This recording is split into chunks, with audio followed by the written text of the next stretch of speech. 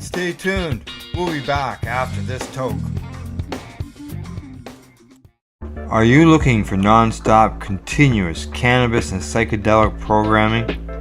If you are, then turn your browsers to 420radio.ca or paceradio.net, where you will find the 420 Pace re-rolled Saturday. Everything gets started at 8 a.m. Eastern Saturday morning. You're listening to the Pace Radio Network here at paceradio.net. The views expressed by the individuals during this broadcast are their own opinions, and they may not be the same as those of their group or other organizations they may be involved with.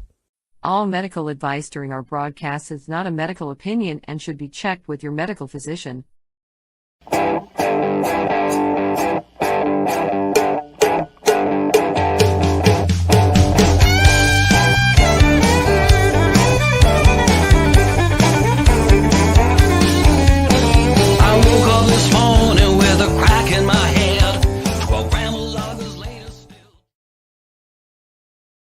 Good evening, everyone, and welcome to the Pace Radio Show. As usual, we're live and coming to you from paceradio.net.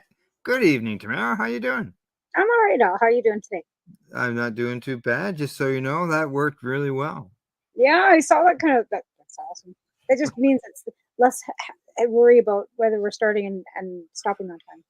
Well, I also think that maybe it's going to clean up the recordings as well. Like when you do the downloads, just so everybody knows, this is the first time we've used we're going to be using some of the new features here with StreamYard.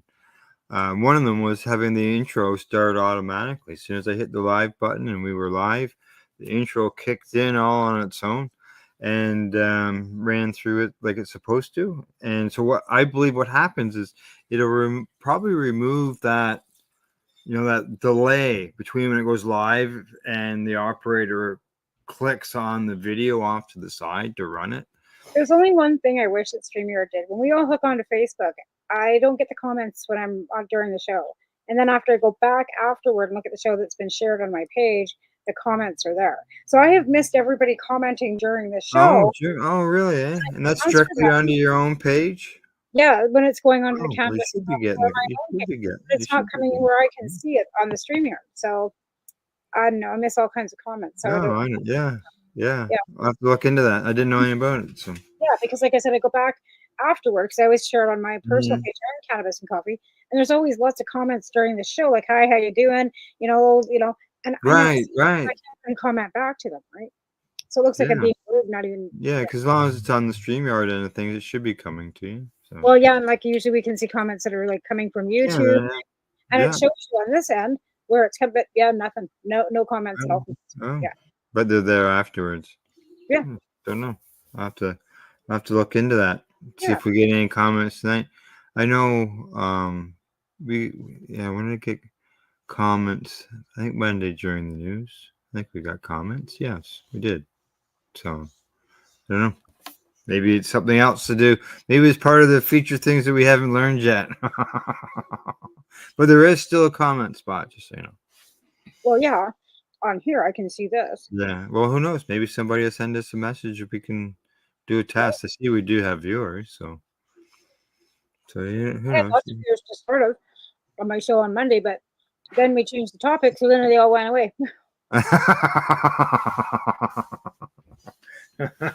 So is it getting a little cooler in your area? Like just so everybody knows, we got some medical cannabis news that we're going to discuss throughout the broadcast.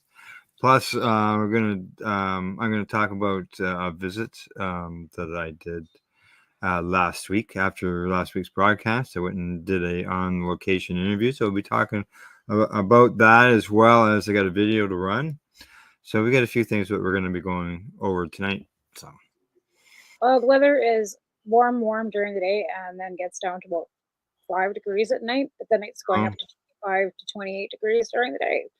But today it's been kind of cool and windy, and I know we're too far north to be dealing with anything that's going down south in Florida. But the wind here has been incredibly strong today.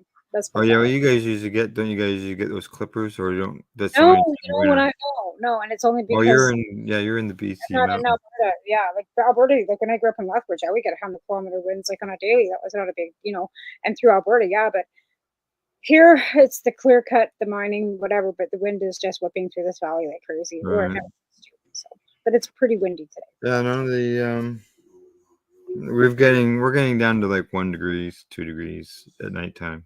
Yeah. Well, I got flowers on my strawberry plants, for God's sakes. And then Yeah. fuck deer were back in here last night getting the last of my goddamn tomatoes.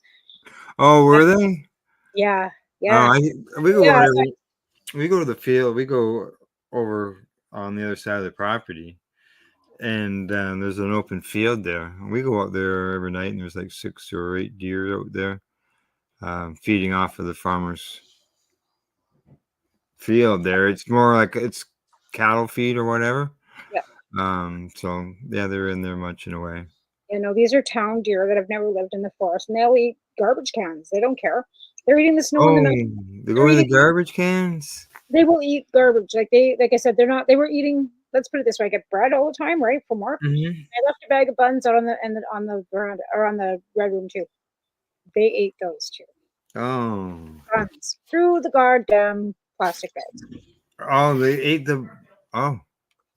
Ate through the plastic bag. Through the plastic. And the plastic bag's still there with the zip tie Yep. on it. Yep.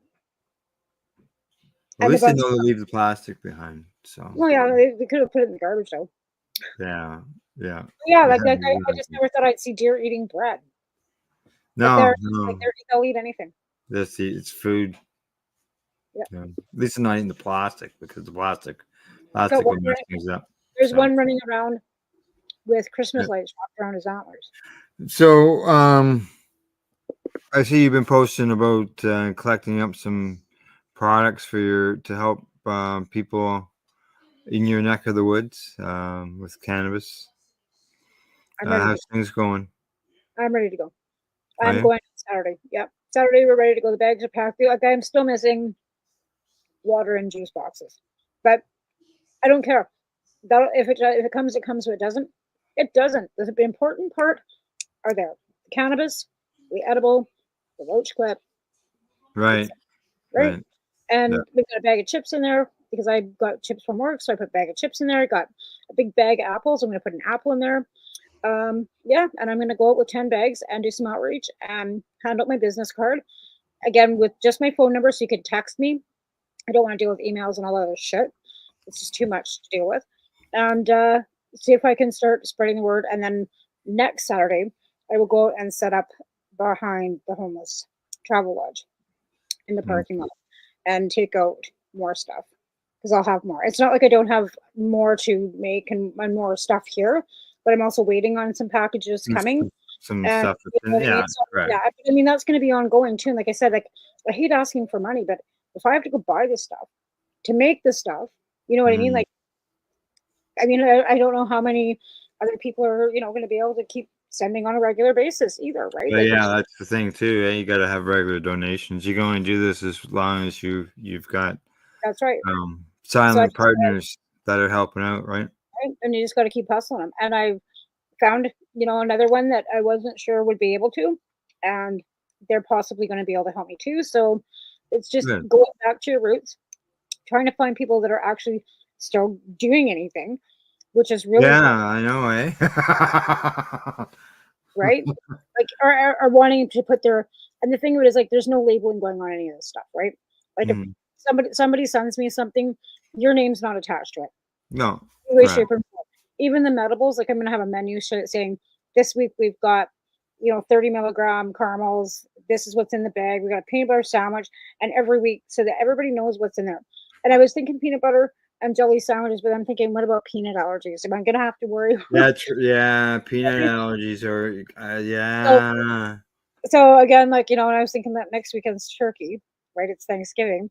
So I was kind of hoping that maybe I could rustle up 10 meals to go with them, but I'm not going to stress about that, because this is about substituting for the addiction and not feeding them. There's lots of other places out there. Right. Yeah. But you're offering something, a little bite to you. Right. Little munchie to go with it, kind of thing. Correct. right? Right. This is not me trying to feed and clothe the homeless. I'm No. not. No. Because that's No. why a lady drops some socks off. She goes, "Do you need blankets and stuff too?" And I'm like, "No." I said the socks are just kind of like an add to do, like a mitts and hat. I'm not trying to feed the homeless. I'm not trying to clothe the homeless. I'm trying to help Yeah, them. socks are something that are small when it And mitts, comes right? Yeah, to socks, mitts, and being shoes, able to and needed, like wet feet constantly. right? Always. So, like I said, Yeah, that's something I can throw in a bag that's not gonna, take up too much room. But again, this right. is cannabis You carry substitution, multiple of them. right? Right, exactly. But Yeah, again, like I said, this is cannabis substitution. This is about the cannabis in the bag, right. right? This is about you getting the medicine that you need to help with And control. these are whether it's through candies or I'm gonna uh, try and have edibles. I'm gonna try and have an edible and some raw flour every week. That's kind of my goal. Some white rock, what? Raw flour, like joints, like Oh, raw flour. Oh, okay. Sorry. Canadian Lumber has kindly decided that they're going to sponsor me. Oh, Canadian Lumber, nice. too. They're going to send me a case of 1,760 packs of papers to Oh, start with, wow. right? So, And so I'm yeah, going to shout out to Canadian Lumber. Thank you very much. yeah, yes, Um, exactly. but they support everybody. And I also now there's a CSP Ottawa Facebook page too that you can find on Facebook. So Ottawa's also got a CSP going. Oh, really? Yes, sir. You bet. They're Oh, like I I didn't said, know that. and it's using the same logos that we've got. So we're not affiliated with the RV, right? That's the foundation. That's completely separate. They're doing their own thing. They've always done their own thing. We aren't all like we're all using the same logos, but we're not like a big network. We will help each other. Correct. Yeah, you're all doing the same thing, but you're not We're not affiliated with each other, right? correct. Like we know each other. We will work together. We're all like hand in hand, doing the same thing, but it's not like a great big franchise. There's no money. Right. It's yeah, it's you don't have We meetings. work It's on strictly donation. There's right. no profit being made. All the meds are going out to these people for free. What anybody else does is their thing, not mine. And Right. nobody that I know that I'm affiliated with, like CSP Surrey or Langley or Hmm. Halifax, are making any money. It's all like zero money. Like not even Right. taking like the donations go straight directly back into buying meds and buying things to go out to the people on the streets. Nice. Nobody's making a dime. Not a, Good. like Good. Good. Just I got a message that came in with some information that I will share with our viewers as we go throughout the night. awesome. But yeah, this is like I said, when I'm talking to healthcare providers and RCMP and they're saying they've been throwing everything at it but this. Right. Yeah, I think And, you said something about even one of the officers just happened to come into the store, like yep. just out of the blue, just as a regular customer, and And I just said, um, I'm going to do this. And he said, good, because the ODs are incredibly too many. The drugs are strong. And it's a mhm, daily, like I have a house across the alley that if the police or the rescue aren't there at least twice a day, I'm surprised. really, eh? Yeah. And if you can help, by giving them some cannabis. Oh, I'm not going to go knock on the door over there. That's for sure. I don't want Mhm. to associate with the woman that's running that place in any way, shape, or form, or be friendly with her at all. So I, this is just like, I mean, if I thought it would be helpful, it won't. For her, um, she's got her thing, and like I said, I don't want to be affiliated. If these people sure. want to come and see me separate from that place, absolutely come out. I Oh will yeah, yeah. happily give you whatever you need, but I'm not going to knock on the door over there. It would No, just be a bad idea. I've been warned about staying very clear and being very not like do not be neighborly because she's the kind of person that would be taking advantage of that neighborly oh kindness yeah. and then Well, come and rob you. that's not good. Yeah. That's not good. No, No. no, So no. yeah, we're just Talking about robbing, just so everybody knows, if you get burned for your plants, and I'm seeing posts online about people that have already got their plants have been stolen. Yeah, already. oh my god. What is wrong Oh with yeah, yeah, what's yeah. wrong with people? The what people don't realize, I don't think, the people who are doing the theft, they could be up for charges. That Yep. is that is something that you're not allowed to steal anymore. Like as far as law wise. Well, I think You get charged with theft under $5,000. You steal a couple people's plants. Yeah, people have been charged over the years ever since cannabis has been legalized. It's just not something you you're hear about seeing a lot of time. Like it. I remember one advocate, a patient, back before legalization, that his plants got stolen, and the people who ripped them off, um, they had an option at court to join the military, and they joined the military, and the case that was their thing. They didn't, yeah, they didn't get any time in jail. They didn't get any that Why fine. would As you far as I want, know, they didn't get any fine. why But would you that want was people like that joining our military? Like, why would you want they thieves did. Joint joining our cadets military? or whatever it was. Yeah, yeah, yeah. I don't like that idea at all, because then you got No, thieves being like admitted this into is our military. this is probably like 15 years. Well, actually, I was doing the reefer reporter because I reported on it on Rock 107 in Belleville, doing the reefer reporter, and so that was in like 2008, 2009. Right? There's 15 years ago. Yeah. Yeah. Well, I knew Yeah. that because we were told by Health Canada that if our plants ever got, because we had to have these big security. Remember the security page? Yeah, We oh, had yeah, we had that security, gates and locked doors and dogs and gates dogs, and and yeah, deadbolt. cameras and blah Yeah, oh, blah. yeah, standard list. Yeah. And meanwhile, nobody ever came to check your fucking whether No, you had it or not no, but they have increased the inspections. for patients. Really. Yeah, excuse me, I got the hiccups now. Yeah, we've reported on the news, so Oh, that's they'll unusual. go away. I didn't. I like I said. I never heard that before. Yeah, that they're No, actually. yeah, there was just a report that we just did on the news.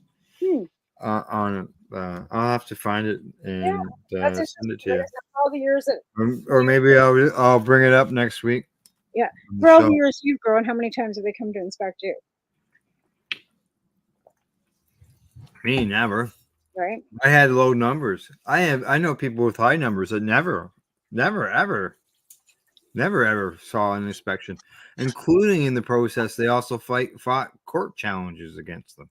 Well, I thought it's funny too that they've never how they used to like call doctors and to check and Yes. see whether you actually had legitimate whatever to I'm on the air, honey, just so you know that yeah, they never bothered to check, and then all of a sudden if you had a 20-gram prescription, they were phoning your doctors like Right. anything over a certain amount, and then it got really bad where Oh they would yeah. Over 10, and then it got really nasty at 20. right, yeah, and Yeah. wondering why you needed that and phoning doctors and delaying your paperwork coming back, why they took 10 weeks, because apparently they had a checklist of all the things that they had to make sure that were covered, even to the bottom fact that you had to have a signature on the bottom of every single page of your fucking licensing. I put my name on every page, Yep. even when So the pages that didn't ask for it.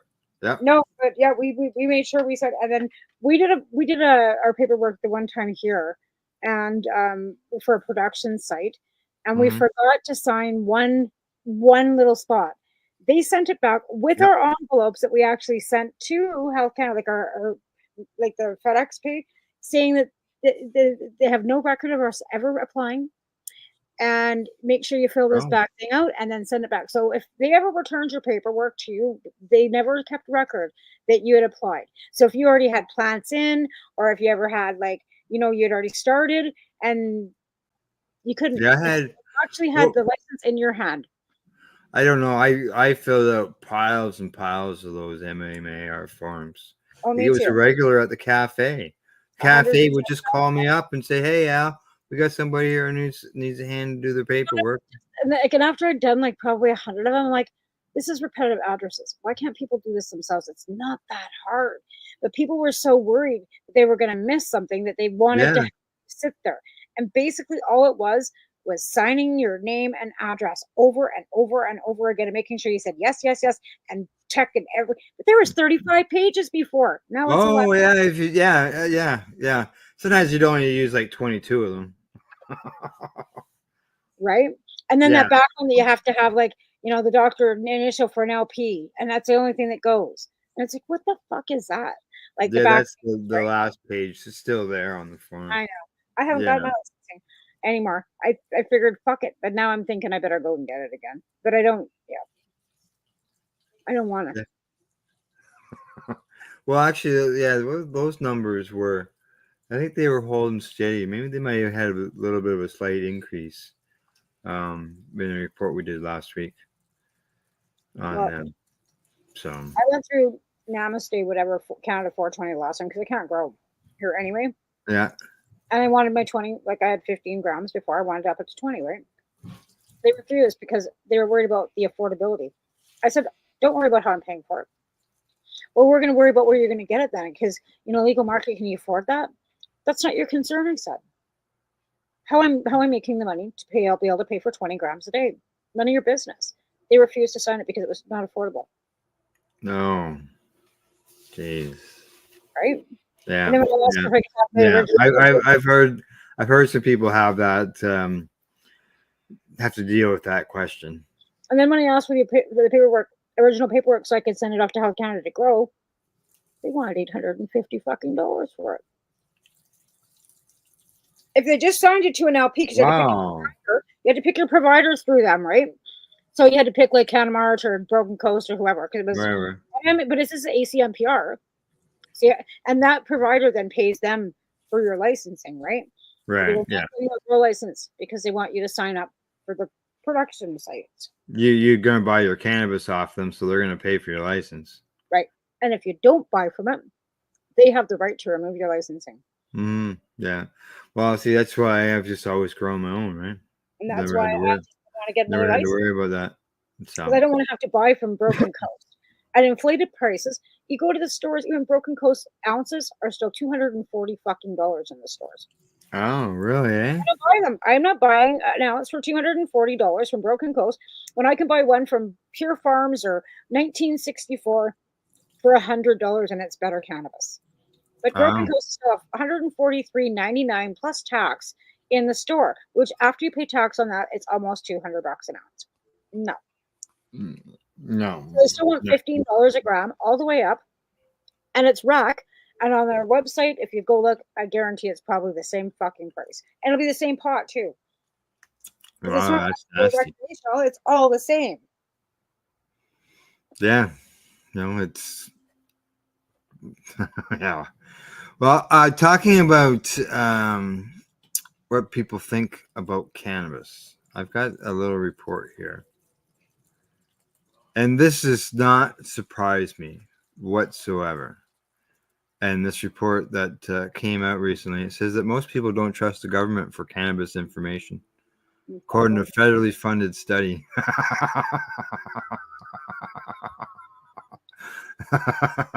I'm not surprised. Where the fuck do these people come from? They interviewed or they surveyed 1,161 adults, and they said that the government agencies were the least popular source of cannabis-related information. Only 4.7% in the probability-weighted results. I wouldn't trust government for cannabis information either. Well, a lot of us didn't, did we? No, like to be honest, like when you say it that way, I don't trust the government for cannabis information either because it's all bullshit. Yeah. They never listen. They don't want to give it anything. They don't want to give it any benefit. They don't want to admit that the sky hasn't fallen. They still want to come up with some minuscule little, blip about something harmful. Well, you know what? I watched the little thing last night on our news. They were interviewing the city police chief of Vancouver. And guess what? Even after that, incident in Vancouver where the guy's hand got severed with that mental health, crime rates are down in everything in Vancouver, including domestic violence, including robberies, including everything. The only thing that they've seen spiking across Canada is car thefts in fucking Ontario. Everything else is they're big here. Right? And he did say that, the harm, like he's pro harm reduction, but the safe supply thing and the decriminalization didn't work here. The experiment failed, and it did, unfortunately. But that doesn't mean that safe supply, or not safe supply, harm reduction and safe injection sites should be stopped, right? And we should have safe consumer, consumption sites for our cannabis patients called lounges, where we can Yeah. Well, the city of Toronto used to call them medical marijuana facilities. right? That's what they called them. Yeah, because they did a report on the lounges back in 2012. Well, I think we should be, pushing them for medical marijuana consumption sites, because whatever you want to fucking call them, we need places for us to go so we're not hanging out on Yeah. the street. There are people everywhere that cannot consume in their apartments because they live in a strata building, or they live somewhere that they cannot smoke in their apartment. Where are these people supposed to go? Oh, You don't want condos. them on the streets. You don't want them in the parks. You don't, but yet it's legal. It's a legal consumable thing. Even alcoholics have safe consumption sites. They're called bars. Bars. So why are we leaving the cannabis people on the streets? Yeah, they put us on the streets, and there's even some places where you can't even consume on the streets. Like Quebec. Yeah, I think there's some place in Nova Scotia or New Brunswick. We can't hear so much either. Like They have smoking zones. In the smoking zones, but we can't in a park. But you can't smoke in a park either here. Like there's you can't light a cigarette here either, right? Yeah. So you can't smoke. Now, this survey, it was done by NIDA, which is the National Institute on Drug Abuse, and they put this in the Journal of Cannabis Research, and they concludes that most people draw healthcare information about cannabis from friends and family or online, with very few consulting their healthcare provider or government agencies. Because healthcare providers either make you feel like you're a criminal for even asking about it, or poo-poo you because it doesn't work. We know it. Or as your doctor told you, why don't you just go to the store? Yeah, just go to the store and get it. Like, why am I going to get prescribed you what you already can get? Which I understand that to a point. Like I said, why would she prescribe me 15 when I can go to the store and get 30? I understand her logic on that. Yeah. But I mean, if she prescribed me 30, I could grow that many plants. And she couldn't wrap her head around the 5 plants per gram. Oh. Oh, really? And the dosing and how, me growing my own would work. Where if I go to the store. And, growing your, I know there was that question earlier, the comment earlier about, affordability, but growing your own cannabis, if you grow indoors, is not free. It's not affordable, really. It's costly because you've got to pay for all that hydro. Right. And when your power is $700 a month to run, 5 metal halides, 1,000 watt per, that's pulling power.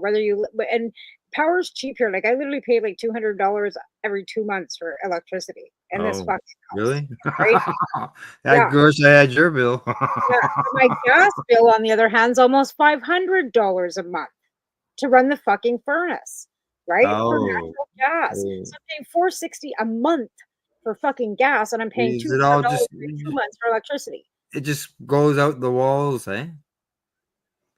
I have a gas dryer too because I don't have enough power to run an electric dryer and a stove and all those other fucky shit. Everything's gas, but still, that's awful expensive. Like I had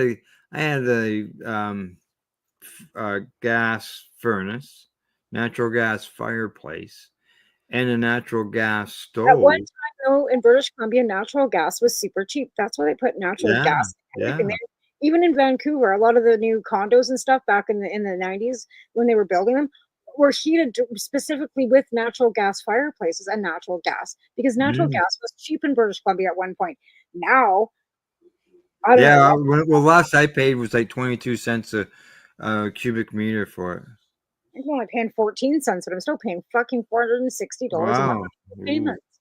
And like I said, I don't know. Yeah, it could be the fact that this is an old house and that it's just insulation. But I mean, it's summertime and my heat's turned off, and I'm not using any gas except for the dryer and to heat water for the shower.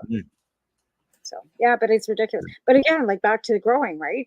Like it's really hard to sustain that again too when the excess You don't have the dispensaries available because now everything's got to be through the legal. Before, we could take your overage to a dispensary and help other patients through that means as well. Mm, Now there's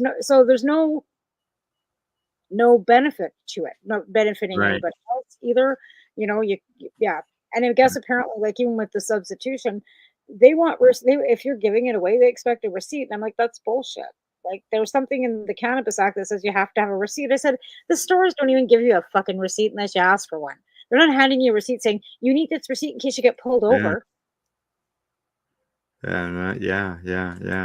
Yeah. Now just back to the stories again. They say here that as cannabis accessibility and legality is increasing, there's a strong need for better better clinician education, public outreach strategies, and improved communication between patients and clinics about cannabis. And I gotta agree with that because it's always has to be updated and improved because it's Well, for so as long far as behind. doctors have been aware of the medical end of this, because we've had medical licensing since 2000 in Canada. So the Yeah, I doctor know. has buried in the sand for 24 fucking years, to be fair, right? Because it's Yeah. been 24 years now that we've had medical cannabis in Canada. They were growing crap. They were sending us crap. They were poisoning us with their crap for years, Mm. right? On Manitoba. Well, What the here's before we go to break, here's a quote from Paul Ormanetto from Normal. He says, historically, government affiliated sources have either embellished or outright lied about cannabis and its effects. It's no wonder that the public doesn't consider them to be a credible source for cannabis related information. And as far as healthcare providers, he says they have a responsibility to keep up with cannabis related sciences and trends so they can engage with their patients. So, just as they would stay informed and provide advice regarding any other number of behaviors that potentially affect their patient's health and well being. So, he's saying basically it should be treated the same way as any other drug that a doctor has to give I to know a when I patient. went for my attention deficit, the psychiatrist was not happy with a 15-gram a day prescription for cannabis. He thought that was over excessive. And how how am I managing or maintaining a life smoking that much cannabis? And I'm like, More to it than smoking, buddy, but yeah. I said, first of all, I probably don't consume that much in a day because I probably can't smoke that Mm, much. That's, including the fact that if I wanted to make any, extracts or anything or eat it, that I would have the ability to do that. And he still thought that but there's no understanding of what even 15 grams of cannabis looks like. I've never even seen this yeah, guy face to face over the phone to begin with. And you don't even know probably what 15 grams looks like, right? But they just right. seems like 15 grams, I'm thinking milligrams in their head like a pill, right? So 15 Yeah, there milligrams, must be. say like, Percocet would be pretty excessive, I think. Maybe I don't even like, you know what I mean? Opioid. I don't know what they would think that would be like. Because if Yeah, like well, I know when I talked to my family physician about it years ago, it was, the question comes up is like, how much is a gram? What's a gram? They don't know what a gram looks like. A lot, and it's not just doctors; there's other people. Just regular folks don't know what a gram looks like. right, And so I always just tell how them much it is, how many just like a joints do you cigarette. roll up? Oh my Yeah. God, you smoke 15 joints a day? People smoke 25 cigarettes a day, and that's okay, but you can't smoke 15 joints a day. It's not the same as 15 beer, right? Like, No. I smoke 15 joints in a again, day. they're trying to see it like alcohol when it's not. It's like it's medicinal. It's not the same, right? Even Yeah. recreational, it's not the same. You can consume 15 joints Oh and yeah. you're coherent, maybe sleeping. You might have Still ate, function. you can Still still, do stuff. but you can't. There's no I way you. have for 20 some odd years. So I would be like passed out dead. There's no all way I right, could 15 there. time for us to go to break. All right. When we return, we'll continue our discussion, our talk. I've got some more information on this survey. Plus, I want to get into my little tour that I had last week and did on location video with the glass blowing crew. Interesting. Watch for that. We'll be playing the video when we get back. shortly after we get back, and we'll go from there. I just got to find the commercial. Everything's moved around. Here we go. All right, see you in a minute. You're listening to the Pace Radio Network here at paceradio.net. Limestone City Hydroponics is Kingston, Ontario's hydroponics shop. Take your growing to the next level and create the optimal environment with a tent kit, or maximize your yield with an ebb and flow flood table kit. Either way, Limestone City Hydroponics has more sizes and options to fit your needs. Are you looking for the power of the sun that adapts to your budget? Then look no further, as they have professional grow lighting. They have indoor grow systems that are easy and cost effective, with many options to fit your living space and lifestyle. Cultivate your growing potential. We have everything you need to succeed. And if you can't make it to the store, they offer local delivery to the greater Kingston area. Remember, when you're looking for experts to help you grow, then look no further than the locally owned Limestone City Hydroponics, 105 Sunderland Drive in Kingston, Ontario. Call them at 613-548-0420. Are you looking to get your medical cannabis grow license? Limestone City Hydroponics can help patients through the process of obtaining their license to grow medical cannabis. What's that? You don't have a doctor? If you meet the medical criteria, Limestone City Hydroponics has a nurse practitioner who can assess and provide medical cannabis prescriptions. What are you waiting for? Contact Limestone City Hydroponics at limestonecityhydroponics.ca or call them at 613-548-0420. What do you find at paceradio.net? People advocating cannabis education. Enjoy the buzz of legalization with Campbellford Lifestyle Shop. From lights to plant nutrients, books, consumption accessories, and more, we've got all your basics to grow or consume cannabis. Visit our info center or take a look at our piercing services and body jewelry, now available in-store through Campbellford Lifestyle Shop, 17 Bridge Street West, Campbellford. Are you looking for non-stop, continuous cannabis and psychedelic programming? If you are, then turn your browsers to 420radio.ca or paceradio.net, where you will find the 420 Pace re-rolled Saturday. Everything gets started at 8 a.m. Eastern Saturday morning. Cannabis edibles are an effective way to manage pain and other ailments, especially when you deal with your trusted partner, Legacy 420, in Tyendinaga Mohawk territory. You see, we lab test every product on site to ensure proper dosage every time, which is critical when consuming cannabis edibles. All Legacy 420 edibles are made by our classically trained baker and chocolatier, and we also have super tasty vegan options. Our baker has been in the industry for 25 years. She's also a chocolatier. Everything from savory to sweet, your chocolate bars, brownies, butter tarts, you name it, we make it. Talk to our knowledgeable Cannatex about our incredible variety available. Give your trusted partners a call. Legacy 420 out on your road.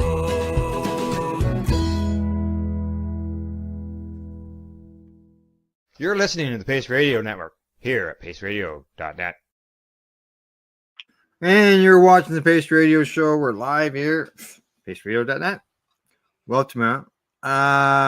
To finish up that last report, I got one thing that I want to just touch on here. And it says that, and just for people who are just joining us, this was a report that was on people don't trust the government. Most people don't trust the government on cannabis information. But they said that, where is it? Got to find that paragraph. Here we go. They said that surveys and quantitative studies demonstrate that many physicians and medical students desire further relevant training, especially during medical school. And the report goes on to say that about only 9% of medical students in 2016 offered, or medical schools, 9% of medical schools in 2016 offered medical cannabis specific criteria. I think it's becoming more relevant because I don't know if you remember me telling this story before, but I'd gone into the hospital a couple of years ago because I was having issues with my leg. And the doctor next to me, was talking to a patient, telling them that they should try edibles rather than for pain, right? And they were directing them to the store to go buy edibles from the store. And it was a young turning and like resident doctor, right? So then he came to see me, or she came to see me. It was a female doctor, and I was like, "Did I just hear what you just said?" And she did. So I don't know what medical school she went to. I didn't get that far into it, but either that or she's done some educating of her own, right? Like, Yeah. because like we've had doctors that signed our licensing that had educated themselves about the benefits. Right. Yeah. Yeah. Like first time I asked my specialist, he sat back in his chair and he rhymed off everything it would help me with, pain, sleep, eat, excuse me, so on and so forth. And then he says, but let's try conventional medicine first. So I did that, and then I asked him again, and he had no problem at that point. Yeah, well, At that's least at that point, I knew when even though he denied me, I knew that he knew that there was benefits behind it, that he was educated to a point. Well, my doctor, Hannah, said, I don't believe it's helping your colitis, but if it's giving you some benefits of quality of life, that's all I need to hear. He didn't care about whether it helped me with does it make you feel better? Is it giving you quality of life? And this is out in Alberta, right? Hannah, Alberta. And he signed them and renewed. Never even questioned me. My doctor, when I lived in Hannah, never ever questioned me. Never, eh? I turned Tabor, I had to fly to Ontario.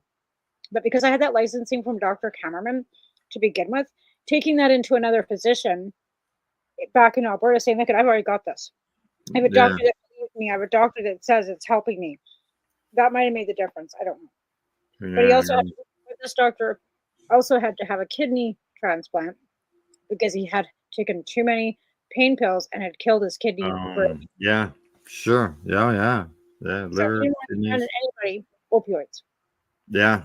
Well, I was one thing that I always was able to tell the doctors that I haven't, have you prescribed me any opioids yet? Well, no. I said, well, see, it works, right? So, and I wish I could say that because I wish cannabis helped my RA flares. Unfortunately, it just doesn't help you. Hasn't touched it. Even as an edible, eh? Even as an edible?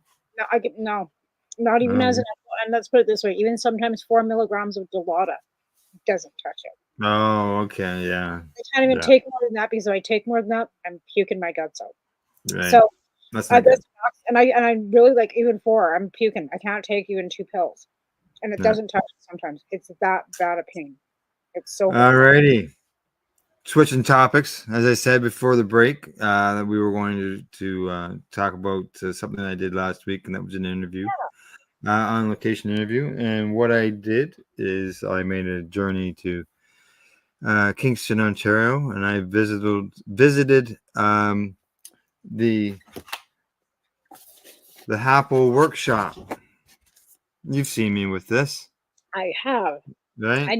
And you love that thing so much. Yeah. As it says on the box. I would love one too. It's a glass. It looks like an apple. It's got a stem on it. Old school hash and a lighter. That's all you need. And scan the barcode. Scan the barcode. The mine's been used. I have to clean it, or I would show it to you. But yeah, there you go.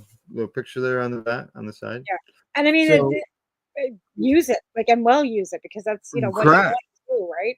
But I mean, getting some hash is like the best, the best of the best of the pond. Yeah, really. So I went there and did a bunch of recording of different videos and did some with some talking, some education involved in it, and we did some just footage of there's no sound to it other than the natural sounds from the torches or so on and so forth. There's no voice to it whatsoever. So he's a talented glass blower, obviously, because that's a very fine glass, it's not thick, it's fine, fragile. It looks fragile. It looks fragile, doesn't it? Eh? Yeah. It's it was interesting to watch him. He actually made 2 of them while I Nice. was there. It's nonstop. The 2 of them going at it.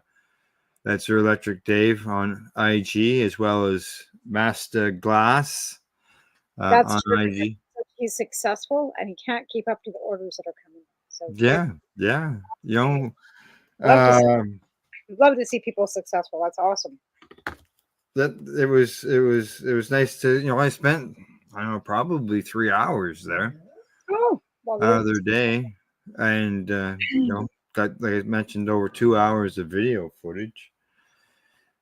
So we did a lot of talking and things, and learning about the glass blowing and the kilns, and why you need a kiln, and what happens if you don't use a kiln, and the different way, like Master, he took like basically a scrap piece of glass that was there, and he shaped it into a donut. Had round, it had a hole in it, and you could see right through it, and it was all red. And they gave me a thing not bigger than my thumb, where I moved this thing out of the way, and I could look at the flame of the torches, and because they would say fire, and then the torch sort of explodes, right, as if you add a bunch of oxygen to it, right?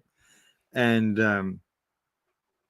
so I could watch the glass itself, and you can see it changing and the colors, and yeah, because they were the red, like glasses, right?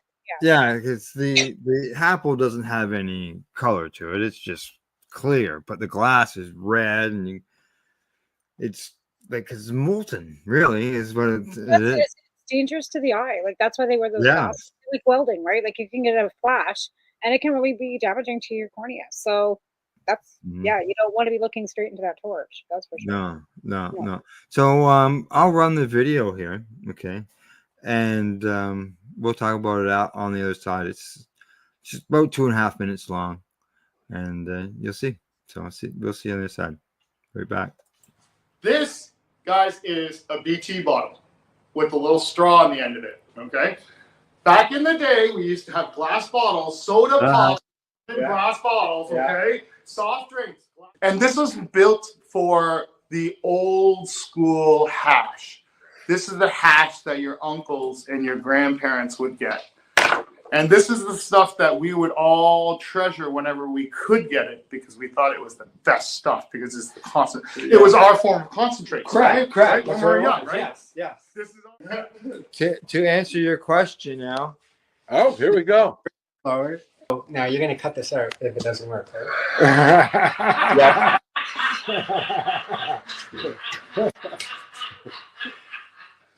You just cut it out now. These are the 4 or 3 tools I use to form and shape the hashes.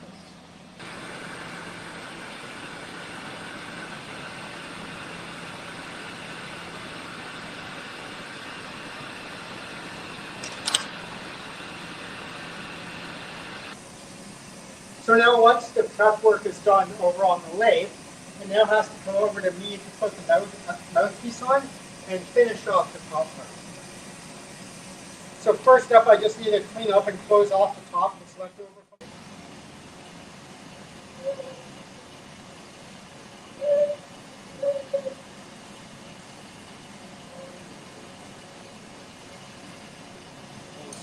First thing I'll do is I will heat up the corner and I'll push in the Maria, which is the circular love that acts as a stopper.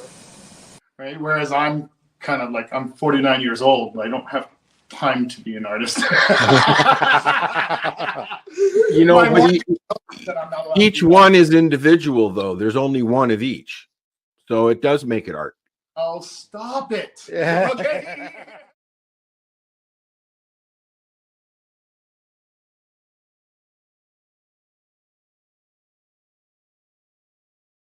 So there you go. Did you see the nail in the piece of wood there? Yeah, that's old school. Oh yeah, yeah, yeah. Good. You'll have to wait until the documentary is, I call it a mini documentary, is released to find out what the end result was. That you were mentioning before I played that about, you know, it's, glass and it's thin and all that, eh? And so we were talking about all that, and they said, well, hey, let's see what happens. So you'll have to watch. That's why they need to kill him. The and I could see it there at the beginning there. You could see the apple on the box, and then it goes to the video with the hash. When he's putting the hash in it, you can see it how it's flowing. It just flows. He talks about that in our interview. It's About that. the teardrop one that he also makes is awesome too, as well. What's that one called? The drop? Yes. It is called the Dewdrop. Teardrop, yeah. The Dewdrop has just been here or just been announced to the stores. You can see I got a dirty line on it because I use it, right? What's the point of having it if you don't use it? And you stick your hash on the end there. Yeah. You light your hash. Yep. Yeah, just straight old hash, nothing but hash, and then you stick it in there. Yep. Now this one, the Dewdrop, it has water in it. Right. Okay. Yeah. And it's nice. I really enjoy that. Yeah, more of a bubbler, kind of get the water kind of cools off the smoke and just kind of makes it smooth. Can you put an ice cube in there? I guess not. There's probably not an opening. No, you can't get an ice cube in there. No, not unless it's no. You have to be very slow. We used to fill our bongs with ice instead of water. Correct. Yes. Yeah, I remember those days. Right. Just curious if you put an ice cube in there too. Because that would be it's a bubbler. It's just been announced for as far as available to go to the stores. Like the stores can start ordering. They're available wholesale, I guess you could call it. Nice. As long as the stores start ordering them, they'll be in the stores in the coming weeks for sure. I would imagine they're probably not hitting BC, so I'll have to order one online. There is a website for it. I'll try to find that before the show's out. Yeah, and I'll bring it back up again. Yeah, so people can actually try and get a hold of it. Because I mean, all our local stores here like carry glass in them too. I just don't. It's not a priority, right? Like I don't go to the store to look at glass. I don't have the money. Either do I. And when I bought my apple, I wasn't going there to buy a apple. I know. I was going there to visit with Dave because usually I see him at events in Toronto. And being that he was only 15 minutes from me that day at Spirit Leaf, that I went down and said, hey, I think I'll buy one of those after talking to you about it so much, right? Well, why not? And then you're supporting him too, right? Correct. Because you want to support your local artists, like, no matter what. That's what keeps them in business. Because let's be fair, legalization has not been easy for anybody who's in a legacy market. And if you were a glass blower before, all those bong stores were pretty much shut down too, or they had to add to something, because you can buy glass and papers and everything in the stores too. Right. Yeah, you can. You can buy glass and papers, all that there for sure. Yeah, I've seen that. So to have a set apart glass store like they were before, and a lot of like the place that I go, we call it Dubs here in Cranbrook, right? Yeah. They don't have licensing for cannabis, but they were the big bong store in town, right? Had t-shirts, all the stuff, like all the stuff. They didn't get a licensing for cannabis. They sell like the nicotine now and the vapes, like for the nicotine vapes, right? Yeah. That's it, and still have the papers and the bongs, but that side is always empty. You can tell that the people that are coming there are just coming for vapes. They're not Yeah. going to the class. No.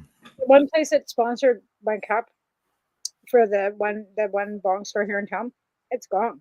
It was an adult store too combined, and they shut Oh, was it? I did talk to Master Glass about, I don't know if I even got this in recording. I think it was just sort of when I first got there. About the glass industry of old. Like I look at, treating yourself, Marco. He had a glass magazine, Glass Culture, and he had the store, Not Just Marbles, that had all kinds of top end glass that was all hand blown, And these really are artsy looking artists, stuff, right? but it was also costly. Oh yeah, everything was Yeah, all yeah, of that stuff, like all that custom art was always super pricey, but worth it. Like I'm not saying it's not worth it yeah. by any stretch, but they're And all artists too, right? Like what are they doing now? what he found, what Master found, was that there was like a small group of glass blowers, and then all of a sudden it exploded, and as if everybody was, why, whether it was because they enjoyed it or whether it was because they looked at it as, high priced glass was good Well, money to make. And that market didn't last. No. And it's as if now it's more of a smaller community now than what it was back in like 10 years ago. Because I was talking to him about the expo and how we had the flame off and the glass blowers from all the different countries that came to the event. Too, at Harvest Fest in Saskatoon that year, they had a great big glass blowing contest and set up. Even like the great glass blowing contest that Yeah. has up here on the island there, out in Right, Redbeards, yeah, Canadian, he's not Canadian glass blowing. Yeah, they still had it this last summer. Not he wasn't organizing, but they still had it out here. Yeah, I've never been to it. It's just a little bit too far away for me, but yeah, I'm pretty sure it was pretty successful. Yeah, well, Dave had a couple stickers from that event on his equipment. Oh yeah. That's what I mean. People come from across Canada, so maybe, and I'm not sure like whether I know Leash Glass is still working. I know Alicia's still blowing glass too. But like I said, you have to wonder like, are the legal stores going to the legacy market for their glass too? Is there like, what are they purchasing? Are they buying cheap crap from China? Like, well, I don't know. Yeah, I don't know where their glass is coming from. I know that the Happle, it comes from Kingston. It's hand blown. It's locally blown to me. You saw it blown with your own two eyes. And blown right in front of my two eyes. Exactly. Watch them create two. Before we end on the Happle end of things and go to break, Dave gifted me this Happle. Nice. Okay. What does it look like? It looks like a teapot. Yeah. Okay. Yeah, teapot. It looks like a cup. Yeah, like a coffee cup. Yeah. Yeah, like a coffee cup. Yeah. This was I'm gonna basically call it the prototype of the Happle. Oh yeah. Yeah. Yeah, imagine it evolved, and then he like. Yeah, well, it was because he calls them as overlords, but it's basically it's nugs. No, did he blow other pieces before? Like, has he got other? Oh yeah, he did skulls and stuff. Okay. Before. I think I did go check out his Instagram. Yeah, I don't know if as you saw there in the video clip. I'm 49 years old. I've got time to get artsy. Right. I asked him about coloring them, like even just is there green ones, red ones, whatever, like because you get apples of green and red, right? a matter of probably cost. I know that colored glass is a lot more expensive than clear. Yeah, so he just does them in so this original one. That one have is that a water one too? Like It would like fit nice. It would fit nicely in a lawn chair. Cup holders. looks just like actually one of them gold cups. Now that you've mentioned it. Yeah, can hold on to it. Great. Yeah. Nobody would know the difference. You could put colored water in it, and they think it was a drink.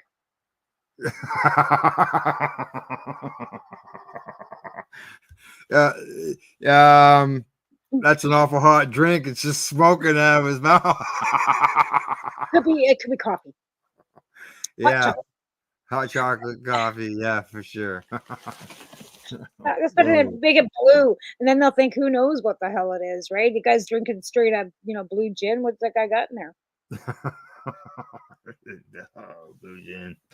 I know, right? Alrighty. Couldn't even imagine smelling it, but Yeah. All right, off to a commercial break again, top of the hour.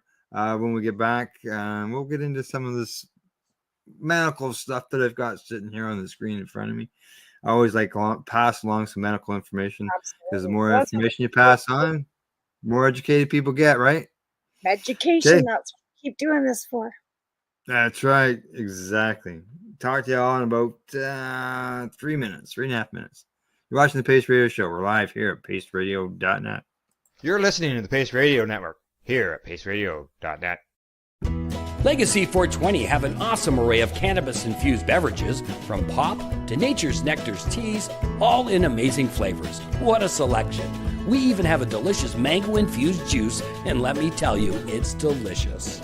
Everything is infused in-house, so we buy our syrup from, the same place where everybody else buys their syrup for their pop, and the infusion is done in the lab. It's all canned here, labeled here, produced 100% on Tyndonega. We have 2 lines of drinks. One is called our Nature's Nectar. That was our original line that we came out with. And then we also have a line under the Red E brand. We have them in 10 milligrams, 30 milligram, and 60 milligram cans. What a great selection for a get-together with friends or after a long day. Remember, if you want to wet your whistle with on-site lab-tested products, come see your trusted partner. Legacy 420 out on your road.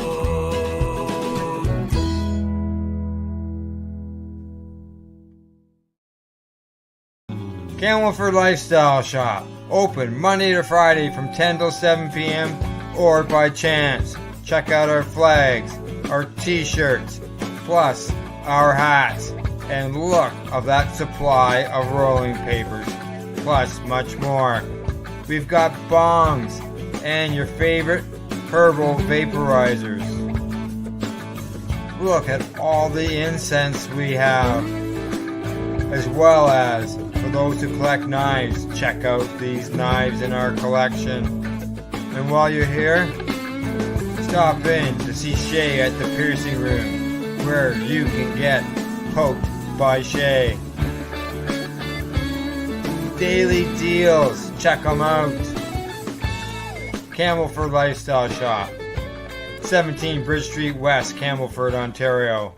Limestone City Hydroponics is Kingston, Ontario's hydroponics shop. Take your growing to the next level and create the optimal environment with a tent kit, or maximize your yield with an ebb and flow flood table kit. Either way, Limestone City Hydroponics has more sizes and options to fit your needs. Are you looking for the power of the sun that adapts to your budget? Then look no further, as they have professional grow lighting. They have indoor grow systems that are easy and cost effective, with many options to fit your living space and lifestyle. Cultivate your growing potential. We have everything you need to succeed. And if you can't make it to the store, they offer local delivery to the greater Kingston area. Remember, when you're looking for experts to help you grow, then look no further than the locally owned Limestone City Hydroponics, 105 Sunderland Drive in Kingston, Ontario. Call them at 613-548-0420. Are you looking for non-stop, continuous cannabis and psychedelic programming? If you are, then turn your browsers to 420radio.ca or paceradio.net, where you will find the 420 Pace pre-rolled Saturday. Everything gets started at 8 a.m. Eastern Saturday morning. You're listening to the Pace Radio Network here at paceradio.net. And you're watching the Pace Radio Show, and I got an update on this where you can buy the Apple. Other than the fact you can buy them in the stores. If your local store doesn't carry the Apple, and you want an Apple, then ask them to bring one in. And if you're just never know, maybe they will. I know that other places have. We'll give my store the link because Ryan likes me. I go there a lot. The owner. Yeah. We'll get them in Cranbrook. We'll get them here. I will commit myself to that. I've got here. Okay, you got Nugs Canada. That's their website. Yeah, the overlord, I guess I would call them. That's what he calls them, overlord. But as far as getting it, Canara Swag Shop on Instagram. What's that? Instagram. Canara Swag Shop. Can you see that? Yep. Okay. I will send Canara that. Swag Shop. I will send that. I will take that snapshot to Sasha. I will show my store that I like so much here in town. All right. I only go to one store here in town because they're super good to me and I like them. But it's not like I can't go to another store if I wanted to. I know a couple people that work at the other couple stores too. I could pass it on to them. They come into my store. Do they? Managers of 2 other stores, yeah. Because there's Product Cannabis and Clarity, and then there's the Green Gear where I like to go. We'll see what we can do. Bring them what I'll do is I will put in the comments. Yeah, good idea. Good idea.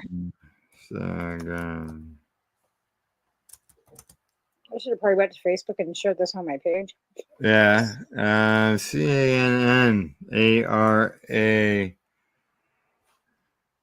swag. Trying to stay off my phone when I'm doing the podcast. Not get distracted. For an apple. But I'm distracted by what I'm seeing here. The winds in Florida are 150 miles an hour. Oh, really? How many? 150 miles per hour, and they've had multiple tornadoes. Wow. And multiple fatalities.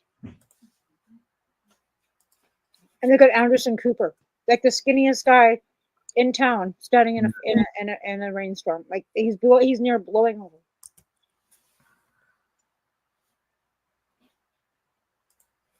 Wow. I had to, yeah, that's nuts. They all need some cannabis in Florida right now. No, it's nasty down there. Yeah. Yeah. So I mean, like, they'll be puffing because Jesus Christ, like that's a nightmare down there. Mm-hmm. There, I just posted it. Right on. On Instagram, contact Canara Swag Shop to get yourself a apple. Awesome.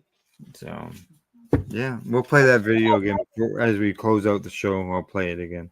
And share that across Canada. Let's get them across Canada. Yeah. Well, as he says, Shadowizer too. Like, I tried getting them in the stores here too. I don't know what the hell happened with that, but Shadowizer is something that everybody should have across Canada too, right?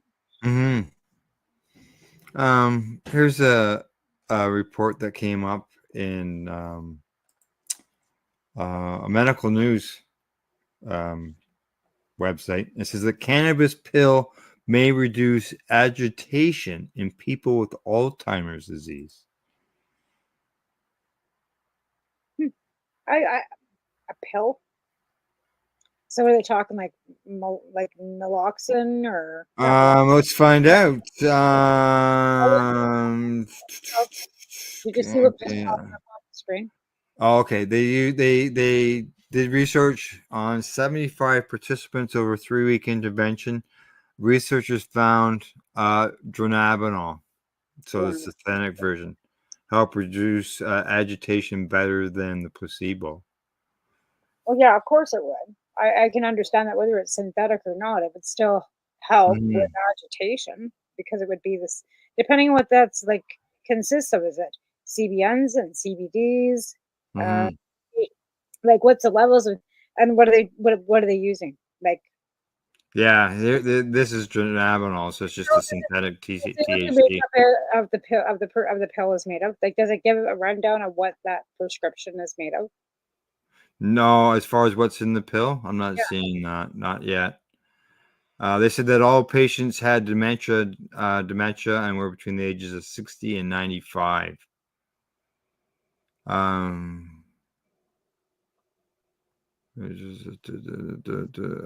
75 participants from 5 different clinics.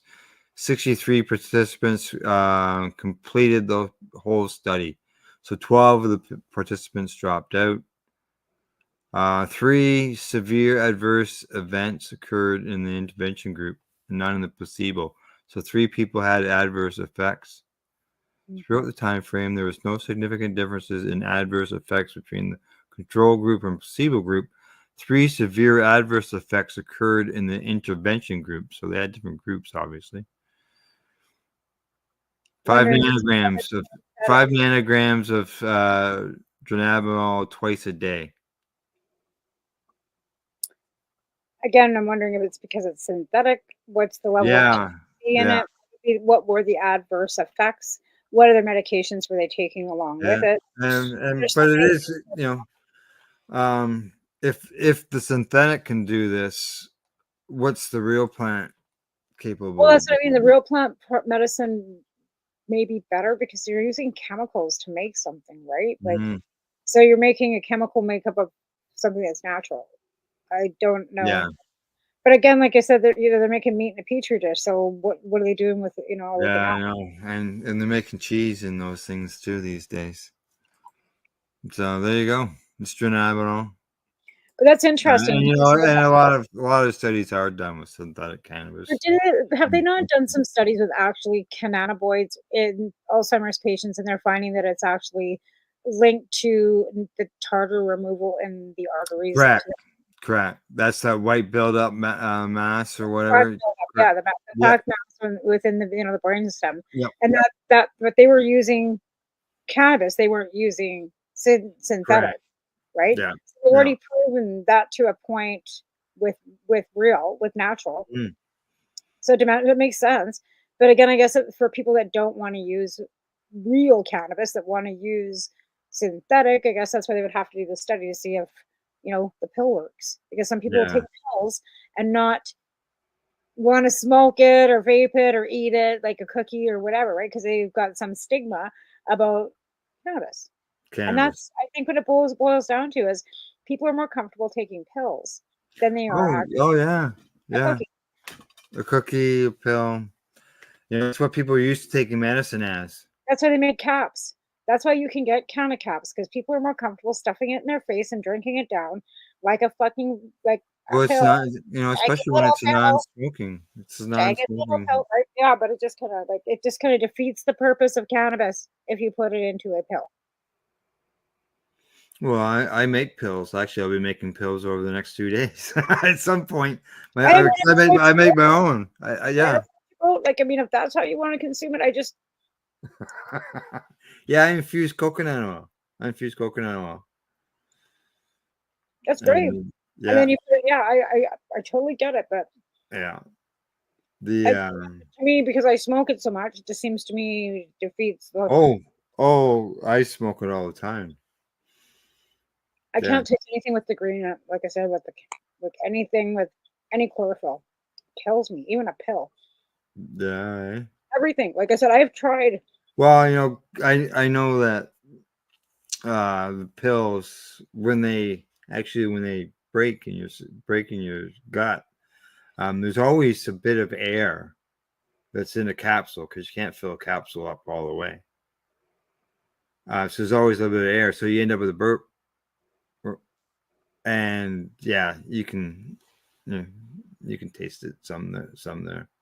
But again, like I said, anything, and then a coconut oil, that's not I can't do coconut oil either Can't do coconut oil. because of the chronic, running. Right, right. I try and stay away from. Yeah. Can Yeah, yeah. I use coconut oil because of the butter. Yeah. Yeah. Stay away from the butter. Right, because it's dairy And too. actually, the last batches I've been making it with olive oil. See, when I make butter, I shock it I make it into a ghee, so that Right. so I can actually eat I can use that when I'm baking. But again, then I can't eat a lot of baking either because it's got flour, Well, milk, yeah. eggs, like all Mhm. this stuff, right? So Yeah. again, why I can't do a lot of the baking? Well, Why see, is like, it so hard candy? Because it was something that I could do without without it having any flour, milk, and eggs, but then I was, falling asleep, and I can't function if I'm sleeping, right? and yeah, hard candies I try to stay away from because I'm worried about hiccups, but the blockage issue. Right? Because there's a corn syrup in mine. It's sugar, water, and corn syrup, right? So the corn syrup. But Mm. again, my colitis is different. I've got lymphatic, which it's microscopically running through my small intestine and my colon, right? It's Yeah. not all syrup, so I don't get pockets, and I can't have anything removed because my options would be a bag. Or remove everything from your small intestine down, you can have a colostomy. Yeah, bag. There's a straight pipe.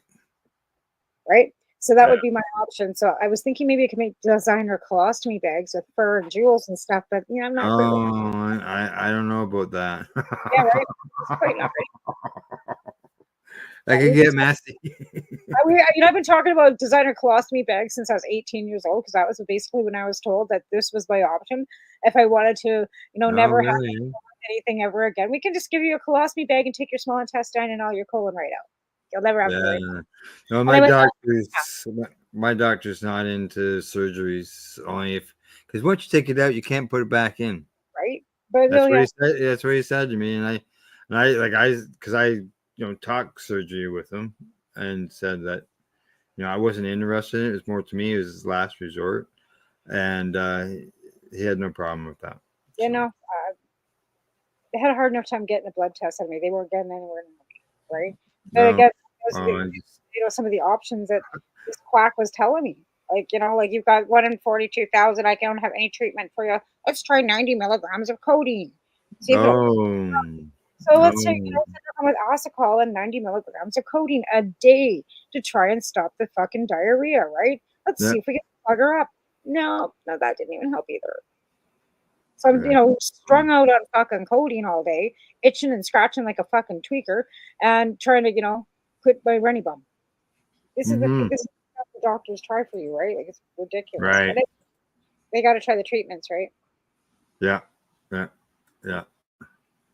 Cannabis saved it. I wish it had. I wish I could just say, "Yep." I just plug it up with a suppository and I'm good to go. But that doesn't help either. Like, it does give me a better quality. Okay. Well, I got here.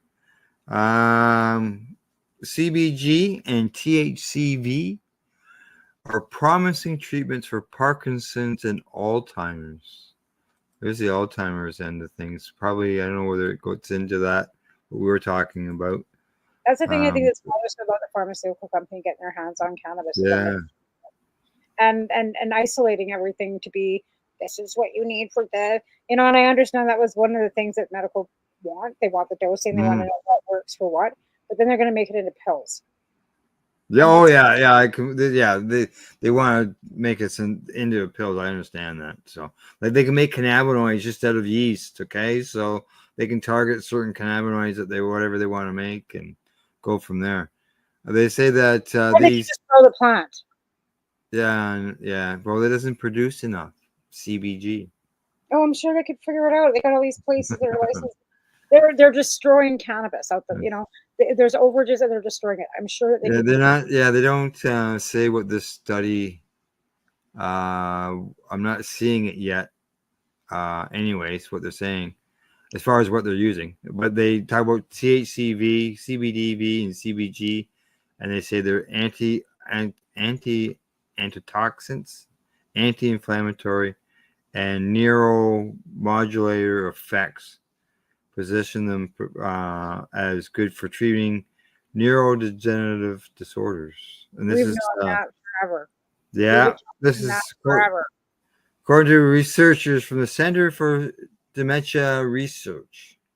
Yeah, I know we've known that, but it's nice to see that it's in print. I know they gotta have their.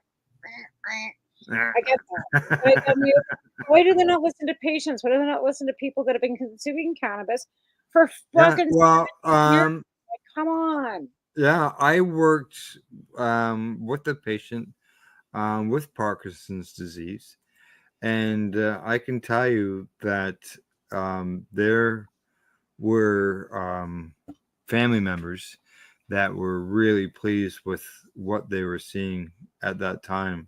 I was with using the cannabis. The fellow was able to shave, and they said that they hadn't seen him shave in a long time. I've seen videos of I had to do it for him. Yeah, so bad. They take 3 puffs of the joint, and within 3.5 minutes, they're just like not shaking anymore. A little, but not like they were. And I'm talking like shaking like you can't fake it, right? There's no faking that shake. So let's that was decades ago. Yeah. So these doctors are the college of physicians or whoever's closing their eyes to the reality, right? Well, what we're seeing is we're seeing proof of what we've been telling everybody. Yep. No, they always say, well, there's no research. There's no research. You know, all your stuff is anecdotal. Well, now that research is coming out. Right. Is this what we've been saying? The U.S. medical website? What's that? Is that where the information is coming off of medical out of the U.S., right? Yeah, this is out of a U.S. website, correct? Because anytime you look to any information on any of the Canadian government websites or the previous task force that was supposed to, be put together for the Cannabis Act that is now no longer, and since 2019, it all refers back to that American cannabis page or medical page, everything. So the Canadians are just going, oh, well, just let them do it. What? What? What are they, like? We need to do our own research. Oh yeah, I know. Unfortunately, I just don't. I don't see that. Like, it got to a point where the government wasn't doing it. They spent a little bit of money on doing some cannabis research, but it really came down to private companies having to do it, and people thought that the research would increase with licensed producers. It hasn't. Well, they have to have money. They got to have money to do the research, right? Right. And that's the thing. They're not making the money they figured they were going to make because they're not. And, a lot of the research is being used to research new products. Yeah, it is. Right. And to keep, pesticides and all the stuff that they can use,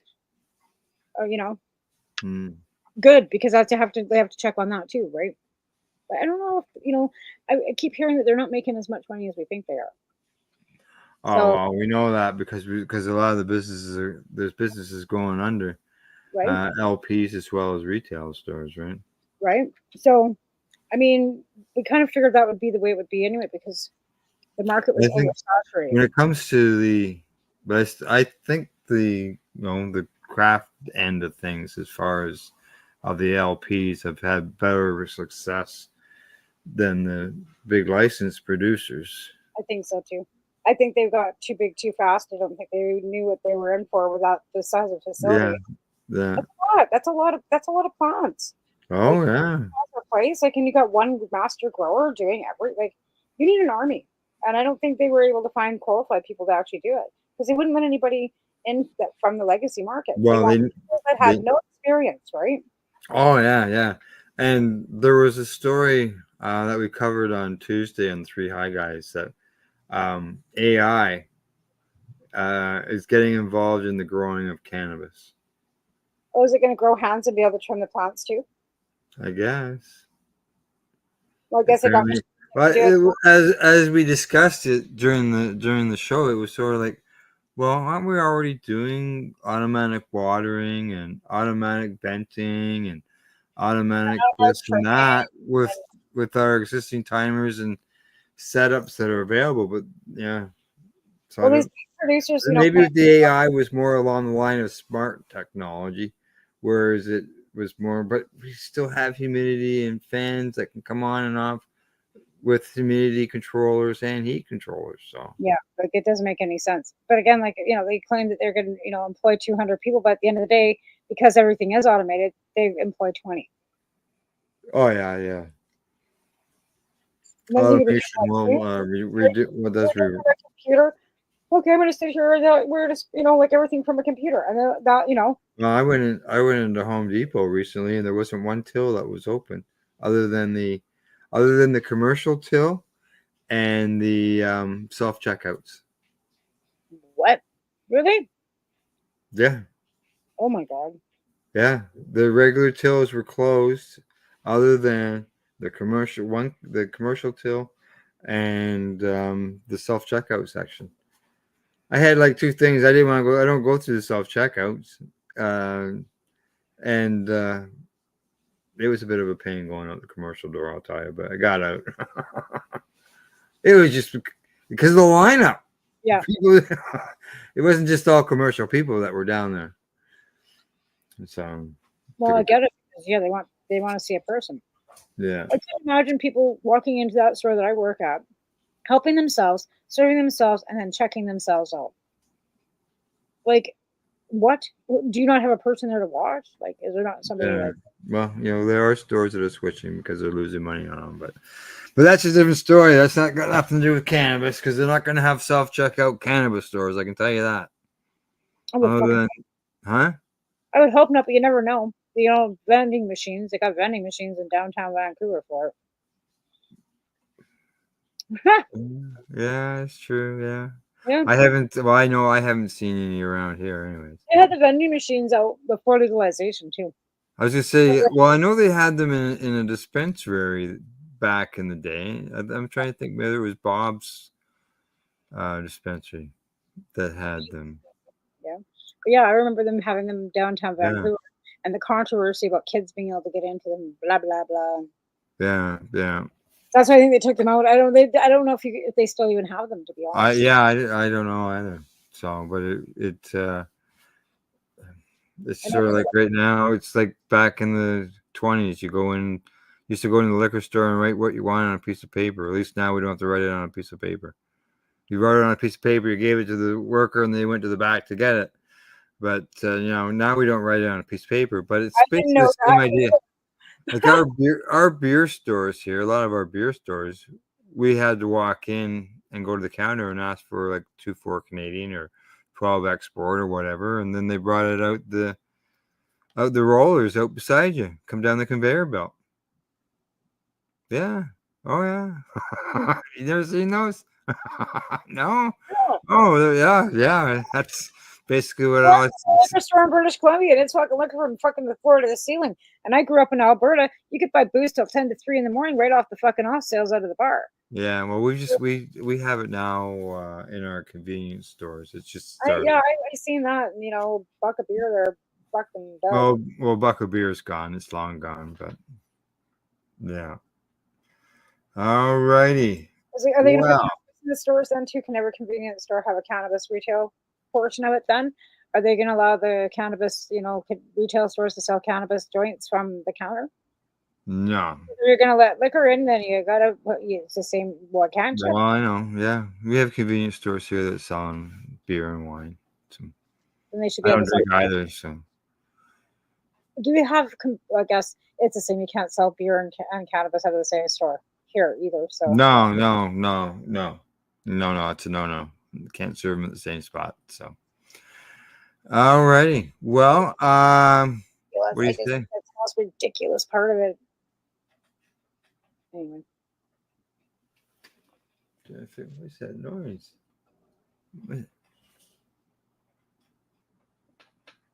Must be the dog. What's that? Oh, okay. Yeah, it is the dog. I figured out what the noise was. Well, I'm surprised that mine wasn't whining the whole time too, but I don't know.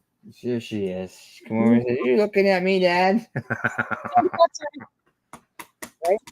Yeah, she's waiting for her walk. We go for a walk after the show. So, Right. so what do you say? We might. I guess it's that time anyway. So looking at the clock, it's 9:29. It is so. It is. It I'm is. fine, right? All righty. Well, as we sign off, I'm gonna run the Apple promo again, and then the closing will just run right after that, and we'll finish off the test for the night. Because I didn't get into this. See, we're smaller, and we can get even smaller. We go round now. And that's great. Like, it just gives us a little more, And if you got 4 people, you can just, move the circles around. You can move the circles around just like the squares. Yeah. Rounded corners instead of square corners. It's The fun always nice things, to just so you know, those new toys, they cost more money too, Yeah. All First, right. everything costs more money. That's right. That's right. Okay, here we go. Other than that, we'll be back next week. Who knows? We'll have a guest. Maybe we'll just do some more talking. Other than that, you can find us on Instagram. We're on Twitter. Well, we don't broadcast Twitter anymore because they want money, and we're not sending them anymore. So we don't broadcast there. Right? Like, richest man in the world wants money from you. How much money? Well, it costs them $45 billion, right? Not my problem. They'll pay for it somehow. So, but you can always find us online at paceradio.net, and you can find our past shows there as well as on YouTube. So, thanks go to our sponsors, legacy420.com, the Campbellford Lifestyle Shop, Limestone City Hydroponics.ca, plus at ease.ca. Oh, and a message to Campbellford Lifestyle Shop. I gotta come in and see you. I got my orders, and so I gotta go pick it up before I forget. And thank you for everybody for tuning in to the program. We'll see you all next week. And here we go. Here's the apple. See you later. Bye-bye. Night. This, guys, is a BT bottle with a little straw on the end of it, okay? Back in the day, we used to have glass bottles, soda pop in glass bottles, okay? Soft drinks. And this was built for the old school hash. This is the hash that your uncles and your grandparents would get.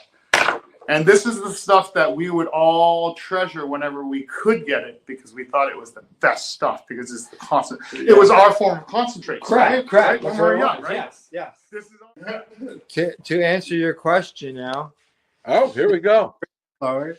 Now you're going to cut this out if it doesn't work, right? Yeah.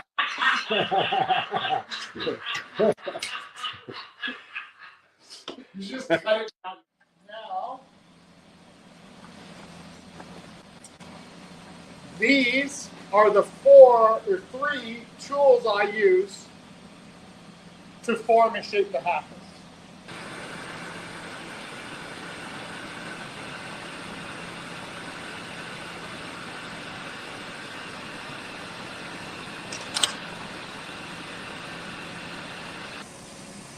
So now once the prep work is done over on the lathe, it now has to come over to me to put the mouthpiece on and finish off the top part.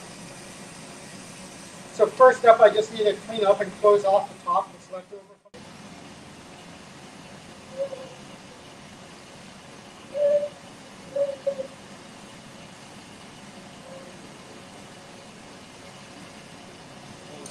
First thing I'll do is I will heat up the corner and I'll push in the Maria, which is the circular lump that acts as a stopper. Right? Whereas I'm kind of like, I'm 49 years old, but I don't have time to be an artist. But each one is individual, though. There's only one of each. So it does make it art. Oh, stop it. Okay.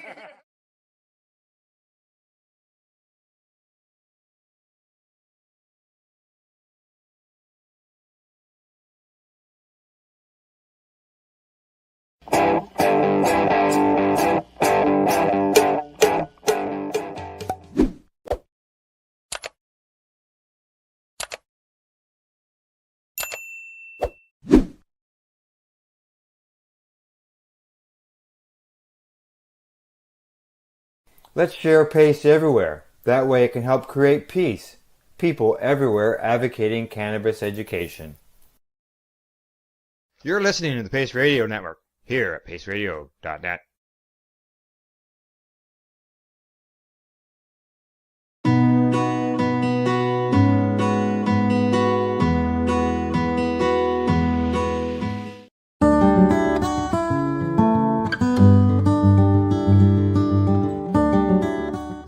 Video duty here.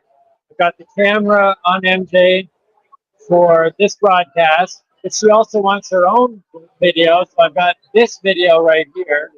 Look, there's her on my camera. Then we got to figure out how we're going to video this while I'm taking a photo of us with Tommy. I don't know how we're going to do all this. I know how we're going to do it, because we're the newbie and the doobie. That's how we're going to do it. You figure it out. Here we go. She's also please. she's also our new highlight. Promo. So yeah.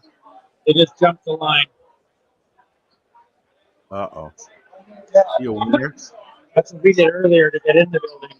He's a at the back of the line, and we're like, we're the newbie and the doobie, and next thing you know, here we are. We got no badge. Okay. Because that's the way we roll.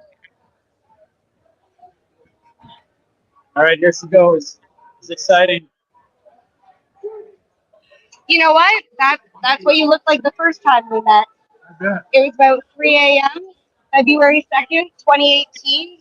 You performed at Casino Rama up in Aurelia. It was just after Shelby's birthday in Ontario. 2018. Yes. And it was Shelby's birthday the day before. We had an interview where I gave you a present, you and Teach. You asked me a very important question, and I still brag about it. You asked me, do you suck or blow? And my response was, well, you gotta suck before you blow. I'm glad it hits just as hard the second time around. With that, I'd like to present the newest version of the Shatterizer. It's called the Bubbler. So this is a Canadian company. They absolutely adore you, as I do as well. And we also have one for your son, because I know how hard he works to help keep you going. And there's the info on it. And I just want to say, I seen a movie the other day that I had never seen before that you did with your family. Far Out Man. Yeah. That fucking movie is so hilarious, and I love that you pulled the family in. It's great. I love it. It got stuck away. You know what? I found it on Tubi.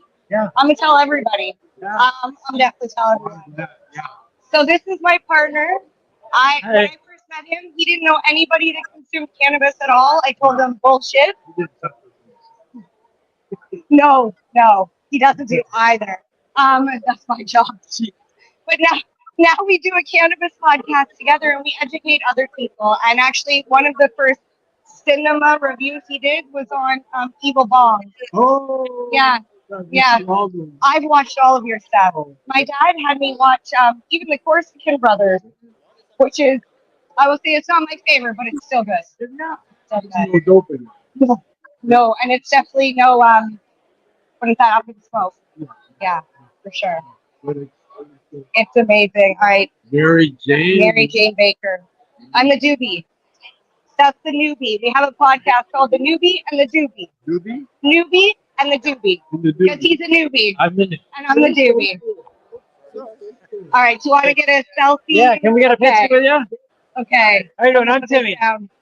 Nice to meet you. Or doobie? I'm the newbie. Yeah, he's the newbie. All right. Do you want to flip it selfie-wise? Yeah, I'm going to flip this. Too many technology here, Tommy. Too much technology. Here, I'm going to set you down. Do you mind? Can I sneak over here? I'm really tiny. I promise I won't. Okay. We do this thing called the newbie and the doobie sandwich, and you're the meat. Okay? All right. You mean him? No, definitely not. We've lost your video, by the way, guys. Oh, did you? Oh, okay, I'll move back in there. Yay! Newbie and the Newbie and doobie. doobie. Please tell Paris I said hello. I know he's keep this rolling. Yep. You're busy. And this is our card here. That's us. Can you tell we like to have fun? It was so nice to meet you, Tommy, again. Oh, you're fine. I'm good. Thank you. I know. I seen it. Thank you so much for your time. You've always been awesome. Thank you so much. Okay. All right. Those are for him. Yeah. Yeah. Thank you so much. One's for Paris, though. Okay. All right. Let him know. There they go. Maybe Oh my God, I'm got the Shatterizer in them.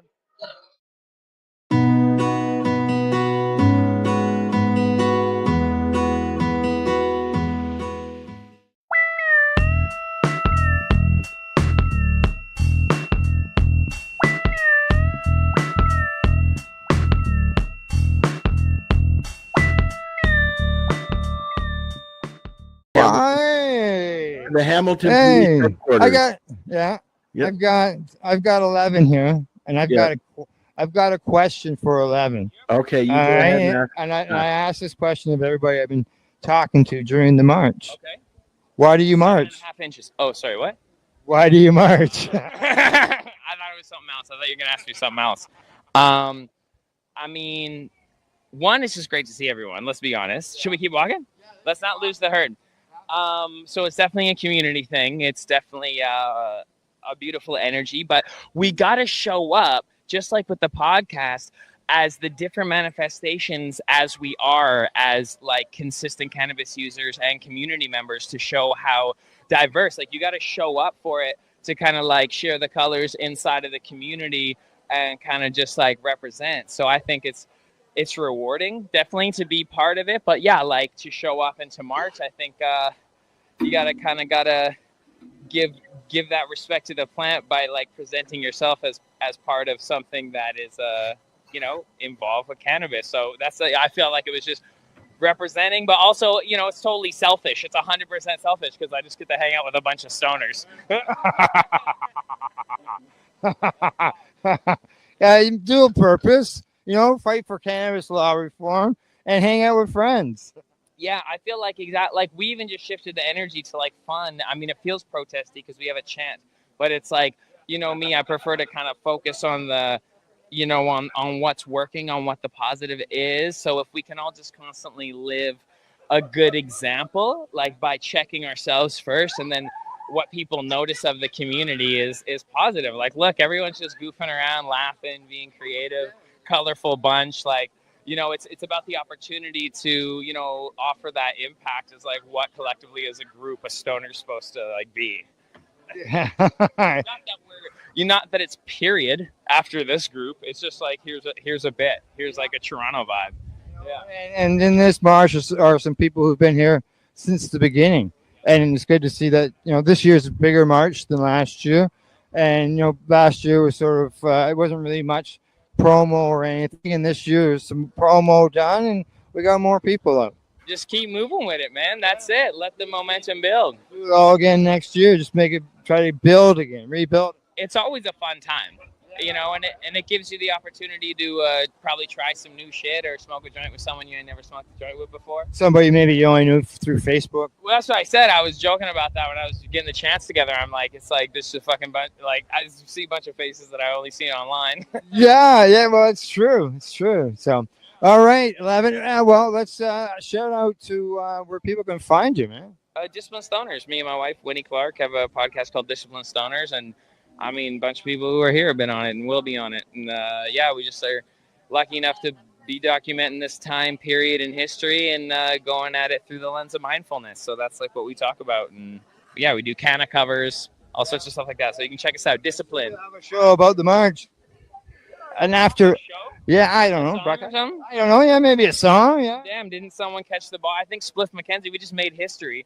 I was just freestyling, and then a homie comes up and starts freestyling next. It was awesome, and like there's always those moments that happen authentically, and when you exist in the cut, Yeah, exactly. All righty. Documenting it. Oh yes. been doing it for years. We used to just do it in audio. Now you got the cameras going. So yeah, that's right. Cannabis. There we go. All right. Thanks, 11. Yeah, buddy. Good to chat.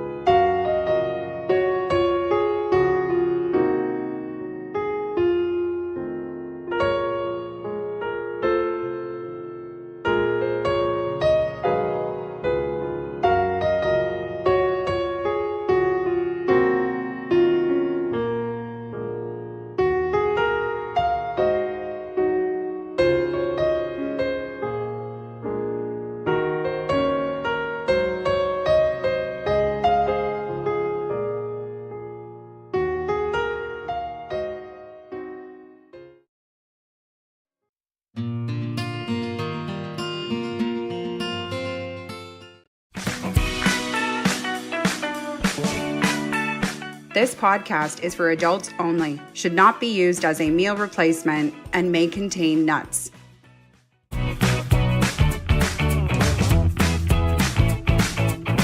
Hey everybody, and welcome back to another episode of The Newbie and the Doobie. This is our on-the-spot interview with Eric Robichaud of Green Goddess Supply, highlighting what we think is an amazing, I don't know, I feel like bad calling it a product because it's so massive. And well, it's funny because you only went on and seen one product, and it's not just one product.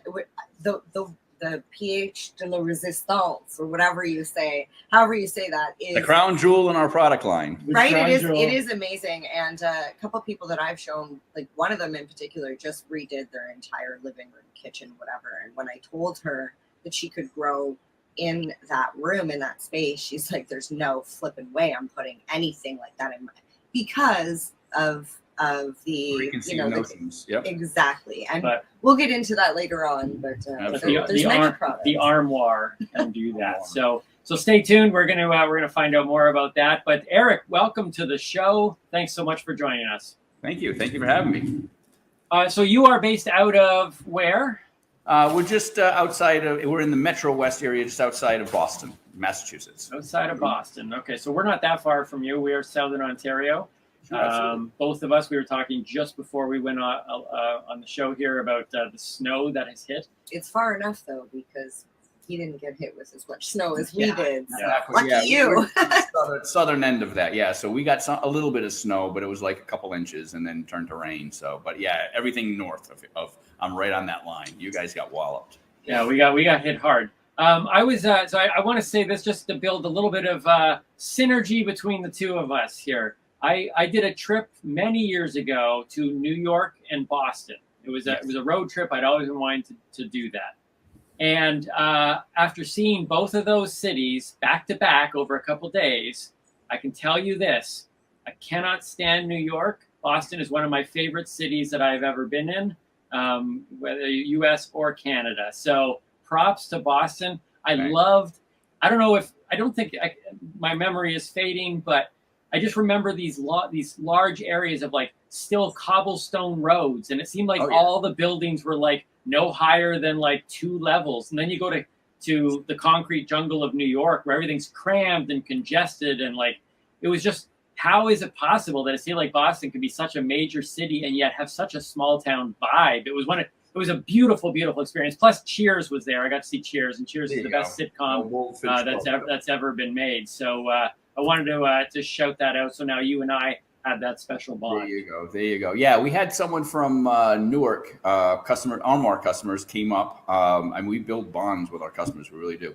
They came up and to Boston for the first time ever. So I met up with them. We took them out one night and showed them around. And it was fun seeing it through someone else's eyes, kind of like almost new, you know, 'cause I mean, we live here and, you know, it's a great city. I love it too. But seeing it through someone else's eyes. And we took them around how like you could be in the middle of, concrete jungle downtown or whatever. And then you turn a corner and there's like literally Paul Revere's house, you know, and just the history and stuff. It was really, we took him to the Old North Church and Paul Revere's house. And it's really cool. Now, I do want to say, though, that as a diehard, longtime Toronto Blue Jay fan, like baseball is where I draw the line. So I love the city, but I try to remove the Red Sox vibe. Although David Ortiz, how can you not love him? But I do hold many grudges about the Boston Red Sox team in general. There you go, and very fair, very fair. And for us over here, it's more a little more on the hockey side. Toronto Maple Leafs, Boston Bruins, they're the one. You have done some serious damage to us lately. Yeah. I play men's ice hockey in the Boston area and down in Rhode Island as well, in Providence and so forth. And I've been to Toronto a few times for tournaments and stuff. So it's a great town too. It's nice. It's nice. We're on the outside of it, and I think we're far enough away to still enjoy Toronto as a place to visit and have access to, but be far enough away that we don't feel the. It's not the same city as would be with Boston or whatever. You know, when I was growing up, Toronto was still kind of felt manageable. Then it got too big. It's extremely large. Yeah. There's people on top of people on top of people in Toronto now. Right. Which is and I'm a suburb boy, so I live outside. I mean, I'm not right in the city. I'm a suburb boy, so I live just outside in the suburbs. So growing up, we're very interested in this show, being a newbie and a doobie, and our listeners are both newbies and doobies. We've by having my voice on the show, a lot of cannabis content is, it's using cannabis ease, I guess, where it's like you talk a certain thing, and the people outside, they want in and they want to understand, but they're hearing cannabis people talk to cannabis people, and they don't want to have a conversation about terpene profiles. Yeah, I'm loving those type of conversations. But so on this show, though, we're very interested in people's journeys, and obviously your journey has led you to create a product within the industry. But speaking to newbies and doobies and people that are very interested, was growing up a cannabis surrounded experience for you? Was it always in your life? No, not at all. Not at all. Matter of fact, it's really funny looking back because I'm in my early 50s. I grew up in the 70s and in the 80s and the Nixon, Prohibition era, and the war on drugs and all of that, and cannabis, marijuana. It kills brain cells, and all the commercials. I don't know if you had them in Canada. We had them in the U.S. all the time about with the frying pan in the egg. This is your brain. This is your brain. Drugs. Your brain on drugs, and frying you. They were so tasty. I remember when I was in my 20s and maybe mid to later, I don't know, 26, 28 or something, going to a friend's wedding. I was married, young and married, and my wife and I were going to a wedding reception. And then at some point, you're dancing and it's hot, and it was in the summertime, so it was hot and everything. So crowds like kind of step out, go, whatever. And we step outside with a group. And they sparked up and started passing a joint. I'm like, oh no, I'm good. Knock yourself out. I mean, I'm not judgmental, whatever. But no, I'm good. I don't smoke. Like I remember, I don't smoke. Now I'm in the business, right? It's like it's funny how things have changed. But for me, it was first time I smoked was in my 30s. I don't remember exactly, but 32 maybe, probably about 20 years ago, 32, 35, something like that. It was for insomnia. What had happened was I was like, no, I'm all set. I'm not really a smoker. Knock yourself out. I don't care, but I'm good.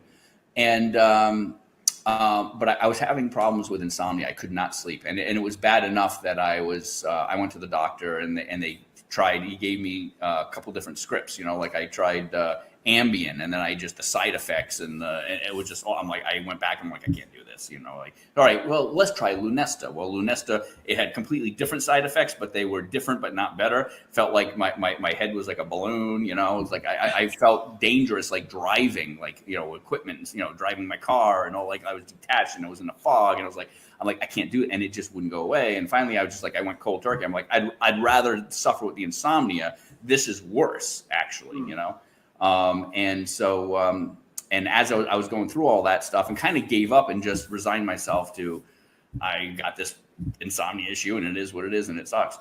And we had a party one summer at my house. We hosted a party, like a summertime pool party and all that kind of thing.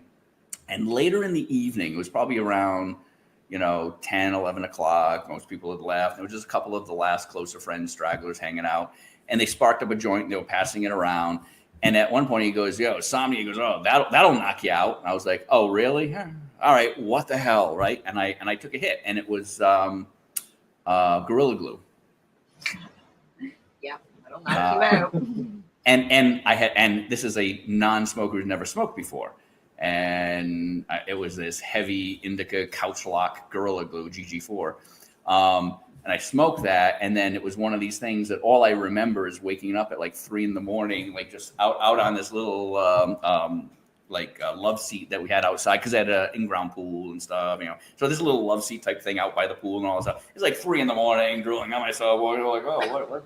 And I'm like, what's going on with the party? And my wife's like, yeah, that long since gone. Everybody's gone. I'm like, yeah, go to bed. I'm like, oh, okay. I went up to bed. And then I just remember and it was, like a Saturday party. So then Sunday, and I wake up at like 11 o'clock and I'm like, I feel great. There's no hangover. I'm not really much of a big drinker at all anyway. I'm not a drinker or anything, but I woke up and I'm like, I felt great. There's no hangover. I'm like, it's 11 o'clock. And I fell asleep probably about 10, 11 o'clock last night, and he said, oh yeah. They were all, Wayne and all the others were laughing at you. And, yeah, I'm just over in the corner drooling on myself or something. I don't know. But I was like, wow, hey, wait a minute. What? So I called up my friend. I'm like, can I get more of that?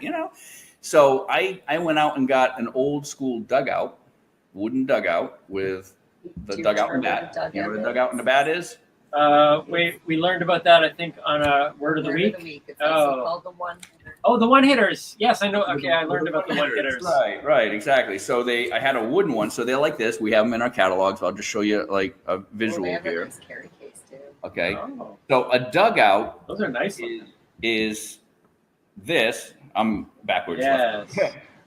So what it is like a wooden case. You grind up your weed, you put it in that compartment, and then you get the pipe in that compartment. And the pipe is, looks like a cigarette, and it's a. I remember that. That's right. They call it a bat and a dugout. A bat and a dugout. Yeah, this is all 70s Prohibition era euphemisms things. Yeah. Bat and a dugout. But it's a one hitter. And you just, what it is the end is only hollowed out about a 1/4 inch. You crush it into, you grind up your weed, you pack it in there, and it's your carry case. You can go out and about. And then when you open it, you take out the little pipe. It's a little metal pipe. You crush it in there, and it only packs like enough for one hit. And you're done. And that's all. And for the next probably 10 years, that's all. Just I would get my weed and I'd go and I'd get a great night's sleep, and it was just nature's medicine. It's a great way to microdose. Yeah, it was. Yeah, so I love So I'm like, there's a special place in my heart. We carry all these dugouts and stuff. It's not necessarily anything fancy, new tech, although we have got new modern updates on it, and that we have aluminum ones now that come with a little poker and all this stuff, and they're a little more rugged. I always like that they most of the time look like cigarettes, so they're a little more discreet if you're out in public. And they were discreet. Exactly. You or a pipe. If you held it like this, it would look like a cigarette from a distance, and it would be kind of fly under radar, kind of discreet. And yeah, it was microdosing. One thing I will say is that now that I'm in the industry, one thing that I've learned with this is, and I'll give people a little lesson. Most people, when it comes to the one hitter, they're doing it wrong. Most people are doing it wrong. And we've actually got a product that's really cool. I'll show you this one. It's really cool. Oh, It's the the spring loaded. Empty. Yeah, it empties the bowl. Right. Yeah. So when you push on it, it pushes the ash out, because the biggest problem people have is they clog up. The reason they do that is that when they have their one hitter and they pack the end, what they'll tend to do is light it and then hold, maybe pass it to a friend. No. It's not a 3-hitter. It's a 1-hitter. It's called a 1-hitter for a reason. Right. You hit that thing like it owes you money, and you ash the whole thing. And then when it just becomes white powdery ash, you blow it out and your pipe will stay clean forever. What most people do is they light it, take a little drag, they stop, they blow it out. Meanwhile, what's happened is they've ashed the first third. The middle third is heated up. The trichomes are all melting and turning to resin and tar. And then the back end is still green. And then it hardens. Then they let it cool and it hardens. And now you have all that goop in there. You just ash the whole thing and then blow it out. It's a 1-hitter. That makes so much sense. You would think that, you can't make the name any more clear than 1-hitter, Eric. Like, how can people? Well, you see, most people, it's a 2 or a 3-hitter, and then they're like, "Oh, it's clogging up." I'm like, "Cause you're doing it wrong." So, see a little public service announcement message, a little educational content. Okay, all right. So I like the discreet stuff. I grew up. We've told this many times on the thing, but I grew up in the church. I was on my way to becoming a pastor. Anything about cannabis was misinformation or disinformation. Sure. And what I've discovered now, in hindsight, is that there were probably a lot of people. Now, maybe not. Everybody probably say, "Nope, you're wrong."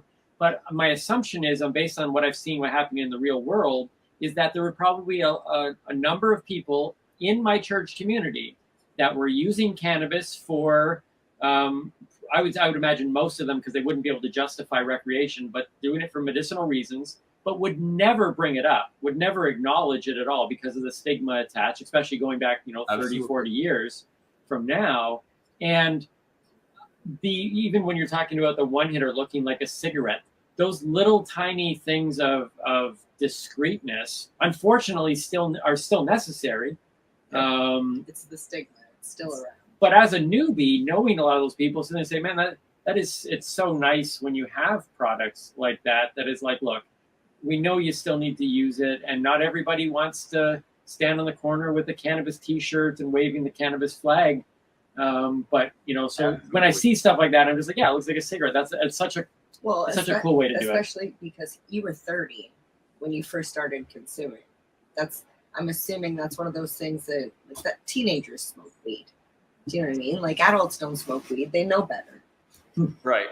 Yes, and it's it's funny what you're saying too, because I was born and raised in Rhode Island, which is only like 15 minutes from here, right? Mm-hmm. But right nearby in Rhode Island, and I remember there being like this anonymous survey that came out, and this was before any legalization or anything. Okay, it was still all just illegal everywhere, and a survey came out, and they said that Rhode Island actually had the highest smokers per capita, and that in an anonymous survey, so that people would be honest because they can't be tied back to them or anything, they found that 20% of the population smoked. And I was floored, and I was like, that's impossible, because like I don't know anybody who smokes. What are you talking about? And they're like 20% of the population. When legalization happened, and all of a sudden, like it started in Massachusetts, a couple of dispensaries opened, medical in Rhode Island, medical in Massachusetts. Then in 2016 or so, we passed rec in Massachusetts, and it took several years for them to really start opening and come on board and all that stuff. But they passed it and it became legal. So now there's no more. Everyone can start talking about it. All of a sudden, it's like everybody smokes. I'm like, oh my god, And to that end, where I am now at Green Goddess Supply. The crown jewel is the armoire, and we'll show you those after. Yeah. But that's a directly relevant story. I worked with my business partner in Green Goddess Supply, Vincent, was the inventor of the armoire. Okay. Vincent and I have been working together in the tech industry since 1993. We've done hundreds of software products together. There was technology in the early 90s? There actually was. And I was doing online e-commerce back in 93 and 94, when people would say, "What's an Amazon?" Right. Oh, wait a minute. Aren't those the used book people? Right? Yeah. Back then. And we were doing affiliate programs and online e-commerce. Wow. Very early heyday of all that. And we were doing, the I started off on the 5 1/4 inch floppy disks, and then went to the really high tech 3.5 inch, hard. That was game changer. Then the real game changer was the CD-ROM. We did tons of CD-ROM products, but we did. He was in, or still is, in the LA area. So we have East Coast, West Coast offices. He's in the LA area, and he did a lot of licensing. And we did games and screensavers and children's interactive read-to-me storybooks like Little Rascals, Batman and Robin, Free Willy, Babe the Talking Pig, and just all these movie titles.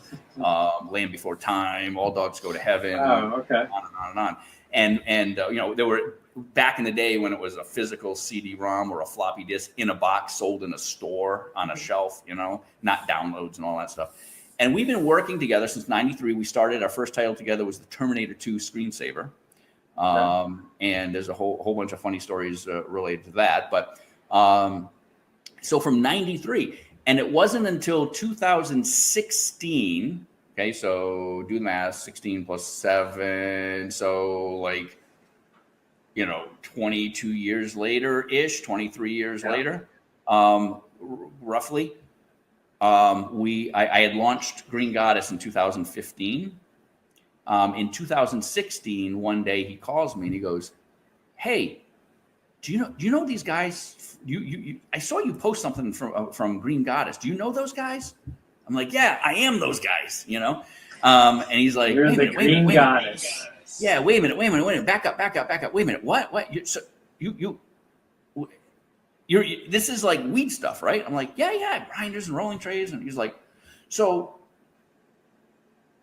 you're in the cannabis, you're in the weed business. I'm like, well, I mean, I don't sell weed, but it's ancillary. It's like accessories and stuff. But yes, yeah. He's like, I'm like, well, he's asking all these questions. I'm like, what? He's like, dude, I've been growing since the 70s. Okay. He says, I've been a grower. I'm a breeder. I've been we worked together at this point 22 years.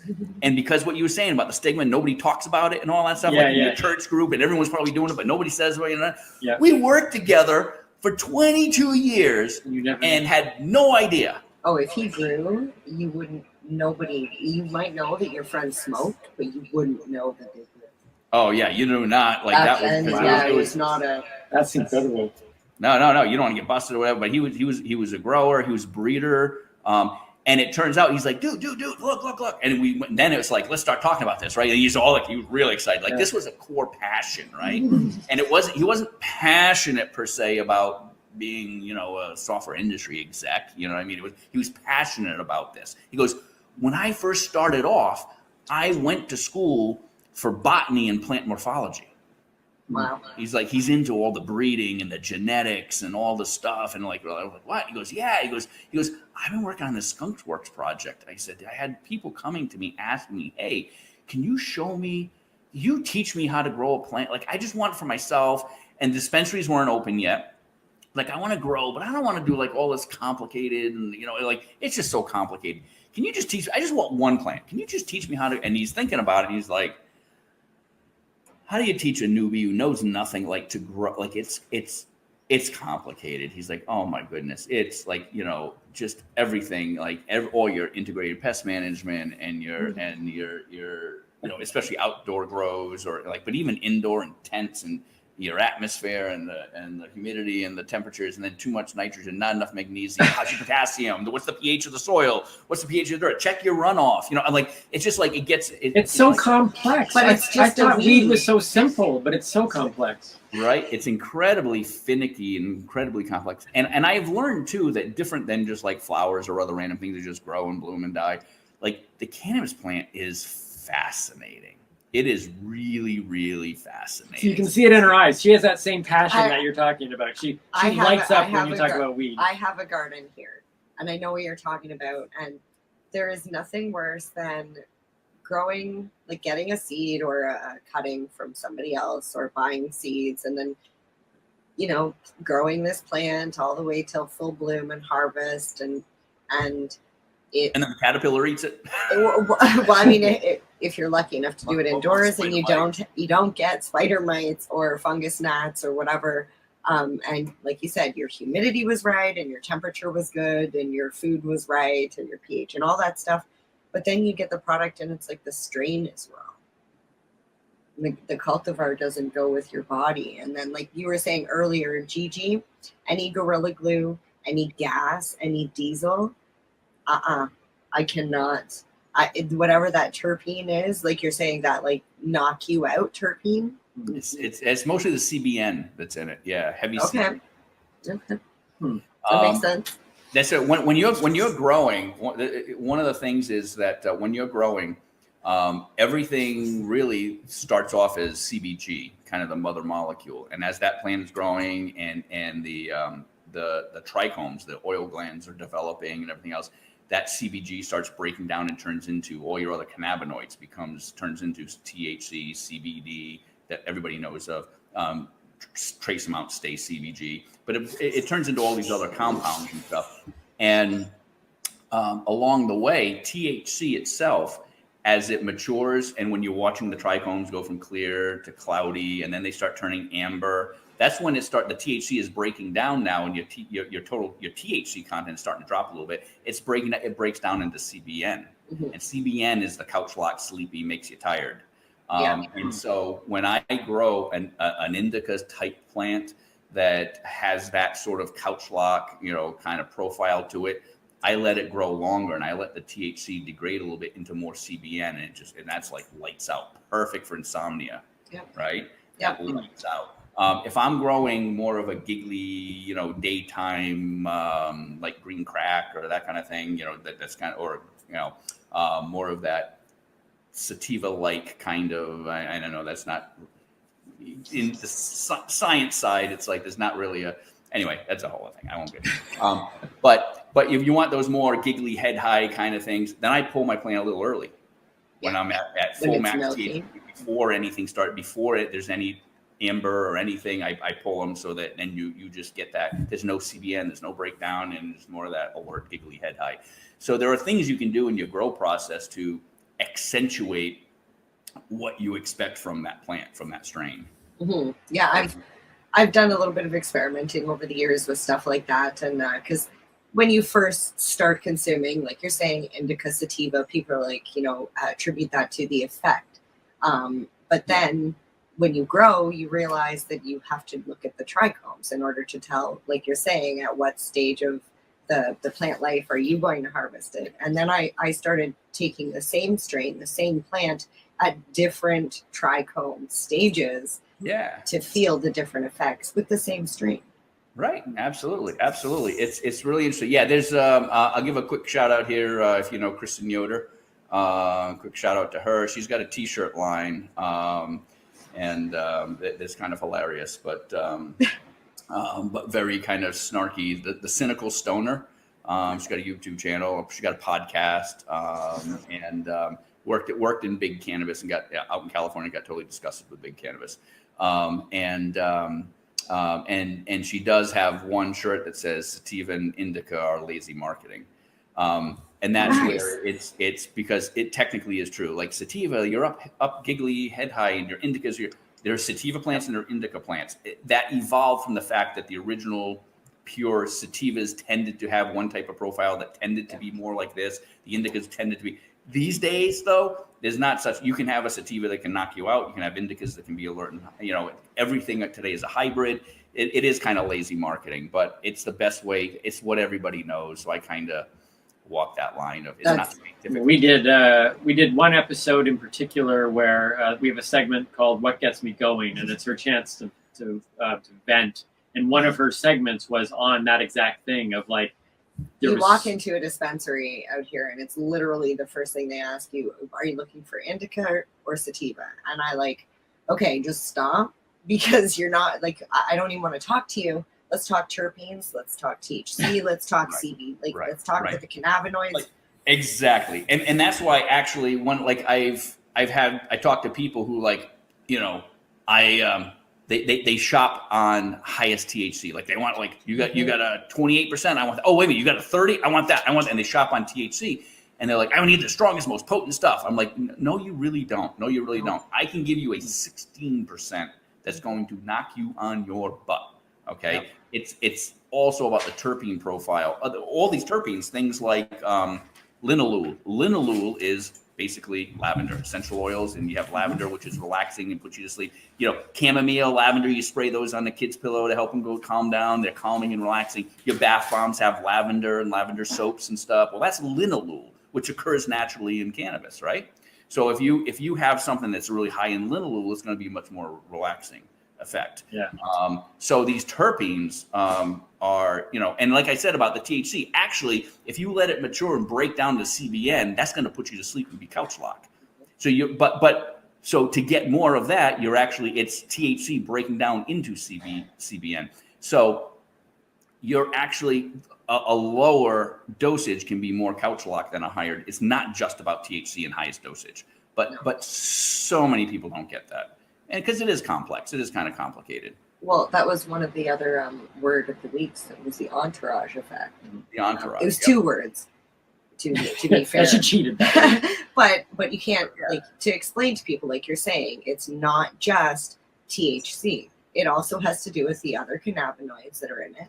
Like 400 compounds between the cannabinoids themselves, and then the terpenes and everything else. And, flavonoids and blah, blah, blah. You have over 400 compounds in there, and they're all at different, some are a lot, like the THC, the CBD, those are kind of tend to be the more prevalent ones, but you have trace amounts of CBG, there's CBN, CB stuff, right? Yeah. All those CBs. And can we just please give a shout out to the lesser known cousin ruderalis who never gets enough love? Can we just do that? I would love to do that. I love that you remembered that. That's great. Thank you. Like, you just teed one up for me. we love to talk about that, ruderalis. When I ask people, what are the two, or I don't say two, what are the main kinds of cannabis, right? And they're like, sativa and indica. I'm like, right. There are 3. They're like, indica, sativa, and ruderalis. Yep. And the ruderalis is, it's actually Latin for ditchweed. Yep. There's almost no THC. You thought I was lying about that when I said I thought that was a joke. But it's literally because it grows in the ditch, right? Yep. And it's and in and of itself, you would not just want to grow a straight pure ruderalis plant because they're short, dinky, and they have almost no THC content. It's more like a hempish kind of. There's no THC content, and they're small and dinky, and not very ditchweed. That's why it's lesser known. But what they've done is they started a long time ago and took a lot of years initially, and now it's like that snowball rolling downhill. Now the technology it's accelerating so fast, it's changing so fast. They've come a really, really long way in breeding and interbreeding the ruderalis genes into the more traditional indica and sativa plants, to breeding them in such a way that you get all of cannabinoid, all of the terpene, that the trichome output of the original sativa and indica, but then other kind of genetic traits from the ruderalis.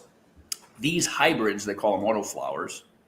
And we as a company are 100% all in on autoflowers. We love autoflowers. We think there's a lot of misinformation or people working on old information because it's changing so fast now. But people like common myths or things you hear, things like, there's no THC value. And it's like, no, technically by textbook in pure ruderalis, that's correct. But in your autoflowers today, I actually grew, and I'm smoking a 30% THC strain myself. Like, no, you have full blown potency. That's not an issue. Autoflowers have come a very long way from even just the last 5 years alone. Absolutely. Like the genetics, people are moving at such a crazy rate because everyone's like the kid in the candy store. Everybody wants to try the newest thing. And they're like, well, what if I take this and I mix it with this? Can I make it be, produce more buds? Can I shorten the growth cycle? Can I? Right. And that's the great thing about autoflowers too, is they have their own life cycle, and they just do they do it themselves. They grow a lot faster, right? They grow a lot faster. They tend to grow smaller. What we're doing with the Armoire is we are growing in a confined space. We've taken a completely different approach. I mean, completely in so many different ways. A very radically different approach to the home grow space. And the cannabis grow space. We believe that when it segueing to the Armoire, what we did I told you the story of people would ask, like, how can I grow one plant for myself? And Vincent was like, geez, where do you even start, right?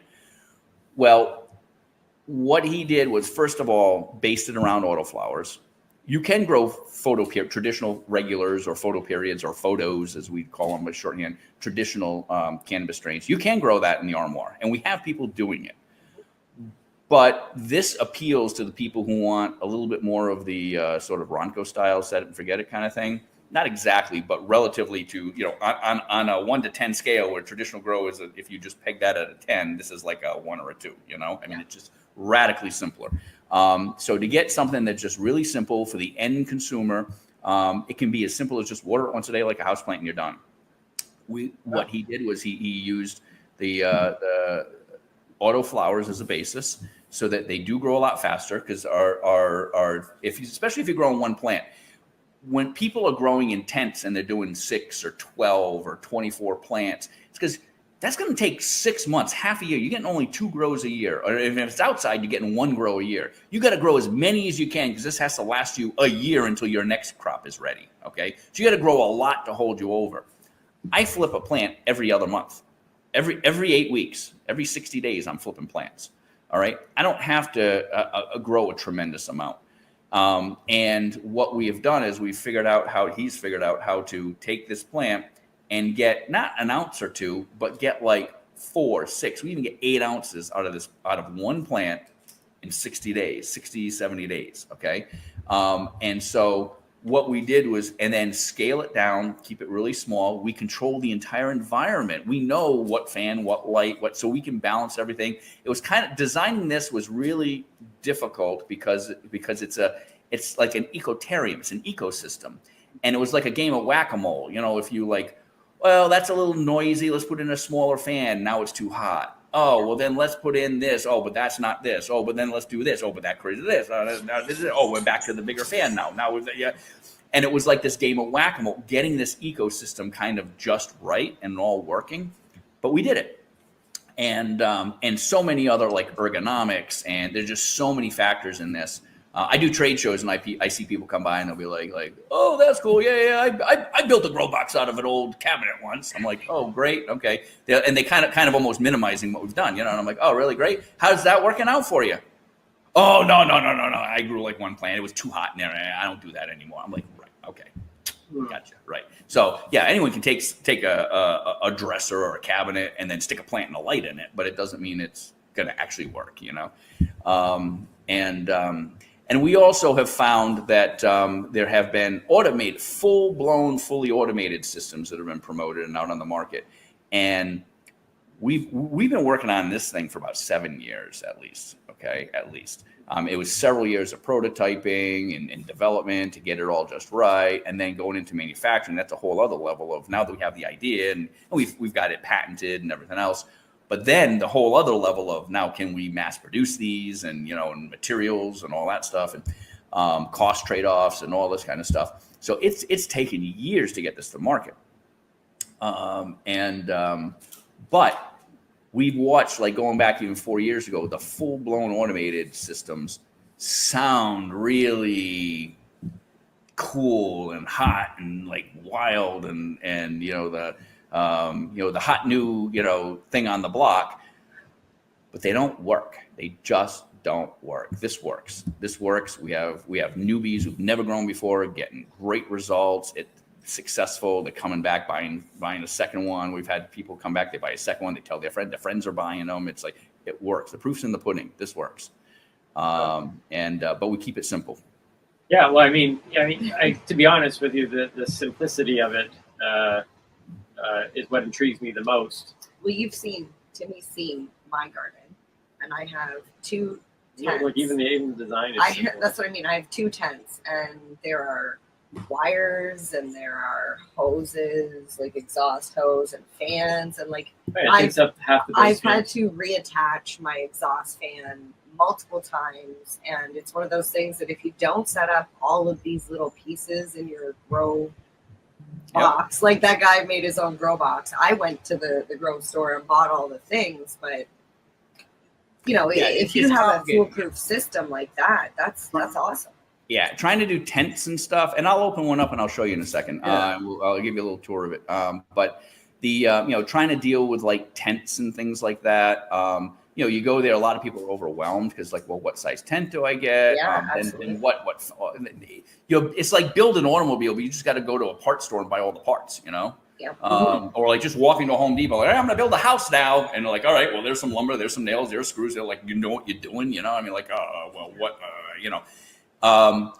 and obviously there are entire industries of, architects and people who help you and design things and builders and all that stuff because it's complicated, right? Well, you walk into a hydro store and it's like, you got to buy tents, you got to buy, well, what size fans and the lights and which light do I get and what size and what do I need? And then all the stuff we talked about, the soils and what kind of soils and all the nutrients. I used to work in a hydroponics store and it was the worst. It was like you're saying, you have this whole list of questions to ask the people to get them the right product. And by the time you walk out of there, they have a trunk full of stuff and they get home and they have no idea how to put it all together. And they just spent X amount of dollars. And like, it's not a cheap purchase to start growing. So literally it's just this. It's this one unit. But it's supposed to be an upfront purchase, and if you do it right, you can save money on weed. Like we had this conversation when we first got together about how much money she could save by growing it here in the house and all that type of stuff.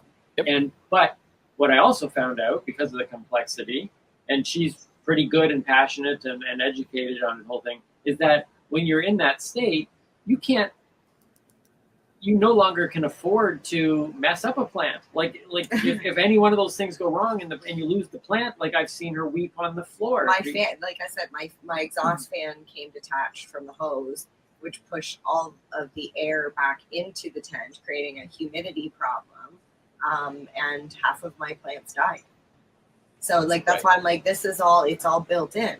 And that's why too, the longer, not only those, you got to grow more plants when you're doing it longer grows because it's got to last you and all that stuff. But on the flip side is when you're doing a 6-month grow, that's a lot of time for the smallest thing to go wrong.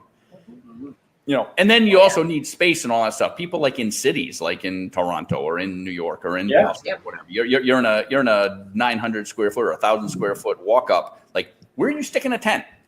See, I keep bugging you to grow, and that's what he says. He's like, I don't want, I like my space. I don't want a factory in my basement. Something that's exactly. That's what it looks like. Right, exactly. So or in my living room. Yeah. With this, I'll show you here. Yeah, let's check. I have 2 of them here. I'm going to switch my microphone. Let's make sure that you still got me. Okay. You're muted. Oh, that's it. You're just muted. Can we unmute him? I don't know if we can unmute him. He's muted. That's okay. There it is. No. Oh, while you're muted, I just like to point out the sleek design of that cabinet. That's the thing that really got me. It's great. You're looking at the cabinet, and I was admiring. Yes, we can hear you. I was admiring the artwork. It looks like it's made from wood as well. All right. So I'll tell you. All right. So I just unplugged so I can bring you over. Now what you'll see is I have 2 of them here, and they are just in my living room. Yeah. This is designed to be, and I'll show you a photo here. I'll walk over, but I'll show you a photo here. So they are designed to look like furniture. It's not furniture. It's a grow box, but it's designed to look like furniture. So first of all, it's discreet, flies under radar. Yeah, I like that. Second thing is, I was looking at the child lock. You see? Yep. It's got child locks. I'll show you that. Yeah. The way it's up on feet, and then the door starts here. You've got about a foot or so. It's ergonomic. You can pull up a chair. We have a lot of baby boomers and retirees and stuff. You can just pull up a chair if you want to fiddle with your plant. So it is designed to be ergonomic, and then fly under radar. So we have them in 3 finishes right now. And we plan to introduce more in the future, but right now it's one thing at a time. We've got cherry, the modern black. So this is the cherry. Yeah. And then I have the modern black, which is there. They have slightly different handles and feet and different things. And then we have one called the barn board, which is like a shabby chic, rough kind of country design. That's also very popular. And so a few different designs to fit into different decor. And our customers have them in their house, like they match like with their kitchen cabinetry or whatever. They have them in when you have like the more modern homes, we have more like the great room. It's kind of like what I have here. I have the kitchen that flows into the dining room, that flows into the living room. Yeah. And so between the kitchen and the living room, they can just stick the armoire in a cabinet right there, and it just melds in. And we have lots of photos of them in people's homes and stuff. And and it looks exactly like how I think I had just read somewhere briefly about the description of your most disapproving aunt. Yes, you'll notice it, and I can imagine, like, especially like in a world where I come across a lot of newbies or people who maybe aren't as upfront in terms of their consumption. This would be amazing. Like that's the thing that draw me. Like she's interested in all the science. I'm interested in how. Yeah, I'm looking. I'm like, look how nice of a discrete cabinet it is. So now you'll see we have we have a carbon scrubber up here, so there's no smell. Yep. This is the main exhaust fan. We have a, I'm backwards, left to right. We have the controller here for the fan, so you can dial the fan speeds up and down, and then it has readouts for temperature, humidity, and all that fun stuff. Nice. Internal fan, circulation fans. We have our light.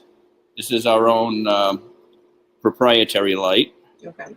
I think we got a lot of backlights, so you can't read it, but it's a green. It's our own Green Goddess grow light.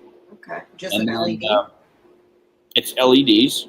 Okay, but it's a new tech. It's got cobs as well as traditional diodes. I was gonna say, what are those circle like dome looking things? Because that's not traditional. Those are cobs, and I'll tell you all about that in a minute. And then the other thing that's interesting is it's got dials, knobs, dimmers, so you can control the light output. It's not on or off like bloom, veg, on, off. It's got dials, so you can more dial in the light. And I got a little girl here that I just watered, so she's a little droopy because I just watered her, but she's doing really great. When you say dials, does that affect the light spectrum? Say it again. Does it what? Does it affect the light spectrum, like the amount of Kelvin? So it doesn't change the spectrum. What it does, it dials up and down the wattage to that, like. Oh, okay. So dimming. Yeah, it's a dimming. And then over in this one, it looks so nice inside too. It looks just as nice inside as it does outside. Yeah, it's very clean. Like it's very. Yeah. That's how I like my spaces. Clean. And so this one I've got, and I don't know if you can tell with lighting and stuff or whatever, but it's really frosty. This one is a vanilla latte. It's incredibly frosty. It's so frosty, like the stems have trichomes, which was really oh my goodness. In all the plants I've grown, I've never seen that. Like the stems have trichomes. It's like there are trichomes everywhere. The shade leaves, the fan leaves have trichomes. Everything has trichomes. Everything, everywhere. Wow. It's like I've never seen anything like it. So that's from Humboldt Seeds out in California. Humboldt. That's the only one I love, actually. Humboldt Seeds. Yeah. Oh my God, their blueberry headband, also frosty. So they're So and they do auto. That's an auto. They do auto flowers now. And it was the vanilla latte. That's vanilla latte. Okay. Yep. Check that is like that's astounding to me for so many reasons. Just because I don't know all the ins and outs. I've been fascinated hearing you talk about like the science and stuff. I mean, you didn't start consuming until you were 30. Obviously, you've been learning the science since then. Like when I look at that, immediately I'm going, you don't even have to do all the talking you did before. I look at that, I'm like, that looks like something I could do. And it's the discreetness, I could put it in my living room. Ask MJ, my house is, I like clean lines. I like clean cabinets. I like everything's in its place. Everything's, nice. And that whole thing from outside and inside, I'd be like, if I ever did grow or consume, I would get that in a heartbeat.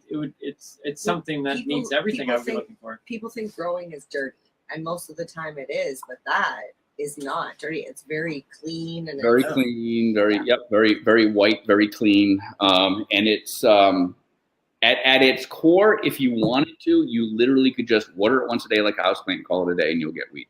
Really good quality wheat. If you do a little bit more, and we teach you, and here's one of the big things too with us, is that we're all about our celebrated customer service. We actually have concierge, we give you free concierge service, which is essentially like growing lessons. and we'll hold your hand through it. We tell you what to do. We make ourselves very, very available.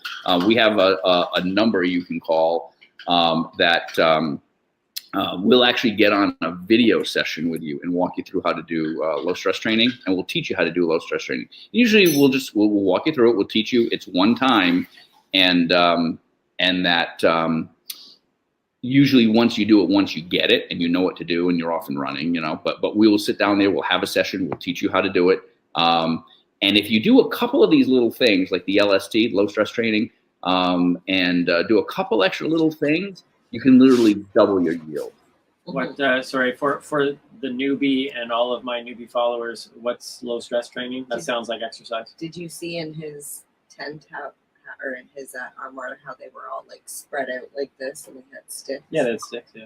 Normal, yeah, we see like what'll happen is a plant will normally grow up like a Christmas tree and you have branches off it, okay? And you'll get a big cola there, maybe a few side colas, okay?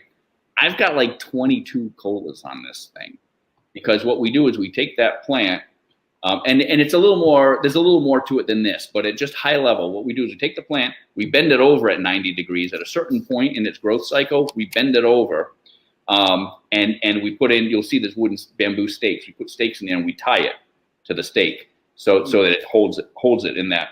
So it comes up and goes across. Then what happens is all those branches turn back up to the light and you create all these new tops. And there's a way of, we call it our ring of fire approach, where all of a sudden you get this ring of all these tops and stuff. If we have a way of doing it, creating a certain pattern, and we'll get anywhere from like 18 to 25 tops out of this, all those individual colas. So it's a way to maximize the plant. Yeah, it's Absolutely. like a sea of green growing, but in smaller space. You call it the ring of fire. That's beautiful. Ring of fire protocol. Yeah, it is fire, right? It's fire. It is. It looks like that, and they're like concentric circles of colas. You know, the colas are like the big fat buds that grow, and you can literally double your yield off that because you don't have the light coming down hitting one cola on top and then everything under it, and there's just a few colas off it. When you bend that over and let it come up, what we're doing is we're taking a plant and we're spreading it out. And when you're all done and you look at the stems, it's almost like a candelabra.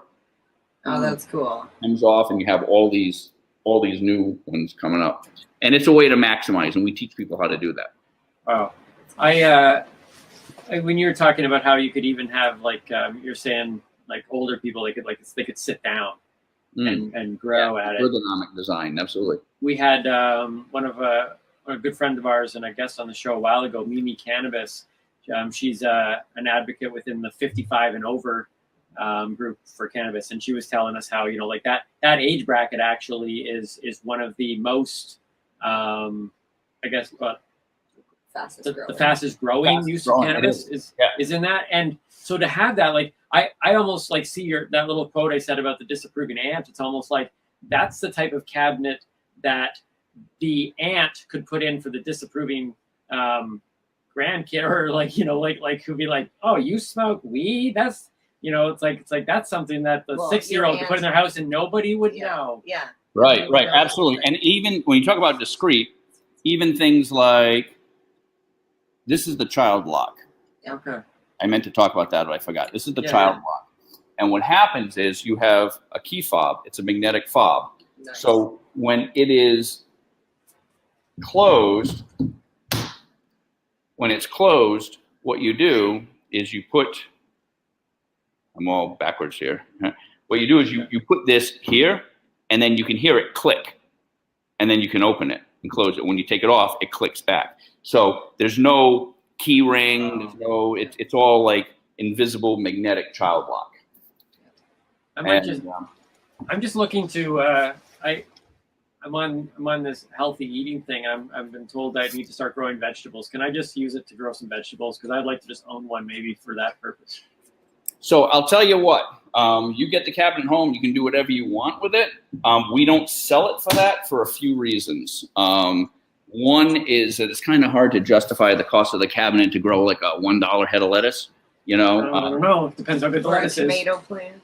I'm just saying, and also the lights and stuff are tuned for what. Yeah, no, it definitely sounds like. I mean, it's made for a purpose, and it's fantastic. you know, Timmy, if you wanted to be more healthier and you don't want to per se grow buds, for me, you can grow a plant and just keep it in vegetative state and just keep taking the leaves and that, trimming it down, and you can buy a wheatgrass juicer and juice the cannabis leaves and put it into your smoothie.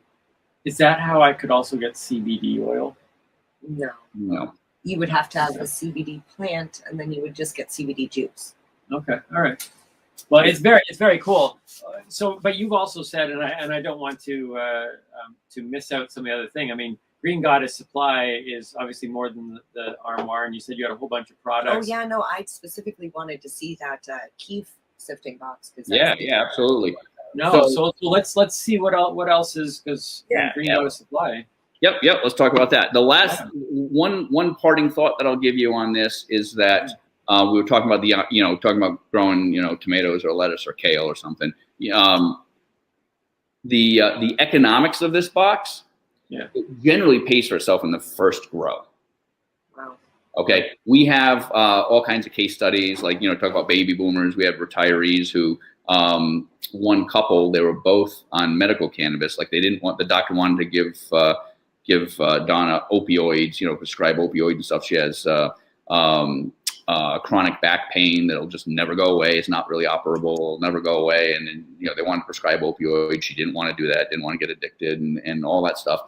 And so talked to her doctor, cannabis works. Okay, great. And she was on that. But she was spending about $500 between her and her husband, spending about $500 a month at a med dispensary. Now you're paying like $300 an ounce, and you got taxes and all the stuff and everything else. And it's really expensive. And it was fine when they were both working, but then they retired, and she's like, "This is $6,000 a year, and now we're on Social Security. We're on a fixed income. Like, this is ridiculous." So they bought a cabinet, and now it costs, instead of $6,000 a year, it costs her about $200-300 a year to operate this, between the soil, the seed, the water, and electrical cost. And it sips electricity. It uses almost nothing for electricity. But when all is said and done, she went from $6,000 down to about $300 a year. It pays for itself pretty much in the first grow. $300 in tax plus taxes and all the stuff, and this is, I'm quoting U.S. prices. In the U.S., like going to a dispensary, like in Massachusetts, you're paying $3.20, an ounce. Well, if you pull 5 ounces out of this, 5-6 ounces out of this, that's $1,800. So it pretty much pays for itself, and like usually the first grow, definitely by your second grow, I mean, it's paid for itself. So it's definitely, so we have a lot of people doing this for the economics as well. It was definitely way cheaper to grow. So it's way cheaper. So we have people doing it for the economics. We have people doing it for the the simplicity, because 95% of our customers have never grown before. They're novices, and you will be successful. And then when you're done, you're getting clean organic herb that you've grown yourself. You know what went into it: organic soil, purified water, and sunlight. Essentially, just light. It's all natural. There's no pesticides, no PGRs. There's no, there's none of that stuff. Nothing sprayed on it. Because again, there about 80 to 85% of our customers are either health challenged or health conscious, and want good bud. So once you've grown your bud, now what, right? Yeah. I had the Keef sifter here to show you. This is one of our examples that's in our catalog. So this is the mini bamboo Keef sifter, and what this is. It does 2 things in one, okay? It's your stash box. So instead of, like, you grind up your weed and then, usually like what I did when I first started, and I didn't know any better, I'd grind up my weed. It was either in a baggie and it would dry out, or it was in a jar. I had it in a glass jar, and didn't realize back in the early days about how sunlight breaks down the THC and it degrades it and all that stuff. So you really want it in an opaque, container, that sort of thing. So what you do is you grind up your flour, and I'll see if I can do this without dumping it all over my computer keyboard.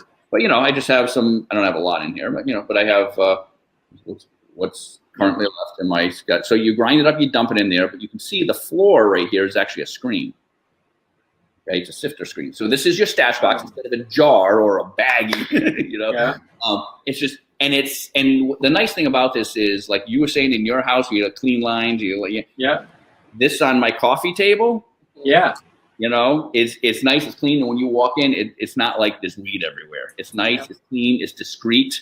It also seals it, preserves it in a way that, and it's light blocking. And then I don't sit here and proactively sift, but just passively. Look at all that. I've got all that keefy goodness. All of that has just been sifting through. So that right there is the trichome. That is the trichome. That right there is what you smoke. Yeah. So he says he doesn't actively sift it, but you could potentially grind up your cannabis, put it in there, and purposely shake it and knock all the trichomes to the bottom, and then use the trichomes to make dry sift hash. Right. Or just top it on the top of a bong or a pipe or right, exactly. So the two most common things are you can scrape that up, and like we sell pollen presses. We call them. We call it a pollen press. All right, it's technically like that's keef. You can use it to press pollen. You wouldn't want to. I don't know why you would want to, but you could. It's more of a euphemism for for a keef press. But if you say keef press, it's drug paraphernalia, right? Okay. But that's the pollen press. Pressure. It's a tea press, and what you do is you pack it. I like you got the tea on it, man. Without that tea, I had that one that you just like twist each side. Yeah. Yeah. So what you do is you load the end. It's the concept is like when you make snowballs, you take all this light powdery stuff and then you compress it, and now it's on a molecular level or whatever, those snowflakes all kind of interlock and they crunch down and it becomes a hard packed ball. Yeah. It's the same thing. You take all this powdery keef that looks like sugar, or, like brown sugar or something, or greenish sugar. You put it in there and you pack it in, and it's just like packing a snowball. Now you take it out and you have a hard puck. Because all that light stuff, you try to put that in a pipe, it all falls through and comes down, Right? So now you put it into a puck, you can crack it, stick it in there. Now you can smoke that direct, and that's 100%, trichome goodness. No matter or anything. Or you can top it. I scrape it. I usually just scrape it and just top a bowl with it. See, I have this stupid smile on my face because you reminded me of the pollen press, and I forgot that I used to call them crystal pucks. And they were my absolute favorite because you literally can just throw one of those in your, like, I carry around, it's an ammo box instead of a weed. That's what I use for my weed box because I can lock it up. Yeah. I used to just toss one in there and you just break a little chunk and you can do pretty much anything with it. Yeah. So it makes it so you can throw it in a pipe and you can let it, but it's pure trichomes. Yeah. Oh, yeah. Like 70, 80% THC probably. Yeah. Because normally what happens, the trichomes are little like finger-like glands that come up off the leaf, and that has all the good stuff. And when you take your leaf, you grind it up and you smoke it, the leafy part just turns to ash, and you're vaporizing the oil in those trichomes. When you sift it and you knock them off, it's just all trichome. There's no leaf, there's no ash, there's nothing left. It's all trichome goodness. Wow. Well, one thing that I have learned throughout this entire time that we've had together here is that it's no longer good enough to just look into somebody's medicine cabinet. Now you literally got to open people's cabinets to see what's actually going on in the house. That's what we say. What's in your armoire? Right? Every little box that's sitting on a table, I'm going to be like, what's inside this box? It just looks like a normal box. Right. Have you ever, we'll get ready to send you out. I'm sure you've got lots of other stuff to do. I do want to ask if anybody has ever said that you look like Kevin Smith, what's it, Silent Bob? I haven't heard that one. I've heard a couple little things here and there of some other folks back in the day when I was younger. But no, I haven't heard the Kevin Smith one. Okay, yeah, no, you do. So I guess in the cannabis industry, you're almost like a hero in that point. Eric, where can people find? We're going to put your information in description boxes, both on YouTube and in podcast form.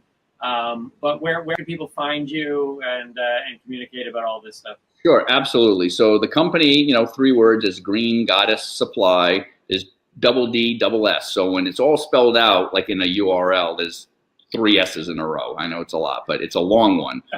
But that finds us pretty much everywhere. If you do a search on Green Goddess Supply, we're on Instagram as at Green Goddess Supply. Now on Instagram, we have several accounts. We also have at thearmoire.store. That's an account that's only for the Armoire. It's still us, but we have a website and everything just for the Armoire as its own breakout thing.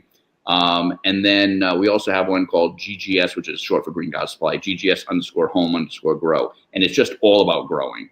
we broke that stuff out, GGS Home Grow, and it's just all about the armoire and about growing plants and autoflowers and everything else, because on the main Green Goddess, we have pipes and bongs, and we have consumption people who maybe don't care about growing.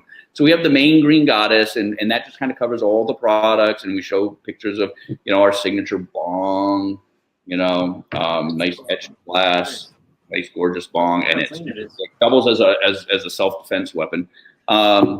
And the sifter boxes and the pipes and the dabbers and the quartz bangers and the, you name it. Like, we have about 300 SKUs all up on the main Green Goddess. And we're on Facebook at, facebook.com/Green Goddess Supply.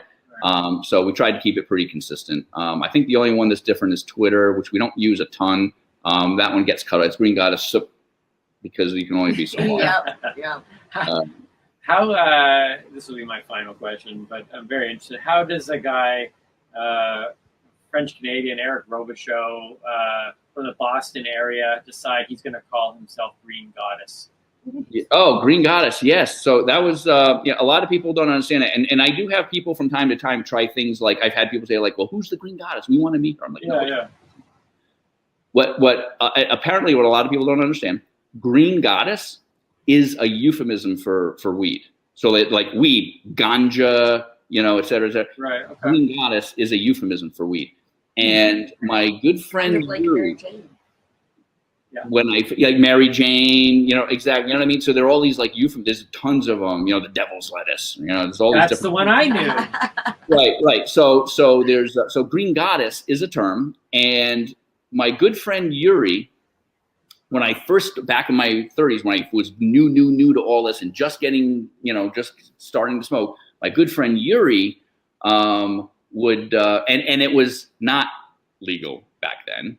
And so you were kind of discreet about things and quiet about things. And so we would, when we went on vacation together, would go to Jamaica, go out to the island, was sitting on a beach or whatever. When it was time to go, hey, let's go get a smoke.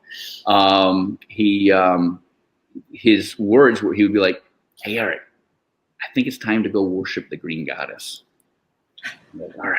So then we'd go off and go back to the room or whatever out in the balcony and take a and then go back down to the beach or whatever. So it was like, that was the code word, like, hey, it's time to go worship the Green Goddess. So when I created a company selling all these accessories and doing all this stuff, I called it Green Goddess Supply. It's a good name. It's a good name.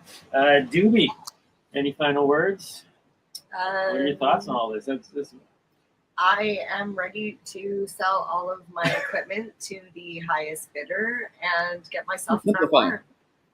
Yeah, I've got 2 of them now, and I've got them on the half cycle. So every month I got a plant coming. Every month I got a plant coming, and Eric, I'm one of those people that like I said, I have 2 tents, and I've got 4 in one, and I've got 4 in the other, and the amount of time, like it takes me 5 months in between tents to get from this stage to where I'm actually like, and I can't even smoke it after harvesting because I have to wait for it to cure. So now I'm like, and I've had to destroy a garden because fungus gnats. One time I had thrips, and like one plant is a heck of a lot easier to deal with than 2 tents. So highest bidder. Yeah, send me a message because I'm selling my stuff. Yeah. Although they're like, I'm not going to buy her shit.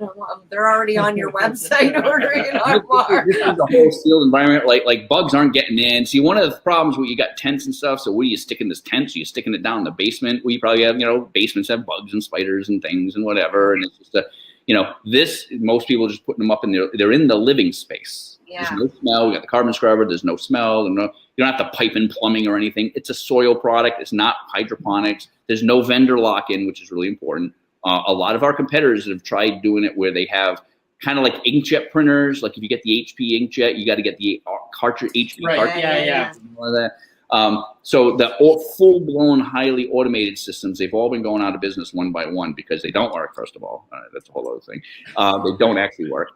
They get crappy yields. They have all kinds of problems. But you also have vendor lock-in. So when they do, like when Cedo went out of business, when the Leaf, Cloudponics, now Grobo, when they're going out of business, now you're screwed because they have proprietary nutrient packs, and where are you getting them? With this, it's soil-based. We tell you everything you need. There's no lock-in. We'd love you to come back and get your accessories and stuff from us, but you don't have to. Well, Eric, we want to thank you for letting us put you on the spot here with the Yeah, thanks for having me. It was a lot of fun. Yeah, it was super cool. We will obviously. I have a feeling we'll be in touch. Great product, and you were amazing to chat with. Go enjoy your life, and hopefully we can all success to you. I mean, it really is. We've talked a lot about on the show about we want to get behind people that are trying to break the stigma and have the conversation and raise the bar. Yeah, and absolutely. You've done what we're that seeing right here there. is raising the bar. We say our mission is to empower everybody and anybody to grow their own clean organic herb quickly, easily, and inexpensively. That's our mission. Well, it looks like you're accomplishing that. Eric, thank you so much for joining us today. All right, Thank you. care. I appreciate it. Bye-bye. Immediately when I looked at the armoire, I was like, I showed it to MJ right away, and I was like, this is so nice. It's different. It's different. It's a totally different approach than anybody else. We felt that 4 years ago, as we were bringing this to market, that everyone else was doing it fundamentally, just doing it wrong. And we stuck to our guns. Some of these automated systems, they look sexy and they go like, oh, you got a cell phone app that controls all the stuff. Yeah. No, work. And we said, look, I know it's sexy, I know it's whatever, but we know what we're doing. We know in our bones that we're doing it the right way. You could have made something work with no frills and save money on the nice cabinetry and just kind of create a system that has all the working parts. I mean, some people can do that too, right? That's that no frills approach. Say, it doesn't look good, but it works. But I think you found a really good balance there that a lot of people struggle with. A lot of people have shunned me from my old life just by being on this podcast because the stigma is still there. Right. And they thought I'd gone down this down the road to hell sort of path. They sure will not do. No, that sure won't do. But but I also have a lot of people who have stuck with me and said, you know what, I don't consume. I don't even necessarily agree with it, but I have kids that do, or parents that do, and I at least want to understand. And when I see like something like the armoire, I'm sitting there thinking, man, this is the type of thing. You've got a son, who's maybe at school, still stays at home. You get annoyed by the pot smell. We have people who have bought them for their kids. I had a couple that came to the office and picked one up. They're both in their later 50s, and their children are adult children. Their children are in their 30s. One doesn't smoke at all. The other one does, but of the parents, but the kids all smoke. And they're like, we don't want them right now. They're just getting shit from some guy on the street. We want to grow it at home. We know where it comes from. We know what they're smoking. They're going to smoke. I'm fine with it. I smoke. I'm fine with the kids smoking, but we know where it comes from. We know where it's coming from. It's not just off the street. That's awesome.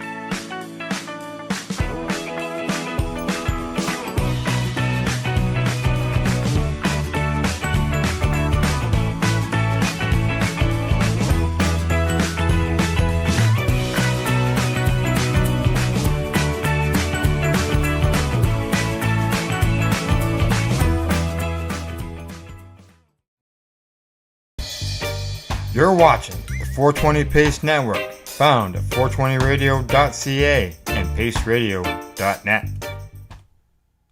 Are you looking for non-stop, continuous cannabis and psychedelic programming? If you are, then turn your browsers to 420radio.ca or paceradio.net, where you will find the 420 Pace re-rolled Saturday. Everything gets started at 8 a.m. Eastern Saturday morning. You're listening to the Pace Radio Network here at paceradio.net.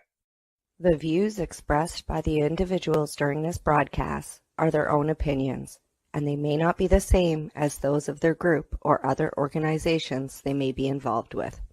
All medical advice during our broadcast is not a medical opinion and should be checked with your medical physician.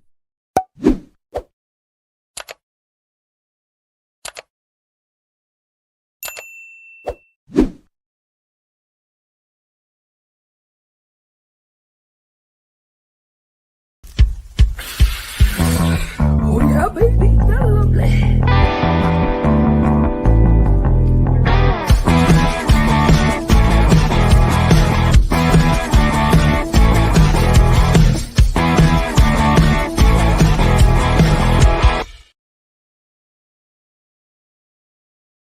Good morning. It's October the 10th, and welcome to Psychedelics and Cannabis Educational News, your psychedelics and cannabis educational news source found here at paceradio.net. Yeah, I had to do just before the show, and I forgot to hit that button to put us on the screen. But the show must go on, right? So how you doing, Glenn? I'm doing great, Al. I'd be doing a lot better if it was warmer outside, but it is sunny at least. Yes, it does look sunny out your windows. But yeah, I know what you mean by it could be warmer outside. It's time to bring the shows inside because it's cooler out there. That's for sure. Yeah. Before we get going, I gotta say happy birthday to my wife Gail. Today is her birthday. Happy birthday, Gail. Yeah, How old are you, Gail? 29. 29 again. 29 again. You always got to ask women how old they are as soon as you know it's their birthday. Correct. Yeah, and that's all. That's what I've been told is the proper response. 29. I heard that one. My mom said that for years and years. 29. Oh yeah, I have a friend that says that all the time. Yeah, and you're married to her. No, it was. Oh, okay. I'm still married to Gail though. All righty. Well, what do you say? We get on with the news. We got the birthday greetings done. Sounds good. All right. First story up of the day comes to us from StratCan. Headline says OCS to open illegal pop-up cannabis shop in Toronto.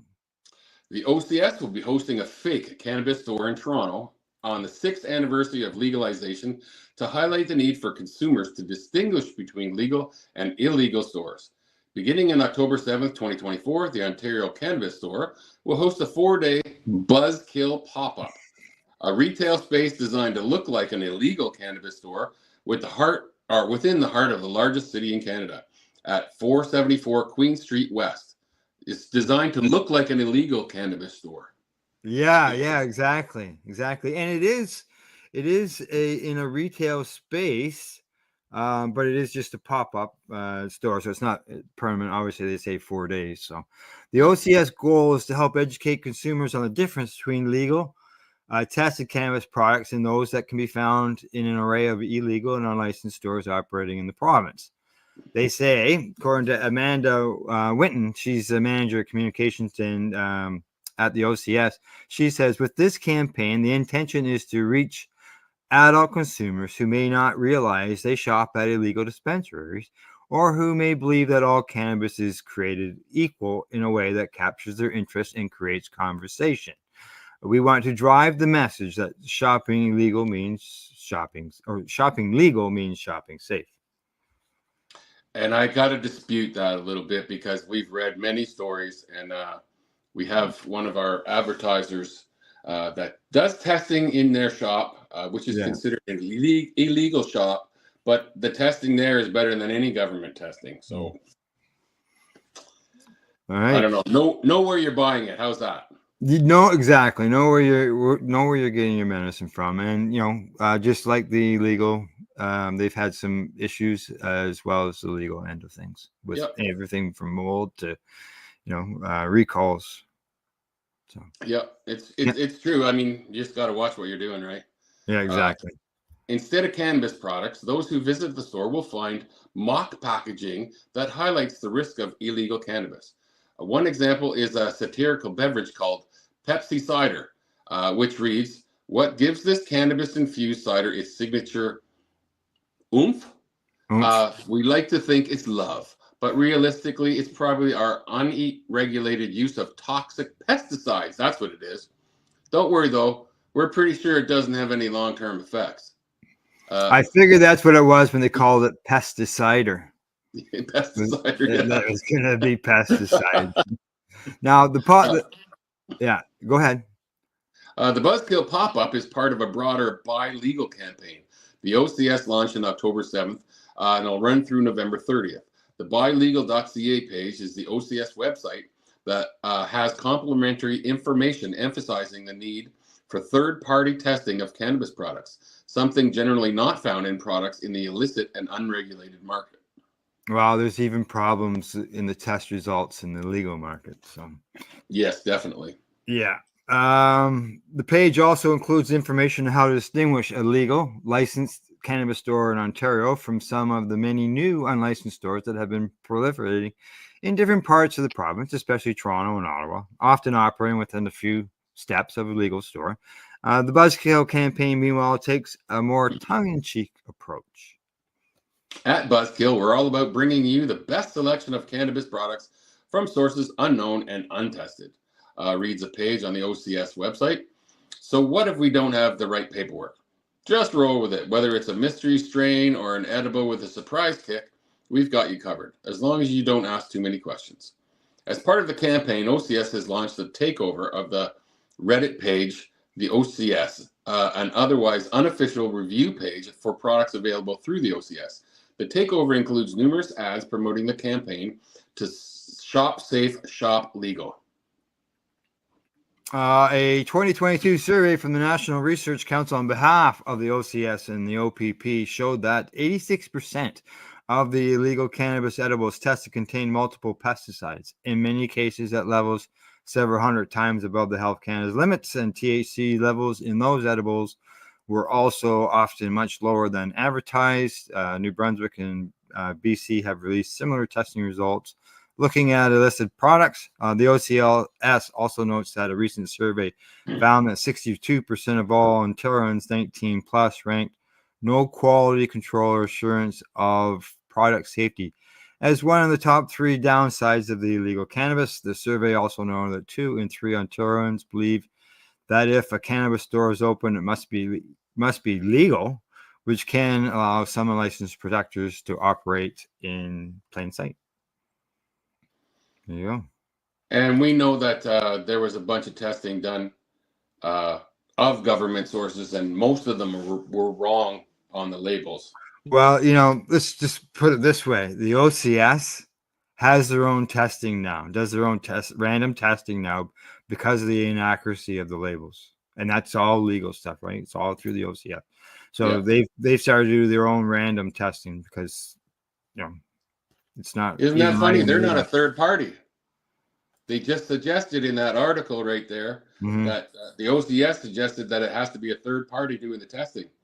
But if the OCS is testing, they're not a third party. They've got some company that's doing it. Oh, yeah. Yeah, they got a company that's doing it for them. Yeah. All righty. Here we go. On to the next story. This comes to us from Entrepreneur. It says, according to a survey, government least likely to be source of information on cannabis. A recent study in the journal Cannabis Research found that government sources are generally the least likely sources of information used by individuals looking to learn about cannabis. The government sources were the least likely sources utilized by individuals when seeking information about cannabis, according to a study published this month. In the Journal of Cannabis Research, the researchers found that 4.7% of survey respondents used government resources for cannabis information. 4.7%. Wow. Yeah, the survey included 1,161 respondents, of which 27% reported consuming cannabis in the past year. Friends and family were the most common information sources for those surveyed, which is 35.5%, followed by websites at 34%. Healthcare providers were utilized for cannabis information by 9.3% of the respondents, but 16.5% of those surveyed who were registered medical cannabis patients said they obtained their information from a healthcare provider, while dispensary employees were the source of information about cannabis by about 8.6% of the respondents. In a big quote here, the research journal says that as cannabis accessibility increases and legality continues changing, there is a strong need for better clinician education, improved public health outreach, and improved communication between patients and clinicians about cannabis. The survey included adults 18 and older. Gender demographics among the survey takers were nearly even, 51% identifying as female, 49% identifying as male. The researchers note that the past year, cannabis use was positively associated with all information sources except government agencies and popular media articles. Wow. Yeah, there was. I read one of the articles, another article on the same subject, and they had a little bit more information on there. Something I was going to comment back on, and unfortunately, that thought has dissipated. Yeah, it's funny that almost nobody trusts the government information. Yeah, and well, look, they've been preaching prohibition all these years, saying your necks are going to stretch. Just ask Quebec about that. But there's been all kinds of stuff that's just been so. You'll be a heroin addict next week if you try it this week. Yeah. So it's no wonder the government is one of the least trusted sources when it comes to cannabis. There was also the other one. It touched on how there was such a small percentage, like 5%. Of educational places had anything to do with cannabis back in 2016, like as far as like medical school, and the fact that the students going to medical school are seeking more information. They want more to be put through there. So I guess the concern would be then, would it be the government information, which people don't trust, right? Yeah. So all righty. On to our next story. This one comes to us from BBC in the UK. It says, man who let cannabis farmers use home sentenced. A man who let cannabis growers turn his rented home into a drugs farm has been sentenced. Dylan Gray, 31, took out a lease on a 4-bedroom home in Newcastle, where police found 53,000 worth of cannabis plants. The city's Crown Court heard. Putting the house right again had cost the owner more than £18,000, the court heard.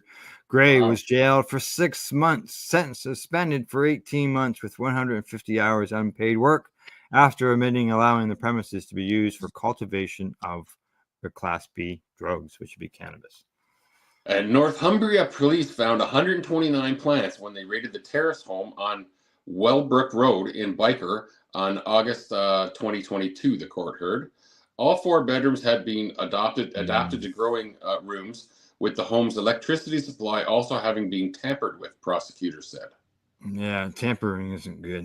And in mitigation, the court heard Gray of Avondale Rise in Biker had lived at the home since March of 2019, but ran into financial difficulties after the breakup of a relationship and the loss of his job. Now, Judge Carolyn Scott said Gray sublet the home to dealers in exchange for the rent being paid, as he wanted to keep the property in case his family wanted to move back in. And she said while he may not have known the extent of the farm, it was undoubtedly apparent what was happening there was illegal, and it was, in essence, a commercial activity. Judge Scott told Gray that he had been reckless and knowingly shut his eyes. Gray was also ordered to pay £1,000 court costs, but no compensation was demanded, as the landlord was taking legal action against him to recoup the cost of the damage, the judge says. So he'll be looking for money from another court appearance, probably. Yep.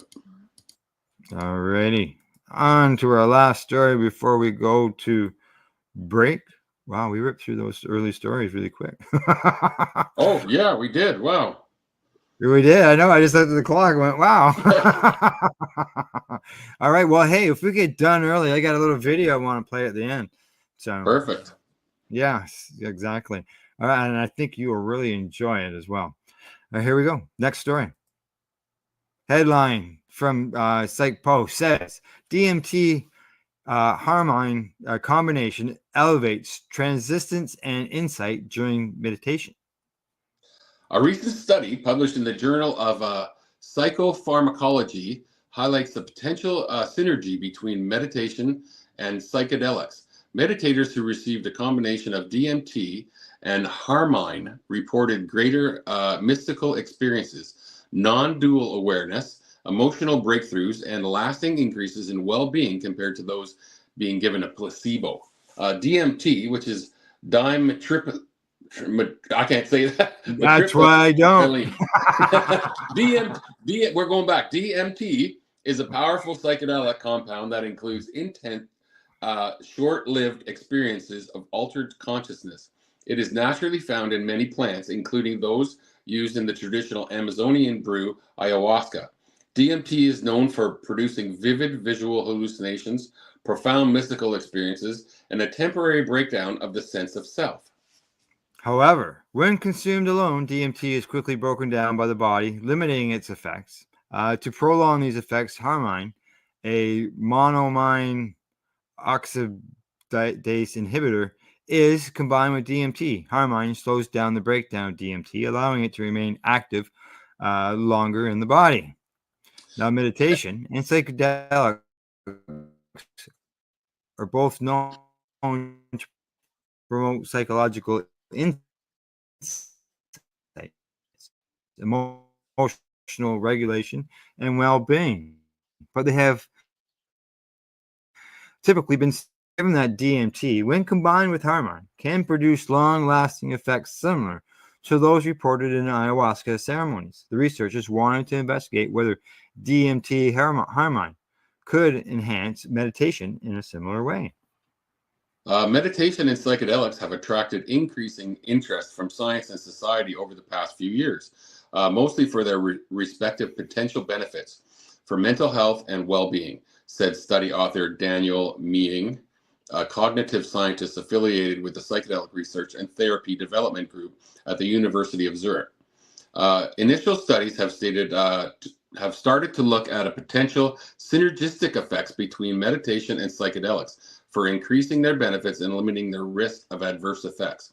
With this study, we explored the potential effects of DMT harmine on mindfulness, compassion, insight, and transcendence during meditation retreat with experienced meditators.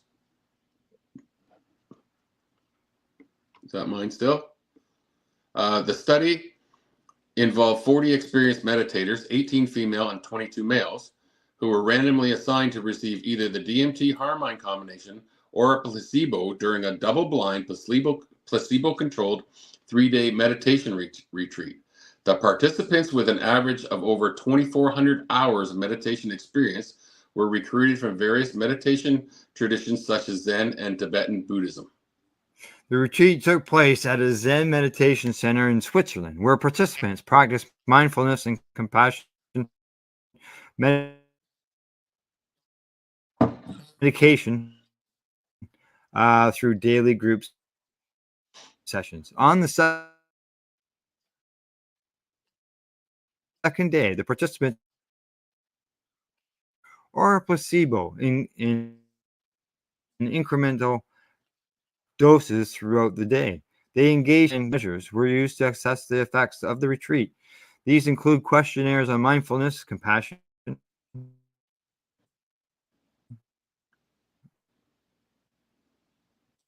insight, and mystical experiences, which were filled out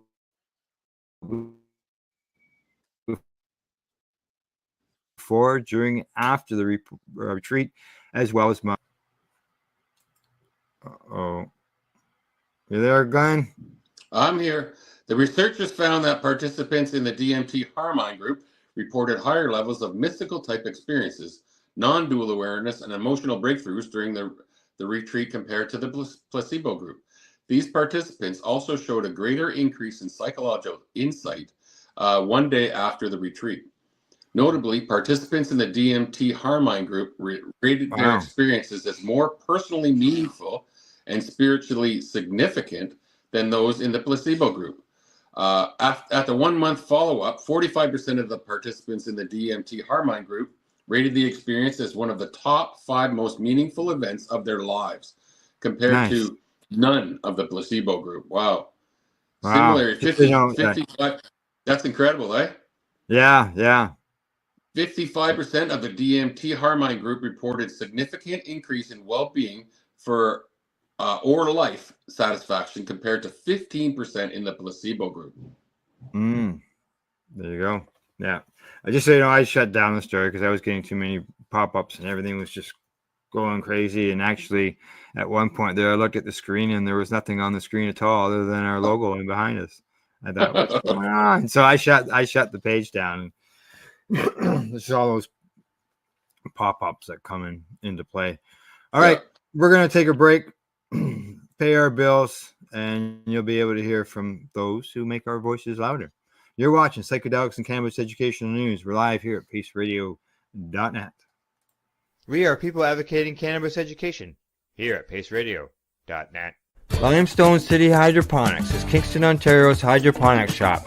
Take your growing to the next level and create the optimal environment with a tent kit, or maximize your yield with an ebb and flow flood table kit. Either way, Limestone City Hydroponics has more sizes and options to fit your needs. Are you looking for the power of the sun that adapts to your budget? Then look no further, as they have professional grow lighting. They have indoor grow systems that are easy and cost effective, with many options to fit your living space and lifestyle. Cultivate your growing potential. We have everything you need to succeed. And if you can't make it to the store, they offer local delivery to the greater Kingston area. Remember, when you're looking for experts to help you grow, then look no further than the locally owned Limestone City Hydroponics, 105 Sunderland Drive in Kingston, Ontario. Call them at 613-548-0420. Are you looking for non-stop, continuous cannabis and psychedelic programming? If you are, then turn your browsers to 420radio.ca or paceradio.net, where you will find the 420 Pace re-rolled Saturday. Everything gets started at 8 a.m. Eastern Saturday morning. Enjoy the buzz of legalization with Campbellford Lifestyle Shop. From lights to plant nutrients, books, consumption accessories, and more, we've got all your basics to grow or consume cannabis. Visit our info center or take a look at our piercing services and body jewelry, now available in-store through Campbellford Lifestyle Shop, 17 Bridge Street West, Campbellford. Are you looking to get your medical cannabis grow license? Limestone City Hydroponics can help patients through the process of obtaining their license to grow medical cannabis. What's that? You don't have a doctor. If you meet the medical criteria, Limestone City Hydroponics has a nurse practitioner who can assess and provide medical cannabis prescriptions. What are you waiting for? Contact Limestone City Hydroponics at limestonecityhydroponics.ca or call them at 613-548-0420. Pace Radio is the people advocating cannabis education radio network. Legacy 420 have an awesome array of cannabis-infused beverages, from pop to Nature's Nectar's teas, all in amazing flavors. What a selection! We even have a delicious mango-infused juice, and let me tell you, it's delicious. Everything is infused in-house, so we buy our syrup from the same place where everybody else buys their syrup for their pop, and the infusion is done in the lab. It's all canned here, labeled here, produced 100% on Tyndonega. We have two lines of drinks. One's called our Nature's Nectar. That was our original line that we came out with. And then we also have a line under the Red E brand. We have them in 10 milligrams, 30 milligram, and 60 milligram cans. What a great selection for a get-together with friends or after a long day. Remember, if you want to wet your whistle with on-site lab-tested products, come see your trusted partner. Legacy 420 out on your road.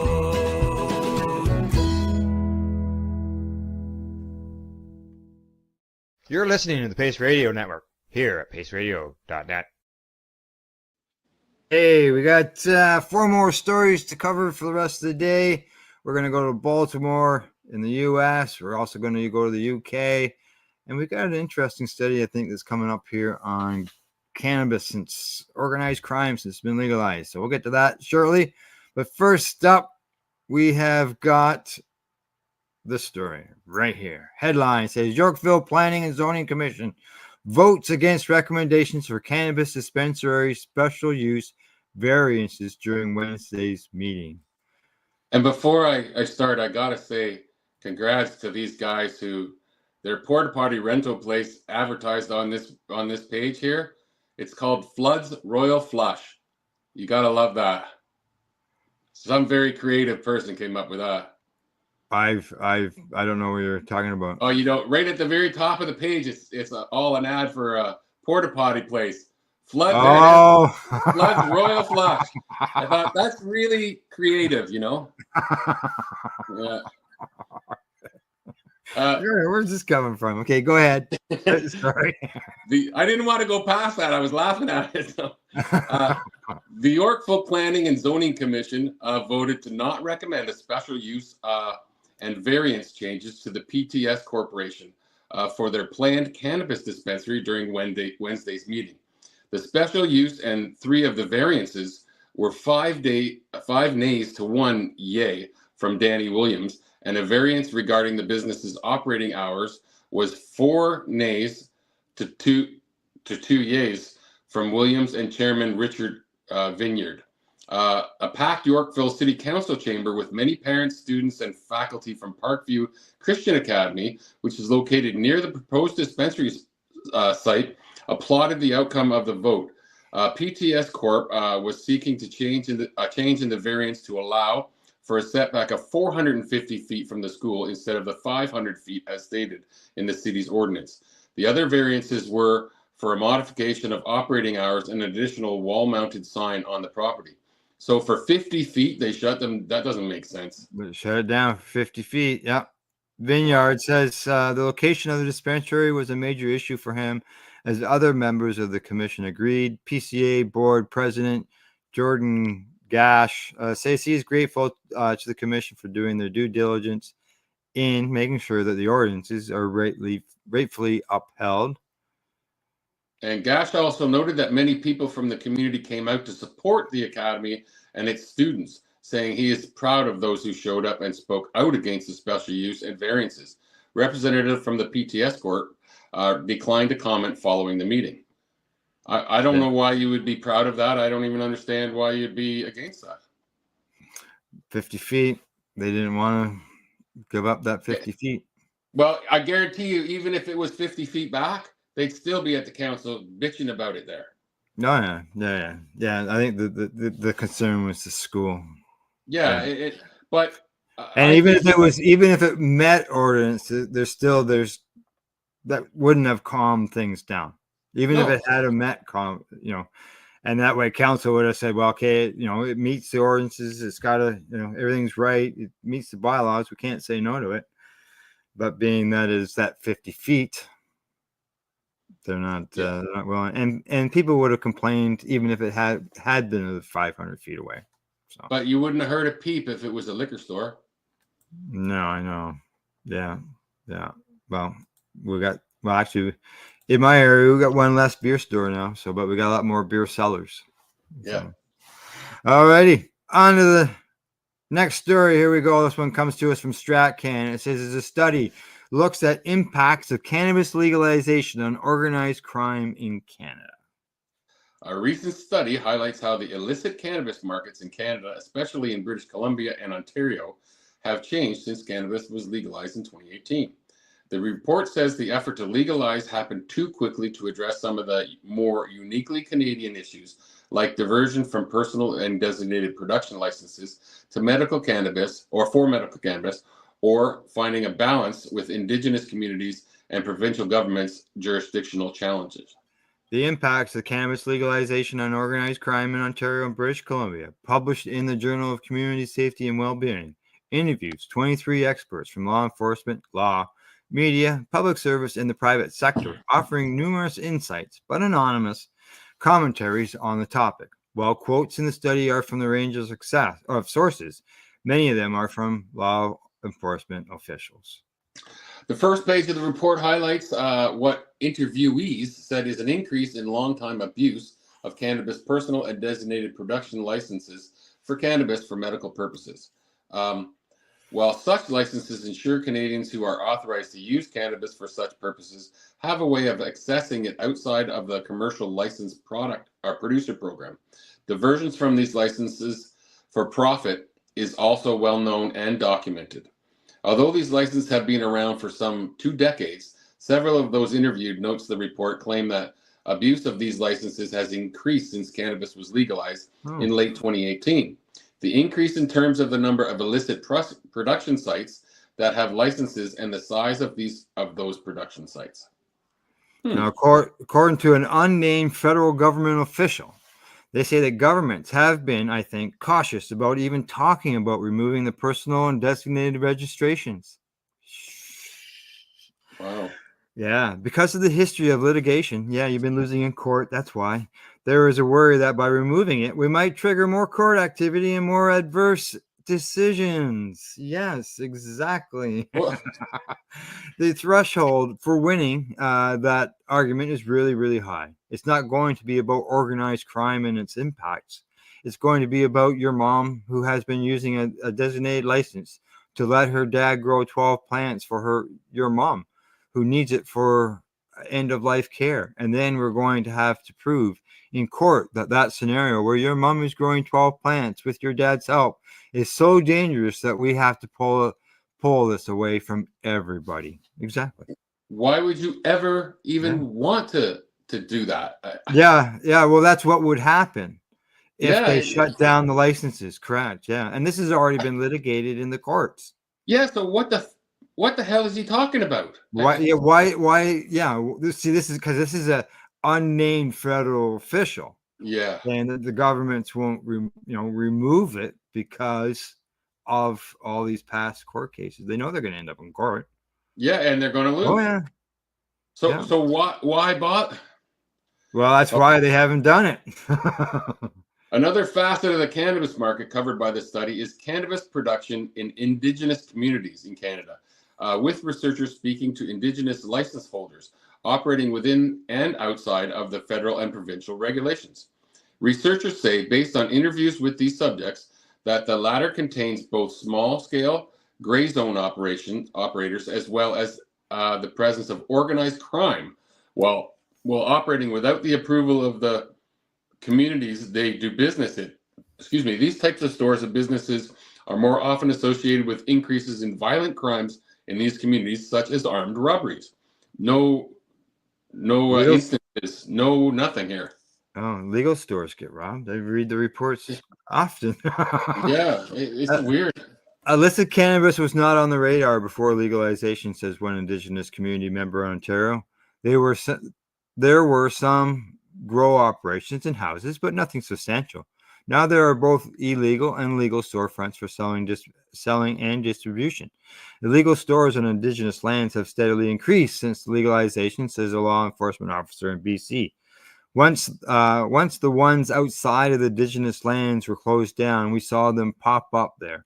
Organized crime is associated with some of those stores, and the Indigenous governments have said they are. When Indigenous communities don't want the stores, they reach out to Canadian law enforcement to get rid of them. And I would love to point out that there is no such thing as an illicit store on Indigenous lands. Yeah. This is complete BS. Well, see, in BC, in their law, they say that their law covers everybody, including Indigenous people. Which is bullshit, because Indigenous land is not Canadian land. Correct. A third piece of the illicit cannabis market in Canada covered by the study is exports, which the paper says are primarily to the United States.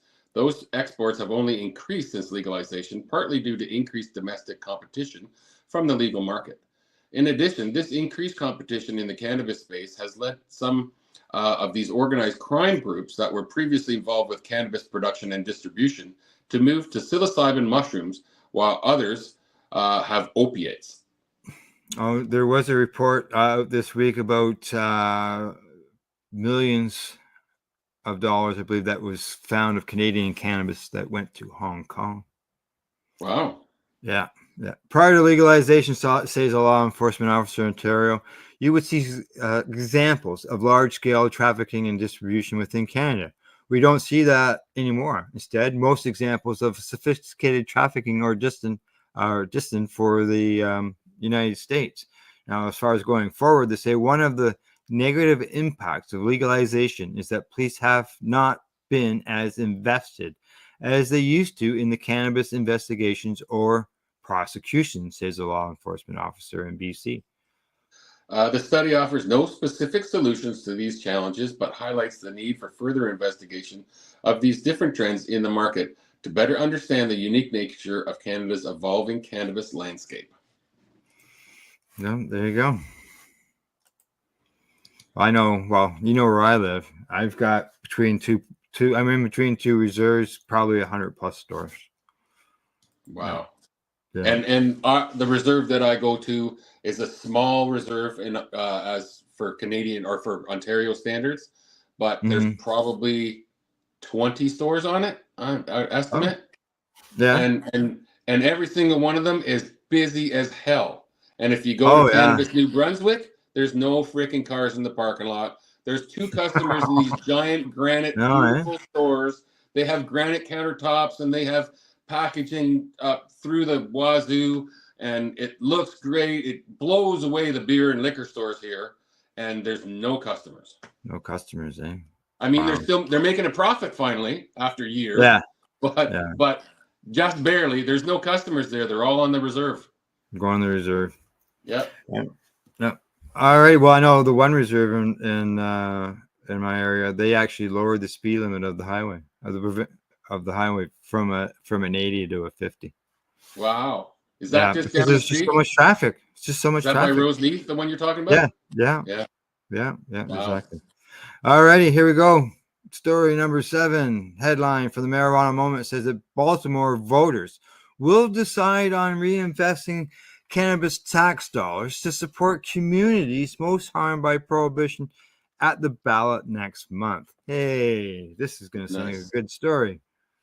Voters in Baltimore, Maryland will vote next month on a local ballot initiative that would create a city fund to support communities disproportionately impacted by cannabis prohibition before the state enacted legalization. If approved, the effort would be supported by tax revenue from cannabis sales. While the statewide legalization law provides that 35% of tax dollars derived from the 9% tax on adult use cannabis sales must go to a community reinvestment fund. Localities that are still required to separately pass legislation on how they intend to distribute any funds they receive. Baltimore is set to receive the highest portion of that state allocated funding, as the city accounted for about 30% of the cannabis possession arrests from July the 1st, 2002 to January the 1st, 2023. The period that's being used as a baseline to distribute the dollars in the interest of advancing reparations for disproportionately impacted communities. State law defines such communities as geographic areas with over 150% of the 10-year average for cannabis possession arrests nationwide. The Baltimore ballot measure, known as Question G, states, for the purpose of establishing a continuing non-lapsing community and reinvestment and reparations fund to be used exclusively to support the work of the Community Reinvestment and Reparations Commission to the extent that the work of the Commission is within the scope of the use limitations in I-322, Community Reinvestment and Repair, of the State Alcoholic Beverage and Cannabis article. The Mayor and City Council are authorized by ordinance to provide for the oversight, governance, and administration of the fund. The Baltimore City Council passed a measure to create the amendment back in June, and it was formally added to the ballot last month. That's despite opposition from Baltimore Chief Equity Officer Dana Moore, who suggested that because the statewide fund is set to expire in 2033, that could eventually leave the city to front the costs, the Baltimore Sun reported. Now, Council President Nick Mosby pushed back on that concern, however, arguing that the legislation established a lockbox that ensures city funds will be kept separate from the state general fund for the purposes of providing the relief to the disproportionately impacted community.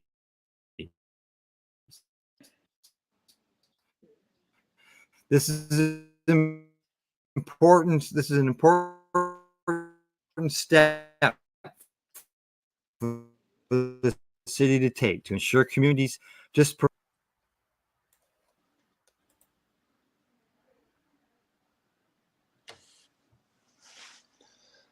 At the state level, Maryland saw more than 22.3 million in tax revenue from the adult use cannabis sales during the second quarter of 2024, a 52% increase compared to the prior quarter, according to state officials.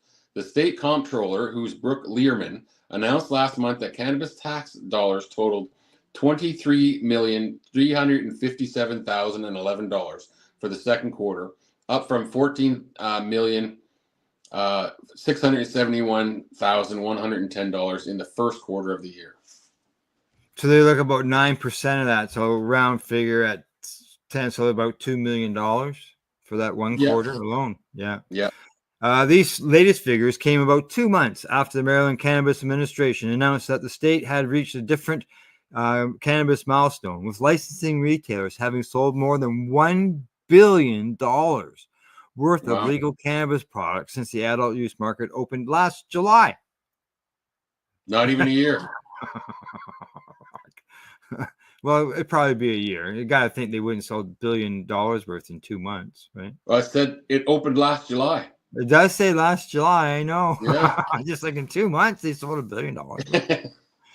Meanwhile, the governor of Maryland said in August that as the state works to build up upon its cannabis legalization law, he will continue to advocate for the sane and standard federal policy, including banking reform, so that the small cannabis businesses have access to capital. And Governor Wes Moore, who's a Democrat, said that while he's committed to ensuring that social equity is integral to Maryland's cannabis market, and his recent mass pardon for past cannabis and paraphernalia convictions is part of it, it remains critical that federal reform advances. Yes, definitely does. Yeah. Yeah, it sure does. It is important. Federally, it's got to keep advancing. Well, that Safe Banking Act should change the way business is done, at least. Well, that Safe Banking Act's been around so long, it became the Safer Banking Act. Yeah, the Safe Banking Act from 3000 BC. Yeah, exactly. Okay, on to our, looks like we're going to have time to run that video that I'm going to show you that I talked about at the beginning of the show. So, good. Here we go. Last story of the day. And this one comes to us from The Guardian, and it says, cannabis is now legal in many U.S. states, but can the smell get you in trouble? As states around the country continue to legalize recreational and or medical cannabis use, more are beginning to treat cannabis like alcohol when it comes to policing intoxicated driving. A recent unanimous decision by the Illinois Supreme Court found that the smell of burnt cannabis alone does not give police license to conduct a warrantless vehicle search, making it the sixth state Supreme Court to make such a ruling. In contrast, Wisconsin Supreme Court ruled the opposite just last year. They found that cannabis odor in a vehicle is probable cause to justify a search. Unlike in Illinois, adult recreational cannabis is still illegal in Wisconsin. Oh, I wonder if that's why. Police have the right. Yeah, I wonder if because it's illegal. Yeah. Police have the right to search vehicles without a warrant since the 1920s, the era of alcohol prohibition. The Supreme Court in 1925 found that police could search vehicles if they had probable cause to believe drivers were transporting contraband alcohol. Even after prohibition ended, police still retained this right, which is why they can search vehicles when they suspect drivers are drunk or high. Now, Paul Savchenko, an attorney and founding partner of the Canacor Group, which helps cannabis businesses get licensed, says that in states where cannabis is legal, courts are starting to treat it more like alcohol, recognizing that the product itself is legal, but driving while impaired with it is a crime. And when officers are investigating a driver for DUI, the smell of alcohol is a relevant factor. However, they tend to conduct further investigations to corroborate their theory, she said. The Illinois Supreme Court decision does not allow cannabis smell to be a factor in determining probable cause, but not the only factor.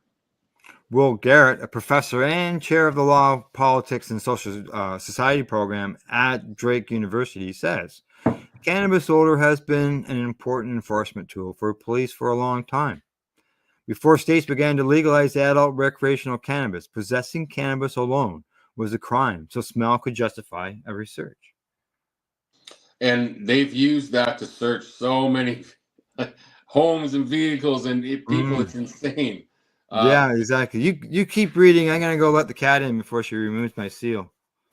Now the bar has been set a little bit higher, he says. Police officers must learn to recognize other signs that someone is high on cannabis, because unlike with alcohol, there is not yet an agreed upon reliable test under like a breathalyzer for cannabis.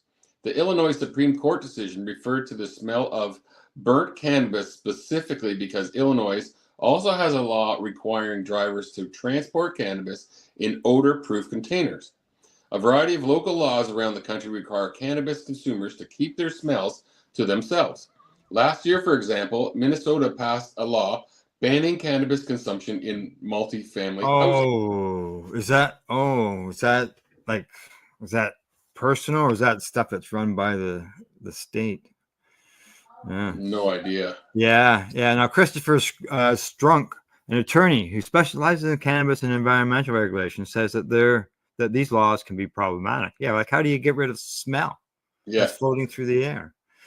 Especially if you're sitting out back on your deck or something, right? In my opinion, there's not necessarily a rational basis for those laws, he says, unless you really get down to smell it. It's not going to emanate the major odor. He added that these laws do give police or municipalities or jurisdictions that don't like cannabis an excuse to enforce it. Additionally, laws like these also tend to target more vulnerable populations, such as unhoused people and people of color. Other odor-creating industries, such as wineries, breweries, and landfill companies, face similar pressures, says Savchenko. What about the patient? Yeah. Vermont has required air pollution control permits for hard cider facilities due to its large boilers, and for whiskey distillers due to aging in wooden barrels, she explained. While laws targeting individual consumers might be selectively enforced, environmental laws such as the Clean Air Act apply to all industries that might produce a stench, including the cannabis industry. Some states, Savchenko says, require cannabis manufacturing businesses to submit an odor control smell plan before they provide them licenses. And odor is a problem up here. I kind of understand that, and we've read stories before about people being upset when they open up a farm near them, and the odor makes them nuts. Correct. But how do you regulate a single person sitting on their balcony? Well, that's where they agree that's too hard to do. Stupidity. Still, cannabis manufacturing odors can be a huge source of community tension. Strunk pointed out that an ongoing battle in Santa Barbara County, which produces 40% of California's cannabis. Residents of the beachside town, Carpinteria, filed a class action lawsuit claiming that a sewer-like smell from several cannabis plants was causing their property values to decline. Carpinteria residents are now fighting to require cannabis facilities to obtain odor scrubbers, which cost more than $20,000 a piece to get rid of odors. Yeah, carbon. Yeah, exactly. Now, Garrett goes on to say, any activity or business that produces an unpleasant odor may violate the law and trigger enforcement, though not every complaint leads to action. Lots of people end up living with odors like they don't like, or they tolerate them because they are produced by, say, a business that is the biggest employer in town. Yeah, when I lived in Campbellford, our town had one of our largest places for employment, which was a factory, and it let off odors. It smelled like chocolate, but it didn't because it was a chocolate factory, right? It didn't always smell like chocolate. Believe me, like when it got burnt, it smelled to me like it was burnt, got burnt, right? But I had lots of friends that would come into town, and when they lived in Toronto and I moved up north, that they wish they could bottle it and take it home. Yeah, I remember when I drove an oil truck, I used to visit lots of paper factories. Yeah. And you could drive a lot in northern Quebec. You could drive 20 miles from the town and you'd start smelling it. Yeah. Oh yeah. And the whole place would stink like it. It was horrible, but people got used to it. All right. Now I'm gonna run this video. We got time. Last Friday, I went on a road tour and did an interview on location at the workshop of the Happle. The Happle, okay. The Happle. This anybody doesn't know. I just met the Happle a couple weeks ago. Did you? Okay. Yeah, So there's from you. Yeah, exactly. There's a Happle, and then you got old school hash, and all you need is a lighter. That's it. Right. So I show you mine, but I have to get it cleaned first, so I won't show it to you. But so I went there, and I'm gonna create like a little mini documentary of the Happle, which is a hash pipe. So I've created basically a trailer for it, and I'm gonna run this, and I'll talk to you on the other side. It's about 2 minutes long. So okay, be right back. This, guys, is a BT bottle with a little straw on the end of it. Okay. Back in the day, we used to have glass bottles, soda pop, glass bottles. Okay, soft drinks, and this was built for the old school hash. This is the hash that your uncles and your grandparents would get. And this is the stuff that we would all treasure whenever we could get it, because we thought it was the best stuff, because it's the constant. It was our form of concentrate. Correct. Right? When we were young, right? Yes. This is To answer your question now. Oh, here we go. Forward. Now you're going to cut this out if it doesn't work, right?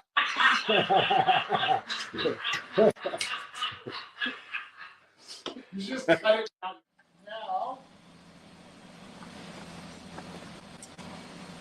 These are the 3 tools I use to form and shape the happles.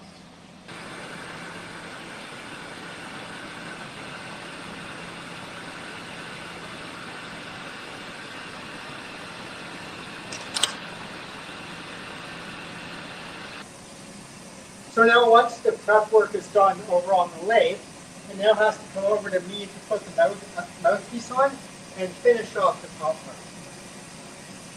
So first up, I just need to clean up and close off the top that's left over.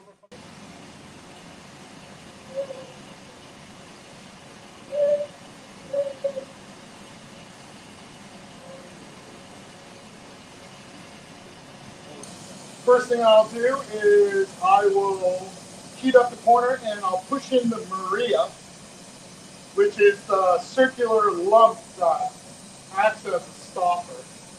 Right? Whereas I'm kind of like, I'm 49 years old, but I don't have time to be an artist. You know, but each one is individual, though. There's only one of each. So it does make it art. Oh, stop it. Okay.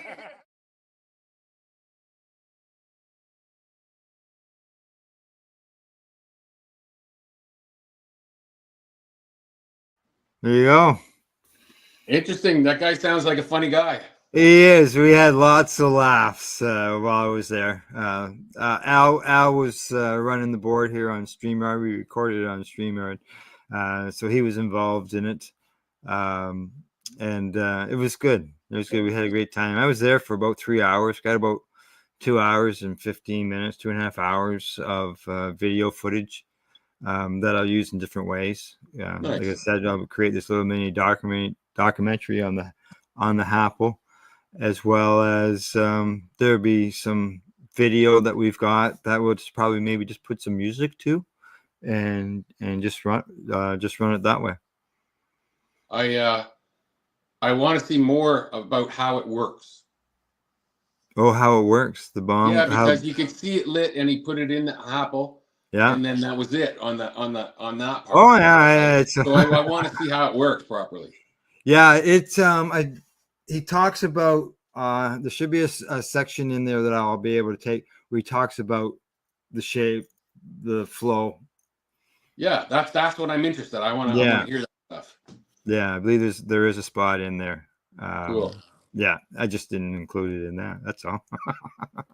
just like you saw the section there of the apple in Master's hand with the board and the nail beside it. Stay tuned. Yeah, and I got to see them together here. Stay tuned, because like I said, we had a good time. It was fun, and maybe again down the road sometime. And what a great name! I wish I had that name. The apple, yeah. Well, Master. Oh, Master, yeah, Master Glass, yeah, Master Glass. Master Glass was the fellow with the goggles on and the torch. You could hear the apple whistling as he was working on it with the torch and had it all red hot, and it was just the air moving around. You could hear it whistling away there. So nice. Cool. So, all right, and as you saw, he's they're busy. Let's just say they're busy. They've actually got a patent on that product now, on the apple. They produced enough of them out of the shop that they've got there. So it's good. Nice. All right. Anything before we depart? Peace all. All right. From the Legacy420.com news desk, that's the news for today. We hope you found it educational and informative. Thanks to Legacy420.com, the Campbellford Lifestyle Shop, at ease.ca, and Limestone City Hydroponics.ca, and to our viewers. And don't forget to educate, medicate, and do not incarcerate. You're listening to the Pace Radio Network here at paceradio.net. The opinions of the individuals during this broadcast are their own, and may not be the opinions of their group or other organizations they may be involved with. All medical advice during our broadcast is not a medical opinion and should be checked with your medical physician. When you have a pain that's reached its peak, Legacy for 20, it's so unique. If organic cannabis is what you seek, here's your trusted partner 7 days a week. Suppository salves, vapes and drops, topicals, edibles, infused pop. Just when life seems like it ain't easy, at Legacy 420, enjoy a pop freezy. Lab tested products, make them the GOAT. Legacy 420 out on your road. Legacy 420 in Tyndonega Mohawk territory. Indigenous organic cannabis at its finest. Enjoy the buzz of legalization with Campbellford Lifestyle Shop. From lights to plant nutrients, books, consumption accessories, and more, we've got all your basics to grow or consume cannabis. Visit our info center or take a look at our piercing services and body jewelry, now available in-store through Campbellford Lifestyle Shop, 17 Bridge Street West, Campbellford.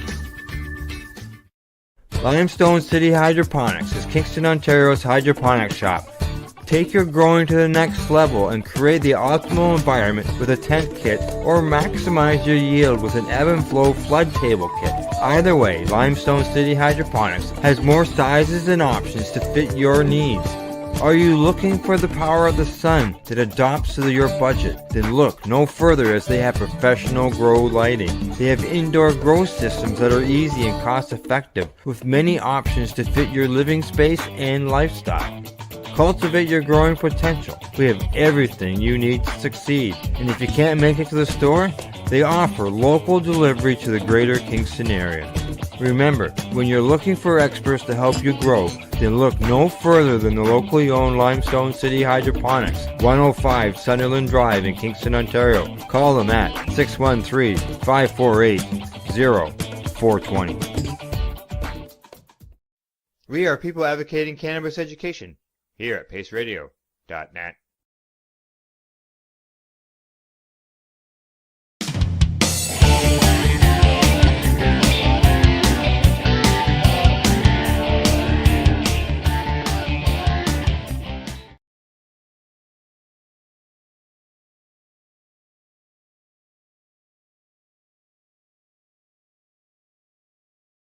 We're still in entertainment. Bring it on. I've got a dewdrop to test. Yes. To test out So, today. You And this showed is that made- to us, but This how is does made it by work? Dave. Dave, and I'm gonna mess up pronouncing his last name. Pereira. Pereira, correct. Yeah. Or Electric Dave on Instagram. Yeah, and he's also the maker of the Happle. Correct. And I've got that. So Right it's here. not electric Dave though. No, it's electric. Electric.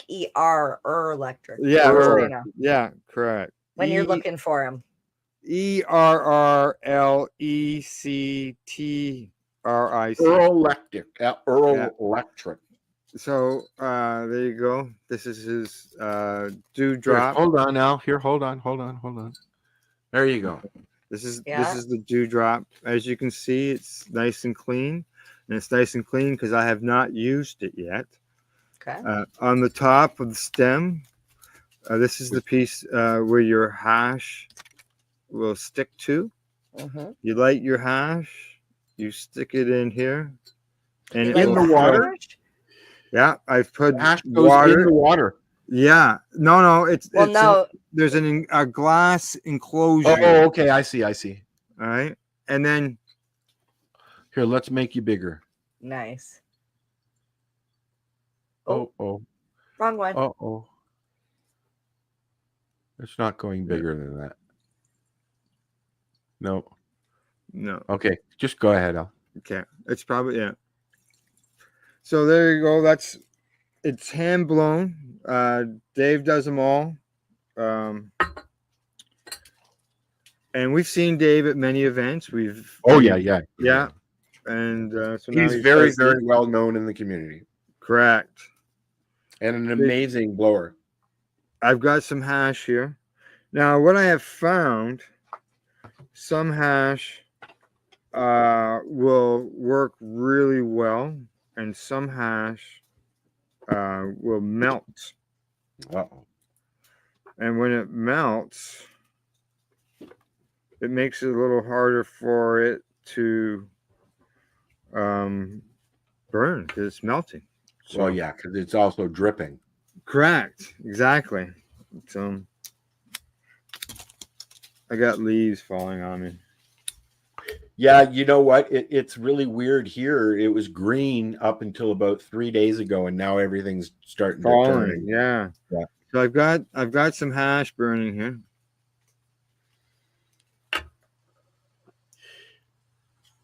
Do you find you waste a lot with these toys? No. Okay, just gotta make sure it's burning. It's not burning. Come on, hash. I should have maybe put some on here previously. Tested it out. But then I would have smoked it all.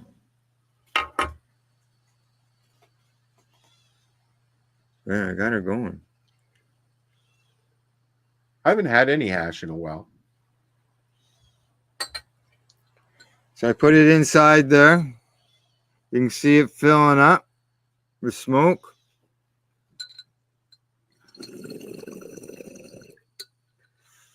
You just see it doing its thing. It sort of looks like our background. Yeah. Nice and smooth. Oh, yes. Nice. Yes, I like this. And you could flavor the water as well, eh? Yeah, I imagine you could. Yeah. Put a couple of droppings of some terpenes or something in there. And it's very, very nice. Dave says it's got a new reinforced stem on it here. And I'll tell you, this lid, it's just glass on glass. I have to tilt that to clear the chamber. It seals that well. Yeah, it's got the little bubbler in the bottom. Pork holes. The handle for this has got some ridges on it, so it's not a completely smooth surface, so it's good to grip onto. And the thing about smoking hash too is it goes forever. And what's the price range on those? You could have just said you don't know, Al. I don't. I don't know. I don't know. Now I can tell you, the apple that I've got, the apple here. Yeah. I purchased it at Spirit Leaf in Campbellford. and it's a smaller version. I gotta clean it. This was $55, but it depends on the store, right? Yes. But if anybody's interested in one of these, you can buy direct from Dave. Correct. Yeah. Check your store, your local store, if you see if they've got one. Oh, stuff. I was checking out another store. It says it's $55 too. Pardon me? I was just checking out a couple other stores. They're $55 too. $55. Yeah. Good. Yeah, it's coined one of the best hash pipes in Canada. Yeah. Exactly. Yeah. It's no wonder Nugs was like, we want to brand it. Oh yeah. Yeah. Yeah, okay, I got a little cough on me, but yeah, but that's a concentrate for me. That's right. Exactly. Any concentrate can make nice, you hack. Nice, and it pulls nicely. It's easy to hold on to. And then it'll be easy to clean. Just like the apple will be easy to clean as well. I put my student glass, I take it apart and put it in the dishwasher on the top. Well, there you go. I don't know if I'd put that in the dishwasher, but yeah, it might be a little too thin. Yeah, but it's good stuff. So you can check out Dave's Instagram at Electric Dave, ERRLECTERIC Dave. Should have probably pulled him up on Instagram. And here is his page right here. There we go. Electric Dave. Some of his posts of his stuff. Oh, look at that. He's put an e-nail on it. Oh, yeah. Yeah, see, I was wondering if the top had a different feature because it looks wow. Different. That is cool. I might be able to do that. I might be able to do that. You know what? I enjoy I use the student glass more as a bong than I don't even have water in it at the moment. No, you just use it dry. Just use it dry with the module as my vaporizer, and throw some shatter in there or some diamonds. I've got one scoop of diamonds left. Yeah, right. It's my movie watching bong. I don't own a bong. That's the only thing. I use my shatterizer and my student glass. Now here it is with a banger on it. Is that a banger on the front of it there? Yeah, that's. I was wondering because the way the thing, it just looks different. Yeah. Here, let's make it big, Al. Yeah, I got it. Yeah. There you go. Yeah. That's cool. Funny. I've got like 6 bongs and I don't use any of them. Oh, 7, 8. 8 bongs. Now he's got. I've got a glass one, a raw one up there on the shelf, but I don't use it. See, he's got a bowl on it. Yeah, there. he basically made it like it's in everything. Yeah, it's gonna smoke everything. Flour, concentrates. Yeah, you can see he's changing it out, eh? Yeah. The drop. You're a genius. Yeah, he did. Fucking brilliant. I wondered because as soon as I seen that, I was like, what the fuck is that? Like, I've seen the hash kettle for years, but you look at the hash kettle prices, holy fucking shit. You could buy like 6 or 7 of the Happles. Yeah. Yeah. Yeah. Why would you buy that other thing? Steven, fuck off.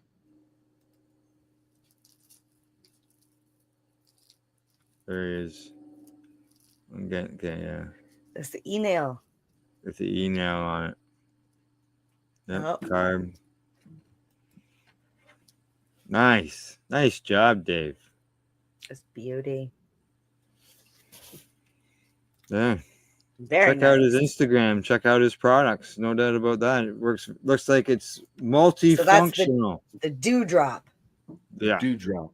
Yeah. How many dews does a dewdrop drop if a dewdrop could drop dew? I don't know. We'll have to ask Dave. You should post that in our chat. Post a link to his Instagram in the chat here in the comments. Yeah, but I think. Oh, hang on. Yeah, how much dew would a dewdrop drop if a dewdrop could drop dew? That's what I just said. Yeah. Yeah. Let's just repeat to see if I could say. How much hash could a apple hash if a apple hash could apple hash? If a hash could apple, or if a apple could hash? Sound drunk. Yeah.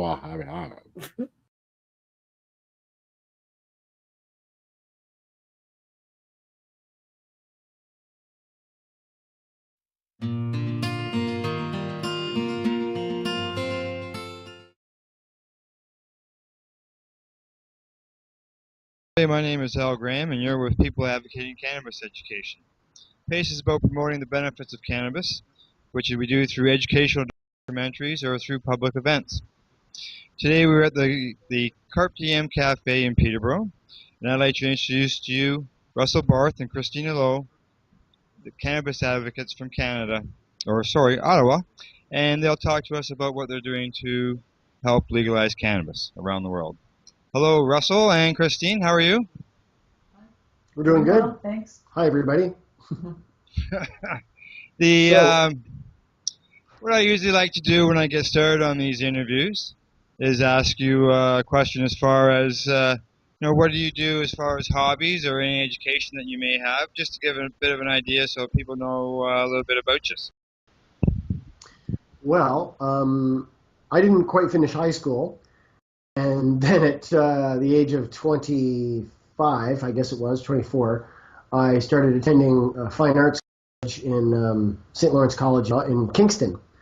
And didn't quite get to finish that because I ended up in the hospital in my third semester. And then I moved to Ottawa on Halloween of 1994. So it wasn't until 2002 that I started getting into any kind of activism when I was mostly at Christine's urging. So. Right. And, so, Christine, you got any education or anything, hobbies you can tell us about? Let's see. I've got a little bit. I went to Algonquin College and I graduated with a diploma in graphic arts. Let's see. I also, as far as employment has gone, besides working the typical retail, I worked a little while as a darkroom technician. I've also worked at a newspaper. Let's see, what else have I done? My gosh. Barista. Yeah, a barista. My last job was working at Second Cup. Your last job was working at a store. Oh, yes, that's right. Sorry, I forgot about that. Yeah. And, but... Hang on for a second. Yeah. Now, the two of you are both medical users of cannabis. A little bit that you like to tell us a bit about why you use cannabis and how you consume it? Well,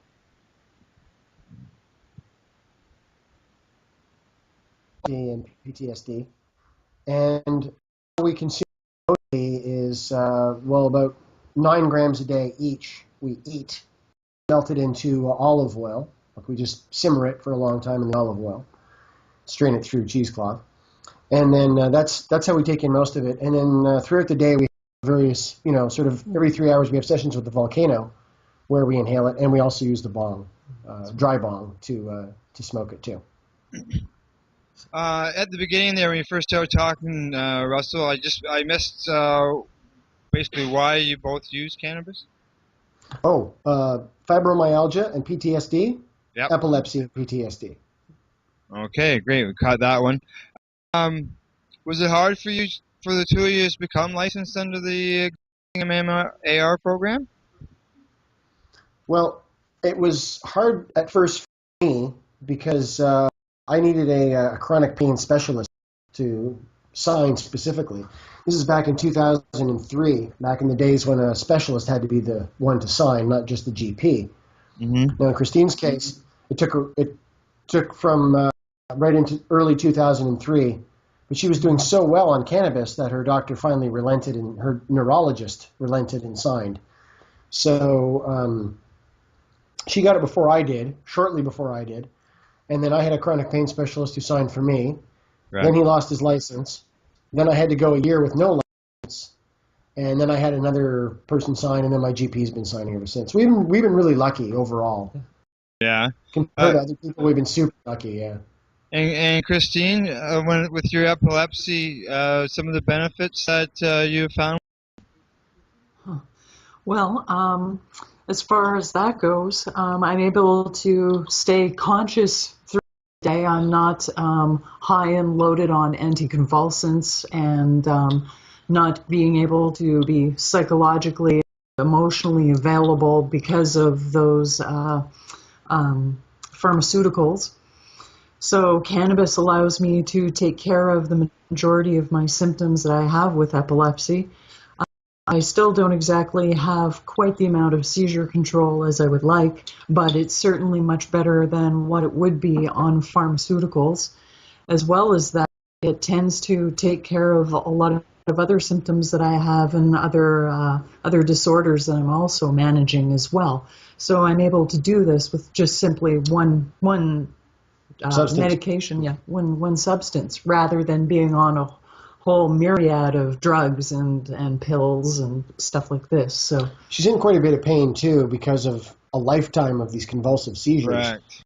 Still having, one or two a month. Yeah. So, and what was she? How many convulsions or seizures were you going through before cannabis, Christine? Well, it's I can answer that better. I remember the numbers really well. You do the numbers. Okay. For the first half of 2002, she had about 60 seizures of different shapes and kinds. And in May of 2002, she decided to quit all of her pharmaceuticals and use cannabis. And then she only had 13 more that year. Wow. So in 2003, I think she had 13. In 2004, she had 9. In 2005, I think she had 5. She got down to 3 seizures a year. And then in March of 2008, she had a triple seizure. I called the ambulance. They shot her full of Ativan, took her to ER. They gave her a low dose of Dilantin, and she's been having 2 ever since. So we don't know what happened or what caused that sudden gigantic episode. Right. And it was horrendous. It was terribly traumatic for both of us. I thought she was going to die. Like, it was a full-on hospital drama with people shouting stuff at each other, tearing things open, and tubes and wires and all this crap, and it was really scary. And she hasn't been the same since. So I've been taking care of her. But I've been plagued with seizures ever since I've been a child. As far as I can remember, I've always been having them. Yeah. When I was younger and I was having the seizures, a lot of people told me, well, you're just having fainting spells. We don't know exactly what's going on, this type of thing. So eventually, finally, when I was about 21 years old, I was able to see a neurologist in Kingston, and I was actually diagnosed at that point with epilepsy, and it's just been managing it since with. And it's a rare form too. So. Yeah. The thing they don't talk about in the brochures of epilepsy is that about 1/3 of people with epilepsy don't respond to the medications that. So their life becomes a drugged out mess of just living in homes or staying in one room with a helmet on, kind of stuff. Correct. So, this is the thing is, even though she's still having 2-3 seizures a month, she's having better overall quality of life with this than she would be with anything else. Exactly, and that's a big point. Improved quality of life. No. Hey, if she was one of these people who could just take 2 tablets a day, have some side effects that weren't that great, and no seizures, like some epileptics, well, that would be the wisest thing to do. And if cannabis works better than that, well, then use cannabis. But if it doesn't work better than that, then use that. But in her case, she's tried all the medications. All they do is bring a lot of side effects. I mean, the whole list practically. And they bring more seizures, not fewer. And the quality of life falls apart. There's no sex drive. She puts on a bunch of weight. Her gums recede because they puff up and then they pull back, and then the teeth are more exposed. And it's very bad. And, there's all kinds of other side effects. So overall, this is just, healthier way to go. Healthier way to do it. I've been commenting to me, about if you start to cough, people say, oh, how's that medicine if you start to cough? Well, if coughing is a small side effect of cannabis, I'd much rather have that than the ones that you just described and what Christine goes through with her medications. So, if anybody ever wags their finger at me about having a cough, I'll get up in their face about it, because I've had a sinus problem since I was 16 years old. Yeah. I was in a wheelchair for 5.5 years, got out. My neck is killing me today, all kinds of stuff. If a genie came out of a bottle or whatever and said, I can do one thing for you, what do you want me to do? I'll say, fix this goddamn nose. The sinus problems I've had since I was 16 are the number one biggest cause of grief in my life. Wow, eh? So that's where my coughing comes from. I'm constantly just trickling snot, and it drives me insane. So that's why I'm always coughing and clearing my throat and working up phlegm, is not from... And if anything, cannabis has helped a lot of this. My sinuses are actually much better with all my cannabis use than they were. Yes, I live in the exactly. Ottawa Valley, too. I mean, you're in Peterborough, man. You're up there in Peterborough. We're down here in a valley. It's like just living in a bowl of potpourri. We're in a dust bowl. It's like somebody just walk up and blow a handful of dust in your face. Right. It's really bad for... If you're a sinus sufferer, you do not want to move to Ottawa. No, it's not a good place. Every season is bad. It's for different reasons. Winter is bad. Every season's got its own different kind of bad. So that's the thing. My cough is all coming from my phlegm and from my my snot problem. So pot actually helps it. Yeah, I find it works as a decongestion, especially through the winter time. Expectorant too. Yep. Okay. We got to hear how the cannabis helps Christine with her epilepsy. You yourself, Russell, you got a bit of a story about you were spent some time in a wheelchair. Yeah. In 2001, I had a spasm, not unusual back spasm, but another one of my big thoracic back spasms, and it was sending just terrible pain down my legs and everything. And finally, I twisted so bad I couldn't walk properly. And then I got home, was in bed for several days, and just getting back and forth to the bathroom was just an excruciating nightmare. So stupidly, I didn't go to a chiropractor and stuff, but because I didn't know one at the time, and I atrophied very quickly. And this was in November, so by February I was just shriveled right up. I couldn't barely walk 150 feet. So 160. That was later. 120. Yeah. So then we got a push wheelchair, for me. Right. Christine's parents got us that. She pushed me around in a wheelchair. It was like one of these hospital chairs. And we were going through the snow and on sidewalks and all kinds of stuff. It was really, really hard on her, man. Because she's tall, right? She's 5'10". So she had to lean down to push the chair around. It wasn't like she could just walk all nice and just push it. Right. So that was a drag. Then a mechanical wheelchair, and I was in with that until March of 2007. And the thing that got me out was mostly my diet. But back in, I guess, 2005 or so, I was at this special clinic place getting the full assessment. It was like a 6-week in program. They were going to sort of rehab me and all this kind of stuff. After the assessment, they went, well, there's nothing we can teach you. You're already doing better. You're eating better and doing better than the people in our program. You're sort of the result of our program rather than what is normally the intake. So we can't really help you. But in the process, I had told them that it was my speculation that if I had a big pile of weed, that I could, do as much as I could to get past the pain, and then I could exercise a little, strengthen me up, and then I could have some more weed and just gradually, sort of snowball the thing positively and gradually get my strength back. Yeah. And they gave me one of these sort of polite, well, yeah, that's an interesting idea kind of looks.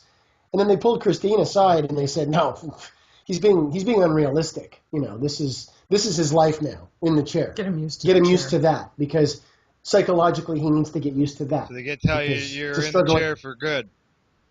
Pretty much, yeah. No, I mean, I wasn't bum stuck to the chair. I could get up and walk around. I could get from the car to the Short house distance. and back and forth. You know, if I was going to go to somebody's place for dinner, I wouldn't bring the chair, right? I'd walk out to the car and walk from the car into their place and sit and have dinner, but it was always a cane and a hassle, and I moved slow. It's kind of like having, you know, granddad around, right? And if I had to walk like a block, forget it. I'm not even going. Don't even ask. So that was my life then. But in 2007, we lived in a place that was right across the street from a mall. And I got a Category 2 walker, and I just started to struggle. You know, I'd hit the bowl a bunch of times, go, okay, that's my ration for now, so suit up and to the mall, you know. And I knew that it hurt. It was hurting like hell. I mean, it still hurts to walk now. Everything hurts all the time. But I knew that if I pushed through, the muscles might recover. Right. Right? If they didn't, they didn't. But if they did, cool, I could start walking properly again. So by May, I was walking without it. No, sorry, by June, I was walking without a cane. Good. Just walking normal. I mean, the first couple of the first while, I was wobbly as hell too. I mean, it was like watching. And then, but and then you made your way out of the cane, out of the wheelchair eventually, to the surprise of the Mhm. doctors. Well, yeah, they were really all thrilled. You know, it helped having a chiropractor right next door too. My doctor's office was right up the same parking lot as my building, and then the mall was just across the road. So, you know, I was seeing a chiropractor, and then I could just go home and relax. I didn't have to take a long bus home. Yeah. When the doctor also saw you, Yep. and she ended up crying. And this was during a period of time too that Christine wasn't having very many seizures, so I could leave her alone at home to work on paintings or whatever. She could go to the mall by herself, get groceries and stuff by herself. There was a big period where she was doing stuff by herself, and before we got together, she was just living on her own and trying to keep a job and trying to keep an apartment. But she was having 2-3 seizures a month anyway, falling down and hurting herself, wrecking stuff in her apartment, getting robbed, all kinds of stuff. Breaking her nose, you know. Oh yeah, yeah. So that's a good story to hear. You're able to get out of that wheelchair and be able to use your legs and move around. So it's. And I walk fast. That's too. good. It's not like I walk briskly. Faster than me. I walk briskly, and I can go like 4 clicks in one. Nice. Okay, now you're also involved in activism, trying to get the word out there to people about cannabis. One of the ways that I understand that the two of you have done a video of Christine and her epileptic seizure. Why did you guys do that, and what's been the reaction to it? This is an interesting story. In January of 2003, we had a video camera, an old 8mm video camera, sitting on a tripod. So all I had to do, I had a battery, and all I had to do was flip up the standby, it would turn on, push the button, and record it, right? So my friend was over, and she had a seizure, so I said, here, hold this, don't zoom in, just bring the camera in close, because the autofocus is screwed. It's a really old camera. He goes, okay, well, what do I do? I said, just point it at me, and then let me talk. Now, she'd been bugging me for, a long time, but she hadn't had a seizure in a while. Right. She says, or actually, yeah, you hadn't had one in a while, but she's like, I want to see one. I've never seen what they're like, because I was telling her, they're just terrific. You grind your teeth, and you're foaming at the mouth, and you're thrashing. It's insane. She's like, I fall, I faint. No, you don't faint. You have those too, but this is different. So we got we got the footage. She saw the footage. I didn't show it to her for like 3 days.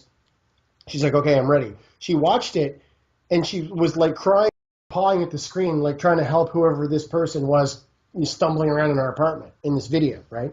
It felt like a person that I'm missing a part of. I feel like this is a sliver of my self-conscious that is just not available to me. And to be able to see myself, see my body animated and moving without my consciousness in it is just horrific. It was spooky for anybody. It's seeing something absolutely voodoo on television. And this It is was where incredible. where she referred to it as, she looks like a meat puppet, Yeah. right? Wow.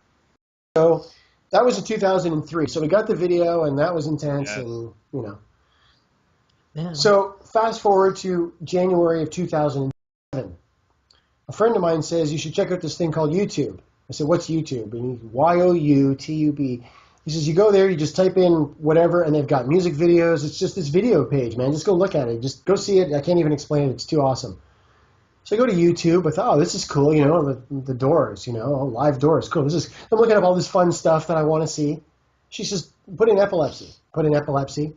Bunch of kids faking seizures, bunch of stuff that says, caution, don't watch this if you have epilepsy, because there's just kind of flicker to it, Yeah. Kids faking them, people. And then there was a couple of people actually having seizures. But it was hospital. But it was like hospital footage. Like hospital camera footage from up in the way corner. above. So all you see is a person just going like this in a bed and a bunch of brainwave chart, running down the side. Yeah. So she said, our footage is way better than that. Mix it up, put it up. I'm like, I don't even know how to mix video. What do I do now? So they called an activist friend at the time. He brought his stuff over. We had to mix the 8-minute video into digital, and it was just a big problem. Added a bunch of text to it about medical marijuana, and we put it up. Right away, the thing starts getting like 1,000 hits a day, right? I email it to the Ottawa Sun. It wasn't like I'm talking like 10, 12 minutes later. He calls me. He's like, "Are you crazy?" There's a reporter I'd met before. He goes, "Dude, are you crazy? You putting your wife's on your wife on the internet like this? This is not." Broke my tooth. She even breaks a tooth video. It's intense, right? I break a quarter off of my molar. So he calls up Epilepsy Ontario. He's like, "What do you think of this video?" And the woman's like, "Well, I don't know. I really like the idea of that. Meat puppet and all this marijuana talk. I don't really know if that's a good idea." So right away, there's controversy with this thing, right? Right out of the starting gate. And it kept getting 1,000 hits a day. And it went on and on like that for a long time. But people kept saying, the main comment we got was, hey, the text is going by too fast. It's kind of cluttered. I can't really see it. So right away we put up the second one. The second one has Christine talking at the beginning, and she mentions about the rude comments. We're leaving those comments there. We let everybody put up their rude comments, their horrible comments. Yes. We leave it there. We leave it there for the world to see. The kind of shit that epileptics have to go through. Ignorant those people are. Because everyone, and people pile on. Some troll puts, LOL, just shoot her or whatever, and then people just pile on this troll or whatever, they report him. So I just let it all happen. We just let this all happen on the page, man. It's educating, and it's also exposing ignorance at the same time. Yes. So then, totally. we put the second one up. We put the second one up like a week later, or a few days later. No text, no nothing. And then it was about 3 years, I guess. And we had 1.5 million hits on the first one. And then it got pulled for, the pot references. Somebody finally complained.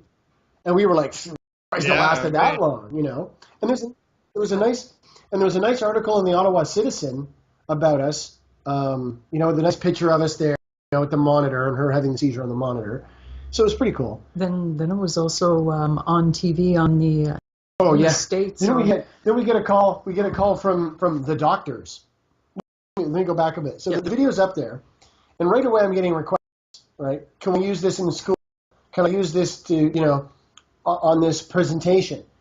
So I had to change the text and say yes. You can do anything you want with this. Share and enjoy.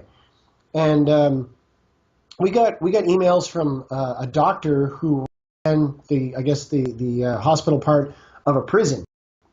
And they said they wanted to use that footage to teach, so that they could, distinguish real seizures from fake ones in prison, so to help, save people's lives and reduce the danger of who's trying to fake a seizure and, injure a guard or whatever. It goes both ways. So there was that. I've had young people, like as young as 15, saying, I'm doing a presentation in school about epilepsy, and right up into professors teaching at university level, saying, can we use this footage in our class?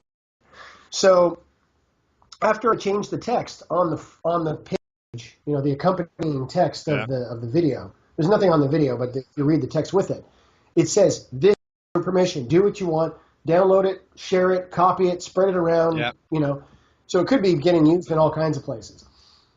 Then we got a call, an email, and a guy says, months ago, friend of mine, his dog had a seizure in front of me. I said, what the hell's going on? He said, dog's having a seizure, right? He's got epilepsy. So I look it up. I saw your video.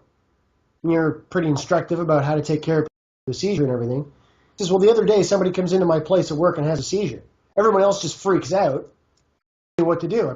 I might have saved the guy's life. So that happens.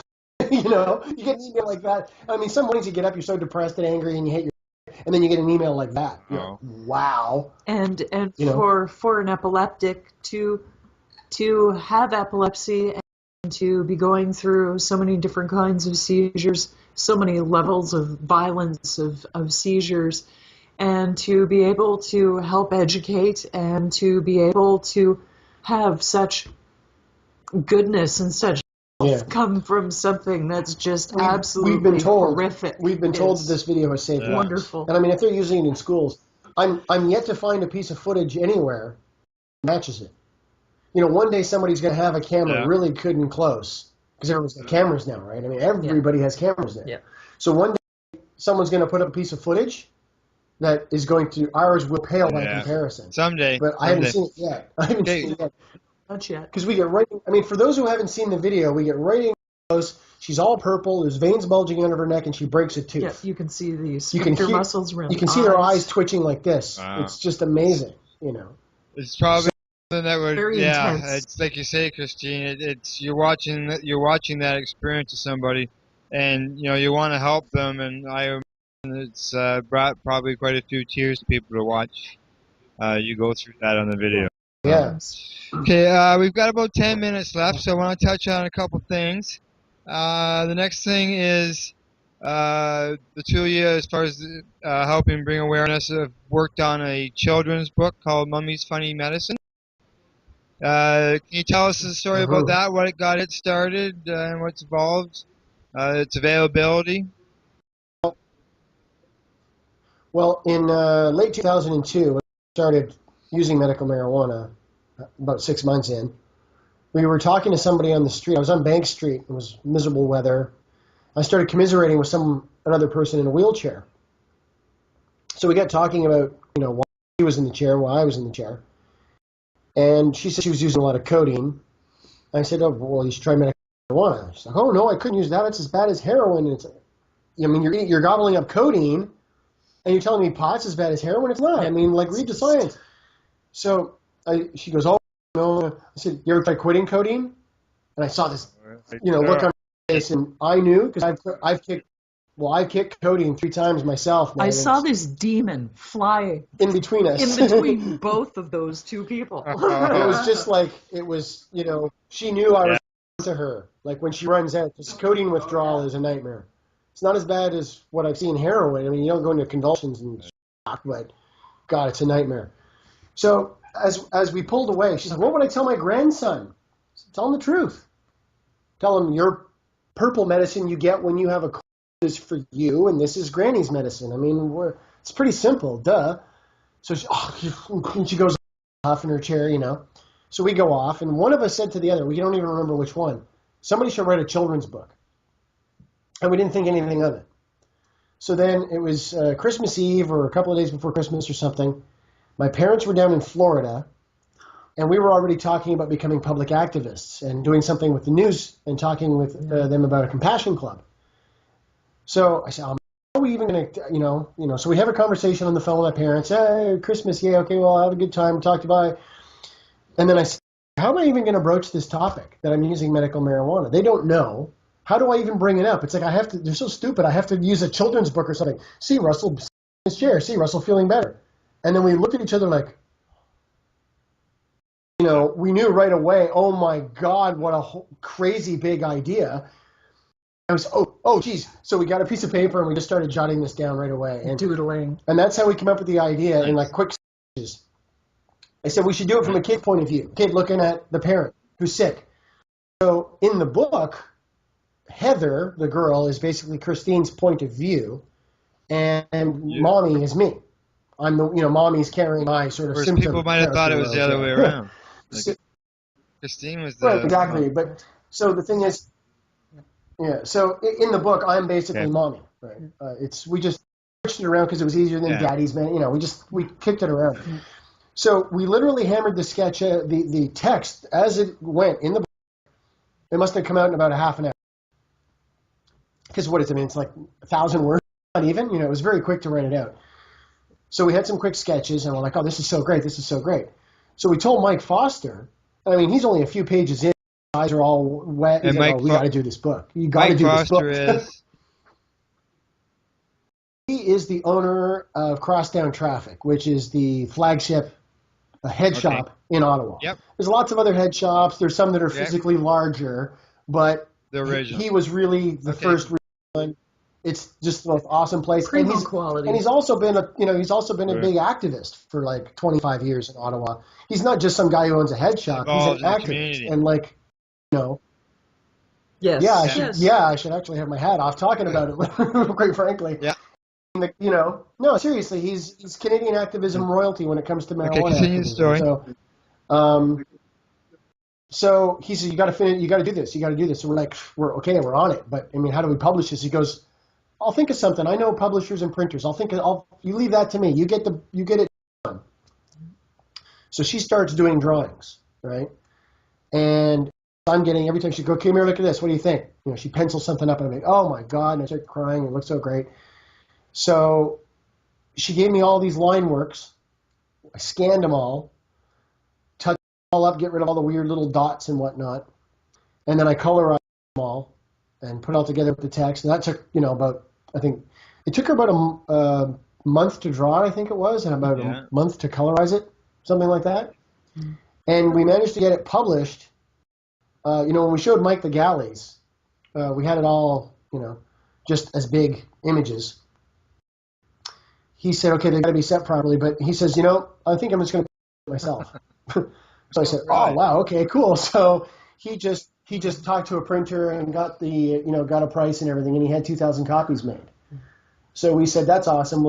We'll do it for charity. We don't want any money for it. So, and it's the book. The book itself, when you hold it, it's an educational medium in a very non-threatening form.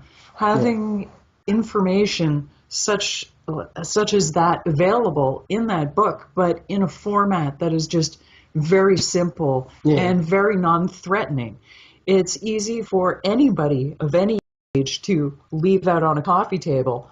For example, if I was going to be getting starting using cannabis, if I was trying to approach this topic maybe with my parents, if I feel that I couldn't actually talk to them about it, I'd maybe, get a copy of this book and leave it out on the coffee table underneath Dad's Sunday newspaper. People have told us, this type of thing. Older people have told us, our young adult children were totally against us using marijuana.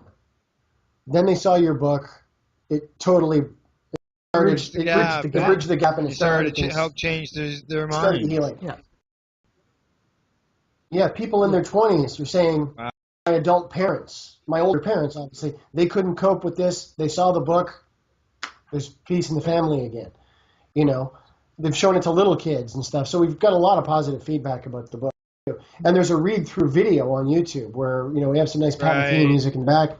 Christine just reads. Now people can just search out Mummy's Funny Medicine on YouTube, and they'll be able to get the video of it. Right. Okay. I'm just watching my time here. There's lots of stuff that I had hoped. Oh, I'm told don't worry about it.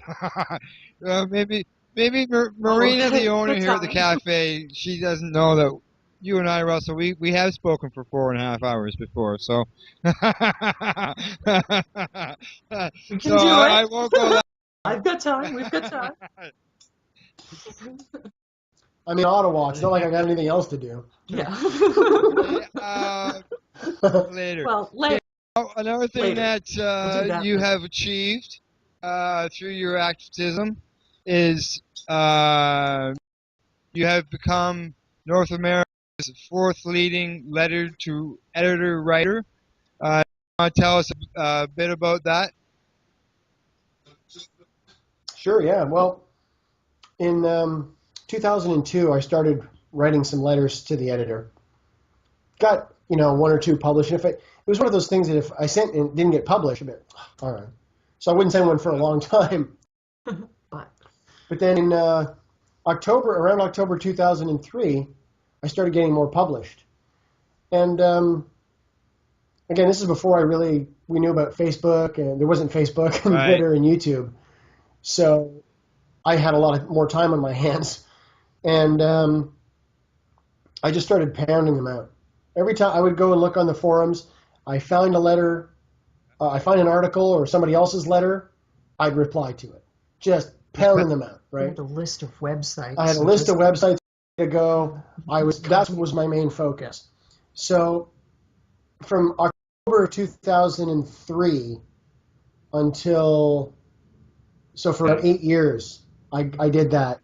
And I got about an average of 100 a year. And that 100 a year took you how many letters to write? Thousands. Thousands. Maybe 20,000. Wow. I don't even know. See, it's funny because what happens is sometimes I see an article in the Vancouver Sun, right? And it'll be about an issue, medical marijuana, right? But that article is also going to show up in a bunch of other associated newspapers, right? In CanWest. So you got to go hunt for those. You got to find those email addresses and send it to those editors too. And then they put them on. And sometimes you only get it online. Sometimes you get it in the paper. And then other times, like for example, I wrote a letter about hemp. It was quite long too. And I sent it to pretty much, I don't know, maybe 300 or 400 newspapers in Canada. I don't even remember how many. I just sent it to every newspaper I could find in every province, even up in the Yukon and Northwest Territories and everything. And I think I got it in over a course of 3 months. It showed up in 23 or 26 different newspapers. One letter that they... So the one letter that I sent off to 300 or 400 different places got printed, that many times. Now the thing about a letter that big, there's a lot of times it would get into a small town newspaper. They like to restrict the size of letters, right? Well, sometimes they do, and sometimes they look at it and they go, let's just run this as an article, because it saves them having to put a lot of filler in, or they have to write something, right? So if they get something that's intelligent and informed and coherent, and they can just put the editor at the bottom, they don't have to be responsible for the accuracy of the content. Yeah. So it's verging on. So they started verging on op-eds. In fact, a couple of times I'd send out something off to the Ottawa Citizen, and there was a really nice letters editor there, and he would call me and say, "All right, look, you need to change this and that." So he would work with me to get it right for his paper, And then he had me in to have a serious photo like this taken, of me, the writer, of a letter and stuff. I have to break the law to heal myself and all this. So this kind of stuff happened. And then there was a lot of times I would write one letter and just send it to every newspaper, and it would show up in 3 or 4 places all at once, over one weekend, over 1 week. I had one letter in 4 newspapers in one day. That was pretty awesome. I think it was the one about Pierre Burton. So advice to somebody who is writing letters is, even if your letter doesn't show up, keep pounding them out, because eventually they will get. And the thing is, too, the editors read them, right? The editors are looking at these letters, and if they start getting more a consensus of people who are sending in a lot of intelligent, concise letters, especially if you correct them and say, well, actually, your article about this, correct them. And people are like, oh, I don't have time for that. Yeah, well, you got time to sit on the bus and play some game on your phone or whatever. You got to play a video. And take an hour to write some letters. Exactly. You're part of the problem by sitting there and playing video games versus going out and trying to help change things. Yeah. So there's other guys who have done a lot more. Yeah. Robert Sharp is Kirk Muse is the other one, and Stan White. Those are the 3 guys ahead of me. Now Robert Sharp, he does a lot of it in the States. I hardly ever wrote to any place in the States. If I had taken the time to just write to places in the States, I could probably, my numbers would be up like this. Yeah, they probably would, and it's quite the accomplishment just to become fourth. Yeah. Well, yeah, and that's fourth in the world. Trading basically in Canada.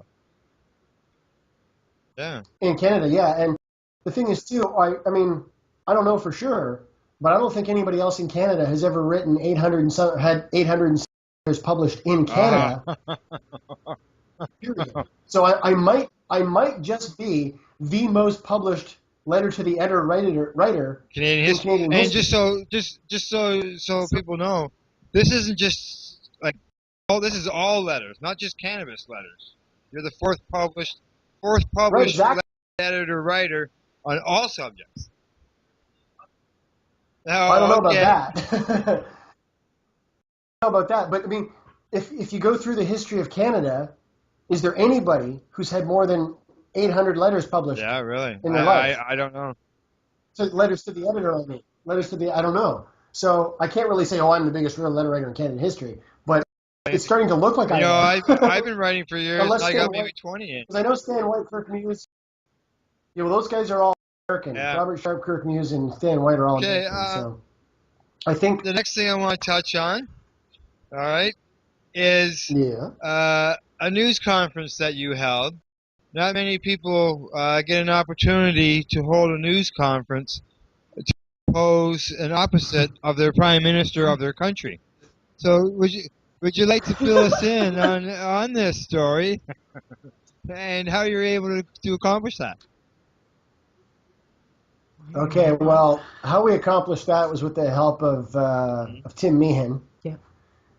And he knew a little bit more about getting onto getting a press conference at Parliament Hill is actually pretty easy. You call up the press gallery. There's a phone number. You can find them online. And you say, I want to hold a press conference in the Charles Lynch room. And they'll say, okay, what's that about? And what date? And when do you want to do this? And this sort of thing. So we did this kind of stuff. And we learned a lot of stuff about that, but that's another story. In this story, what happened was Stephen Harper was going to be giving a speech right over at the Chateau Laurier, which is quite literally next door. It's just over it's right next to the canal, and the canal is right there by Parliament Hill.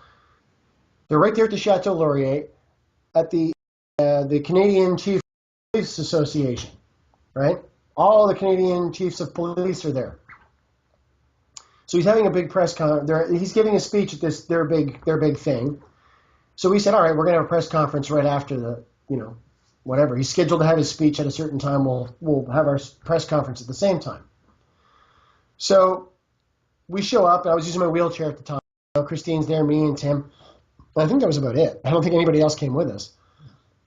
So maybe John Akpata was there.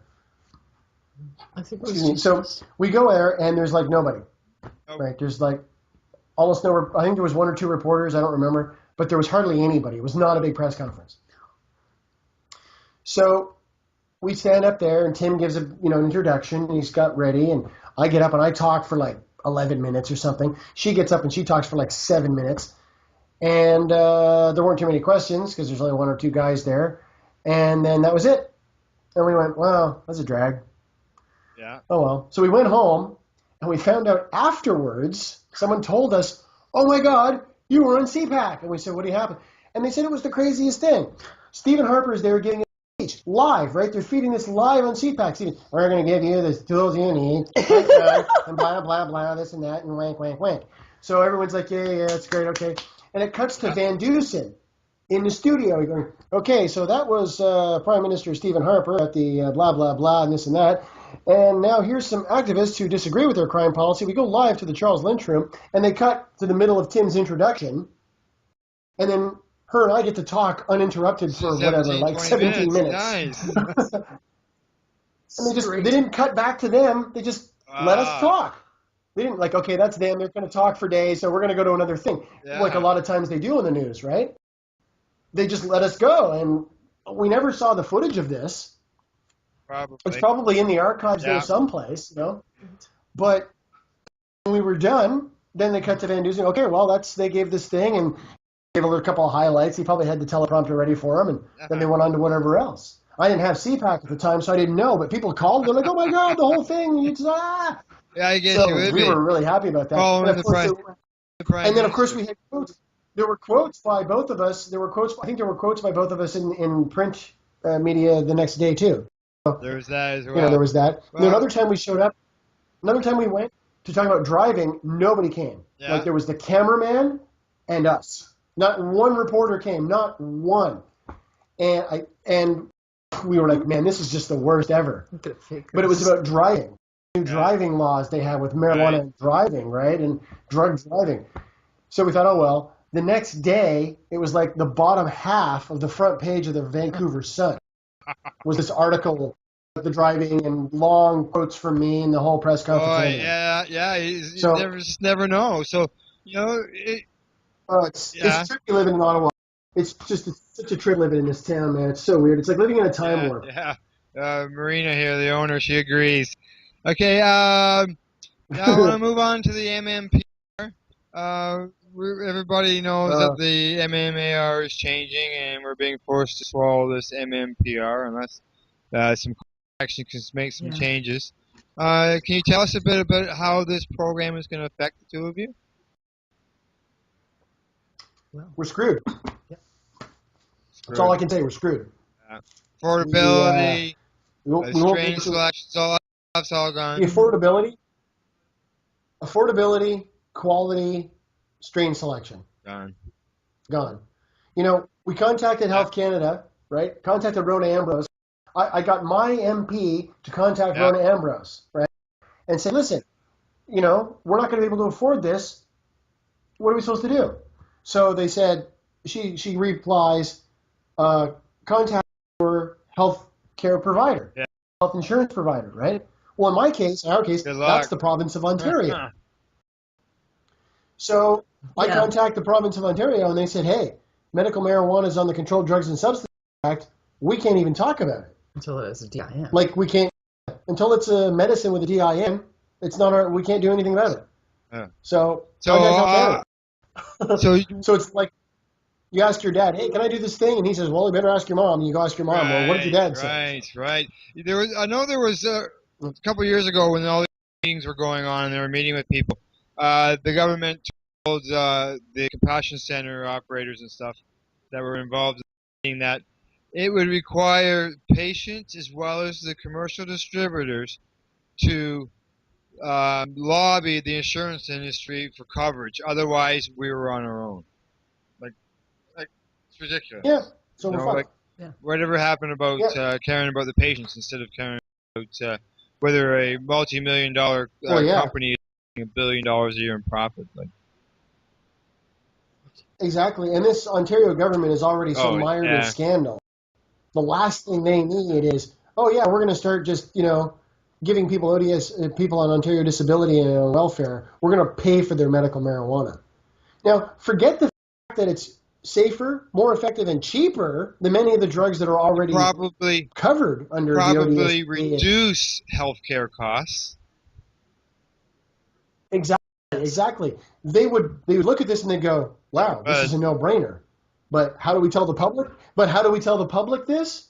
With Tim Hudak, yap, yap, yap, yap. With Sun News Network, yap, yap, yap, yap. How do we get any of this across to the public, right? It's up to us. It's up to people like us to sit on the bus and talk loud. Talk cures cancer. And the government's taking away our medicine, we're going to die. So, have a mission to every person out there who's advocating for cannabis to talk to at least one or two people daily, constantly, in order to. Well, I mean, I usually wear a T-shirt that has something that's going to attract attention. I do the same thing. Usually it's my marijuana cures cancer T-shirt. Got my time for hemp T-shirt on. Yeah. Yeah. I think everybody should get one that says marijuana cures cancer. Now, some people wag a finger about that and they go, well, cure, you can't really say cure. But let's talk about the word cure for a minute, right? If you take a treatment for a medical condition and the medical condition goes away, then it's a cure.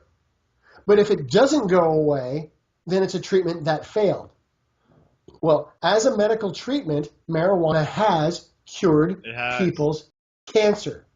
In the past, doing so in the present, likely will in the future. But a good friend who we never got to meet in person, Michelle Rainey, she was taking a double dose of the stuff, cancer ate her right up, man. So Right. it's not magic. You know, a lot of people are getting chemo or radiation. They're like, yeah, I'm doing great. I'm doing great. I feel great. I'm doing great. All of a sudden they get some sinus infection. Right. Boom, the guy's dead 3 days later. You know, or something like that. It can be that quick with cancer.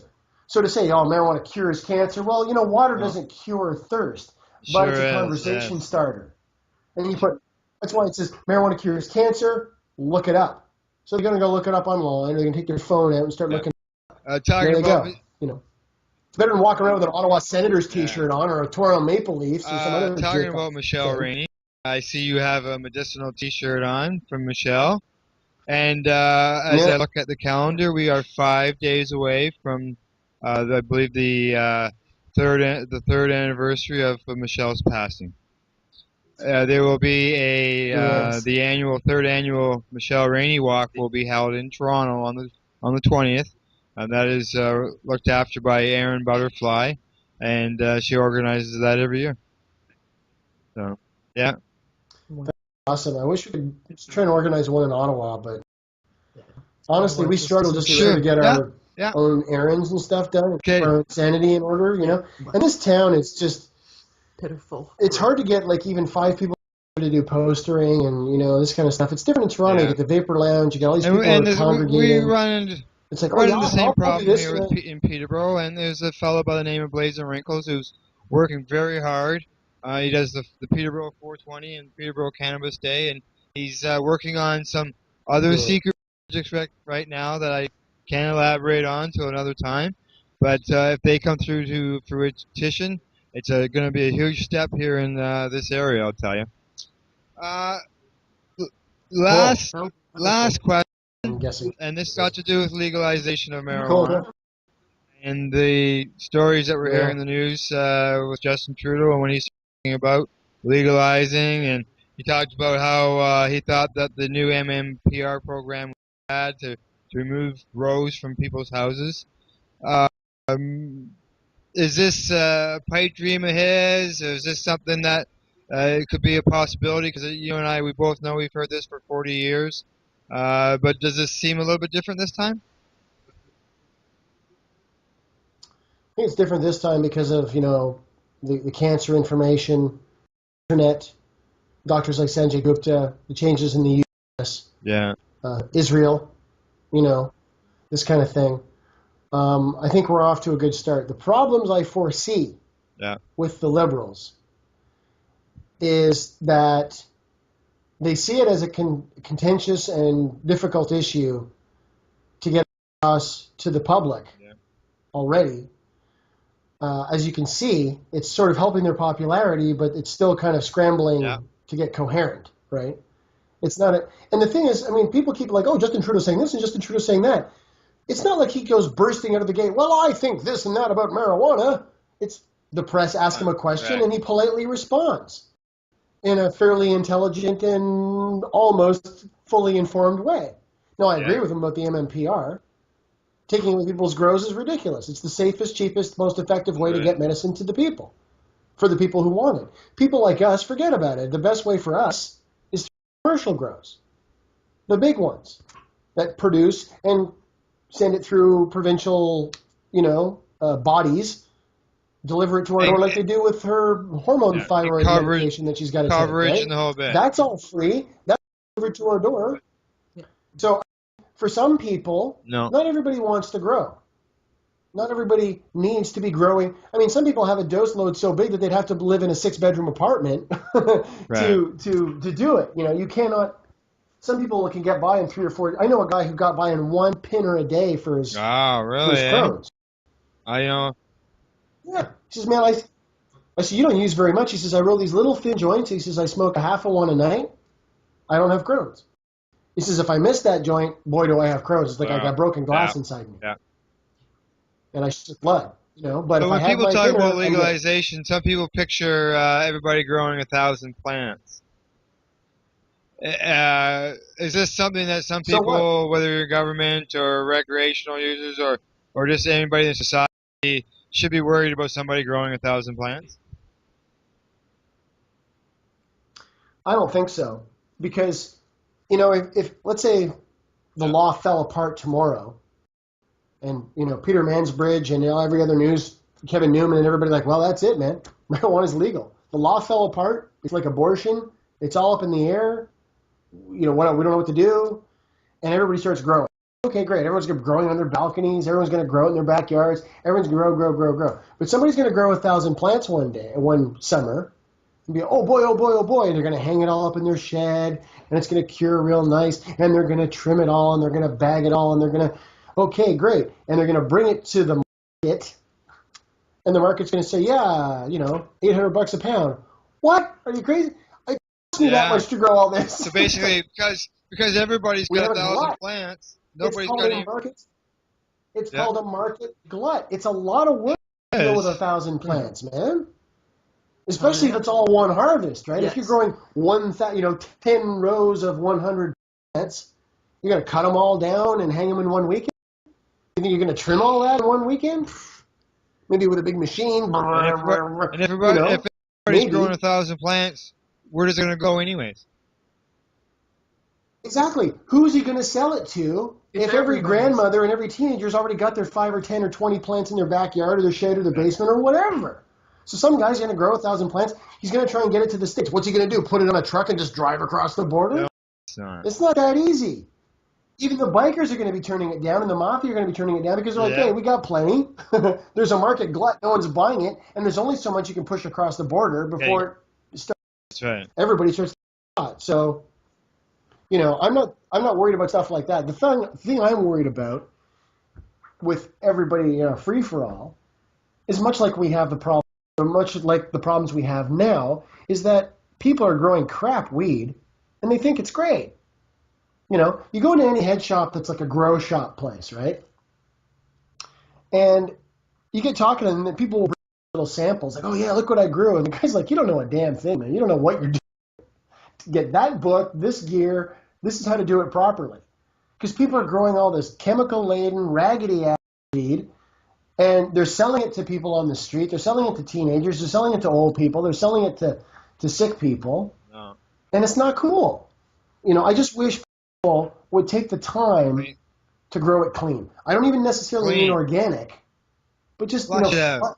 Clean. Get rid of the flush it really good. Yeah. Flush it really good, Use lots of neem oil so you don't have a lot of dead in there, use a lot of neem so you don't get fungus, really control your environment so you don't get mold. This kind of stuff. But no, man, just fungicide that shit. Just pesticide that shit. Just pound it. Snap, crackle, and pop, baby. It's dog shit skunky. weed. It's skunky, chemical, stinking dog shit weed, and it really depresses me because it's like eating. It's just like eating, junk. It's like what McDonald's is organic beef. McDonald's doesn't have any beef in it. It's just exactly. That's what I'm saying. It's just a lot of chemical crap. It's just dreadful. So this is what bothers me more about the free for all. I like the idea of, like I said, the only control I would really see is in terms of smell and in terms of sort of electrical, water, and chemical runoff. Because if every other house in the suburbs starts growing anything, pot, food, whatever, in their basement, starts dumping this stuff down the drain, the water, there's going to be algae blooms or whatever growing in our water systems and our lakes and rivers when all the sewage, our sewage treatment plants have to deal with all this stuff. And in Ottawa, every time we get more than like 2 inches of rain, our sewage treatment plant completely overflows and raw, untreated human toilet flushings go downriver toward Laurel and Hawkesbury and all points east and south. Okay. That's not good at all. Every time we get a heavy in Ottawa, and it's been like this for years, and I don't think they fixed it yet. We're talking 700,000 liters at a time. And then people swim in those rivers. And people the towns suck water out of those rivers. Down to Carry On, yeah, exactly. Carry On Beach, yeah, they're pulling water out of there for their farms or whatever. It's just disgusting. It's disgusting. Okay, to wrap things up, have either one of you have a final word that you would like to say?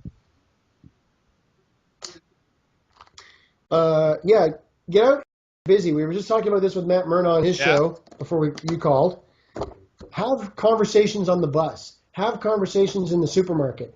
Fake a phone conversation with your cell phone. You don't have anybody to call. Walk around the supermarket, blah, blah, blah. Pot cures cancer. You should have seen this woman on TV on the internet. Her breast was rotting right off.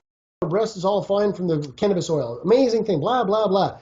Get out and get active and just get into conversations with people about marijuana, because the fucking media is not going to do it Get for involved and speak up. Christine? Yes. Yep. Well, I'm pretty well much on the same page with Russell. It would be wonderful to see more younger people get more active in their community as far as this goes, because just seeing young kids schlub around town wearing their pants halfway down their ass and shoes all untied and whatnot. Yeah, and shuffling their feet and using their little iPads and their little cell phones to check out porn sites. Yeah, Like, come get on, busy. get more active in your community. Yeah. Please. I've worn myself out doing this. Okay, Yes. well, My at this husband- moment, I'd like to say thank you to Russell and Christine for taking time to educate everyone on what's it like to live as a patient and as a cannabis advocate. I'd also like to... you're welcome. Thank you for having us. I'd also like to Thanks thank for having us. Marina and her staff here at the Carp Diem Cafe in Peterborough. And everyone... Yeah. Thank you so and much. everyone present today, for those on YouTube who will be participating, for being people advocating cannabis education. Thank you. Thank you, Marina. Thank you, Russell and Christine. And we'll be talking with you two very soon. Okay, bye-bye. Sounds great. Good Take night. care. Good night.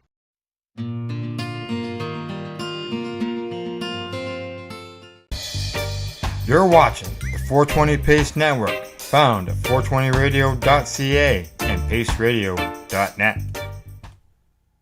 So let's get on it. Don't you leave me broken hearted tonight. So what are you doing? Nothing.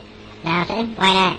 Trying to get on this Lifestyle Radio website. Sounds like a cool website. Yeah, it's alright. Oh, wait, I might have it. You might have it. You're listening to Lifestyle Radio. The opinions expressed during this show are those of the individual participants and do not necessarily reflect the opinions of their associated organizations or Lifestyle Radio. You're listening to Lifestyle Radio. You like music, you like weed, well, we gonna be good friends indeed. This is not much I like more than smoking trees. They'll make you dance the do-si-do and teach you how the chiba grows. Smoke a bowl on the 420 radio show. On Lifestyle Radio. This is the 420 Radio Show. We are live on lifestyleradio.ca. Come on in the chat room, which I haven't even loaded today. So Marcel's not here today, so nobody's in the chat room, but I'll come in just to say hello in a few minutes. Excuse the hissing. I'm not sure who it is. I'm going to ask everybody to mute, if you don't mind, so we can figure out what the hissing is.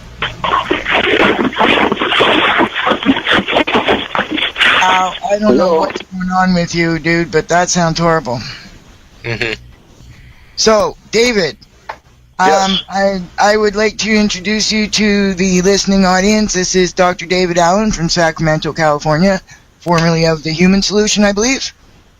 Yes. And if you'd like to take it away, sir, and introduce yourself and tell us what you've been doing and why we invited you to talk here today about, particularly about the situation you're experiencing with your the medical board down in California recently. Okay. The medical board is used as a tool to suppress this new science of the endocannabinoid signaling system, and or the ECS. And the ECS is it's a new science, and it involves these chemicals that your body makes, and they lock onto these receptors that are on all your cells, and they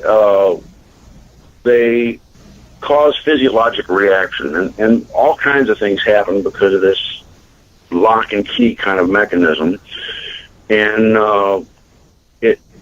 this system is a chemical communication system that controls all metabolism. It controls cell division and cell differentiation. So this is the major control and communication between cells. You know, cells have to be able to communicate with each other so they know what the other cells are doing. And they do this by having these protein receptors on their cell surface, their cell membrane. And there's different receptors for different things. So there's different antennae. You may think of them as antenna. There's a different antenna for insulin and for estrogen and progesterone and testosterone and opiates and cannabinoids. And as these chemicals float around, they touch these antennae and they lock onto them like a lock and key mechanism. And so only insulin locks onto insulin receptors. Only cannabinoids lock onto cannabinoid receptors. And so they're like a lock and key, and they cause signals to happen. And it controls everything. And so the upshot of this is this. By controlling the ECS, you can control, say, diabetes. There's already studies now that show that if you smoke cannabis for 20 years or more, and that's not the best way to use it, but if you smoke it for 20 years or more, the incidence of diabetes is about 66% less than the population. And so your doctor can't give you any medicine to decrease the incidence of diabetes. He can only give you stuff to treat it, but he can't give you anything to decrease the incidence by even 2%. So this is like a miracle. And actually, I'm sure once we're allowed to study cannabis, because scientists are prevented from studying cannabis, once we're allowed to study cannabis and show that if you eat cannabis, it's going to have even more protection than 66% reduction. So what this means is the financial impact of this is this. If you had a dialysis company or any kind of a medical company that was dependent on diabetes, you would be quite fearful of something that was going to decrease your business by 66%. And so the medical board is used as a weapon to kind of slow down this progression of this changeover, because what this means is the people that are currently getting money for health care are not the same people that are going to get money for health care in the future. So they want to fight that, and they're using the medical board to suppress this information. And so the medical board has gone around and attacked doctors that do this kind of work. And actually, Prop 215 was introduced in 1996, and it said that any doctor that would talk to his patient about cannabis should not be punished. Yet the medical board ignores this law. It's a law. It's voted into law. The medical board ignores this law and repeatedly goes after many doctors doing this kind of work. So Dr. Molly Fry was attacked by the medical board. Her and her husband were attacked by the law enforcement and the medical board, and the law enforcement came in and they checked her garden every year. And Dr. Molly Fry and her husband, Dale Schaefer, who's an attorney, wanted to make sure that they were completely legal. And what they did is they had the local law enforcement come in to check her garden, and the law enforcement agreed and checked it every year. And what they did was they documented that they had over 100 plants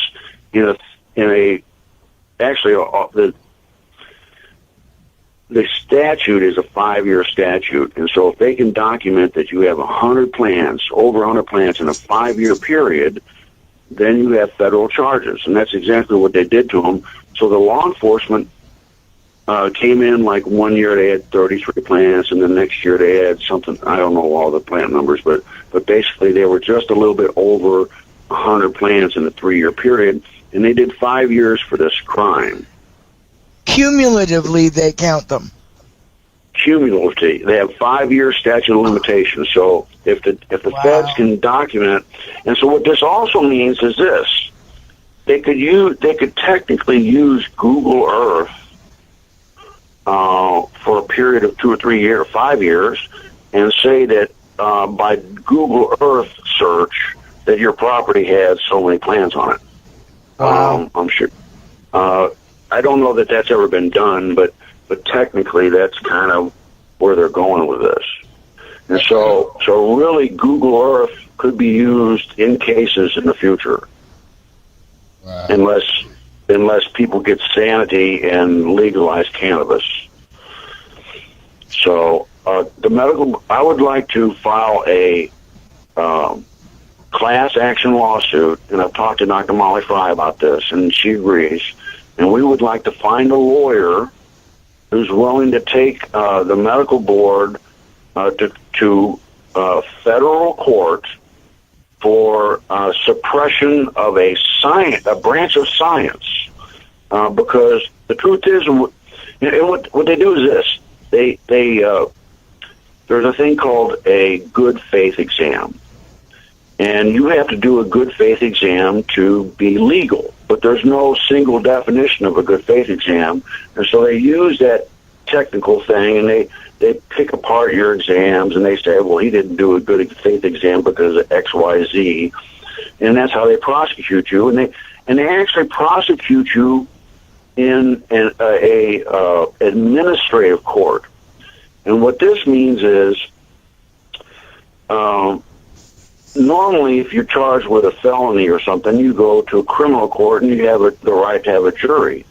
But if the medical board comes after you, they take you to administrative court, and there's just an administrative judge, and there's no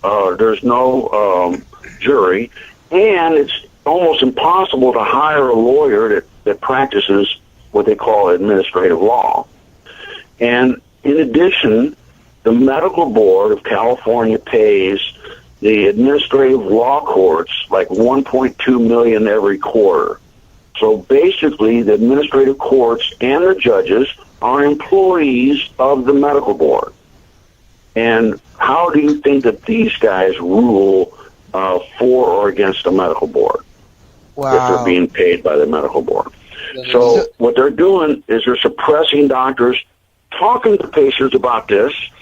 And the truth is, what doctors do, cannabis doctors currently, and this is going to change, but currently cannabis doctors just talk to patients about cannabis. They evaluate them. Is there any contraindications? And is there any safety issues that the doctor should address? And then what the doctor does, he signs a legal document to allow the patient to use cannabis legally. Previously, he was using cannabis illegally prior to coming to the doctor. But after he comes to the doctor, he gets a piece of paper that says it's legal for him to use cannabis. And so we're actually doing society a favor, and our medical expertise allows us to judge mortality and morbidity and make a decision on whether the patient can use cannabis safely or not. And so we're really doing a counseling service. We're not really doing a medical service. And in addition, this is all fraudulent because cannabis doesn't hurt anybody. There's arguably no contraindications to cannabis except for major allergies, and even major allergies may not be a contraindication. Now, that's a pretty bold statement. I did a test. You can look it up on YouTube.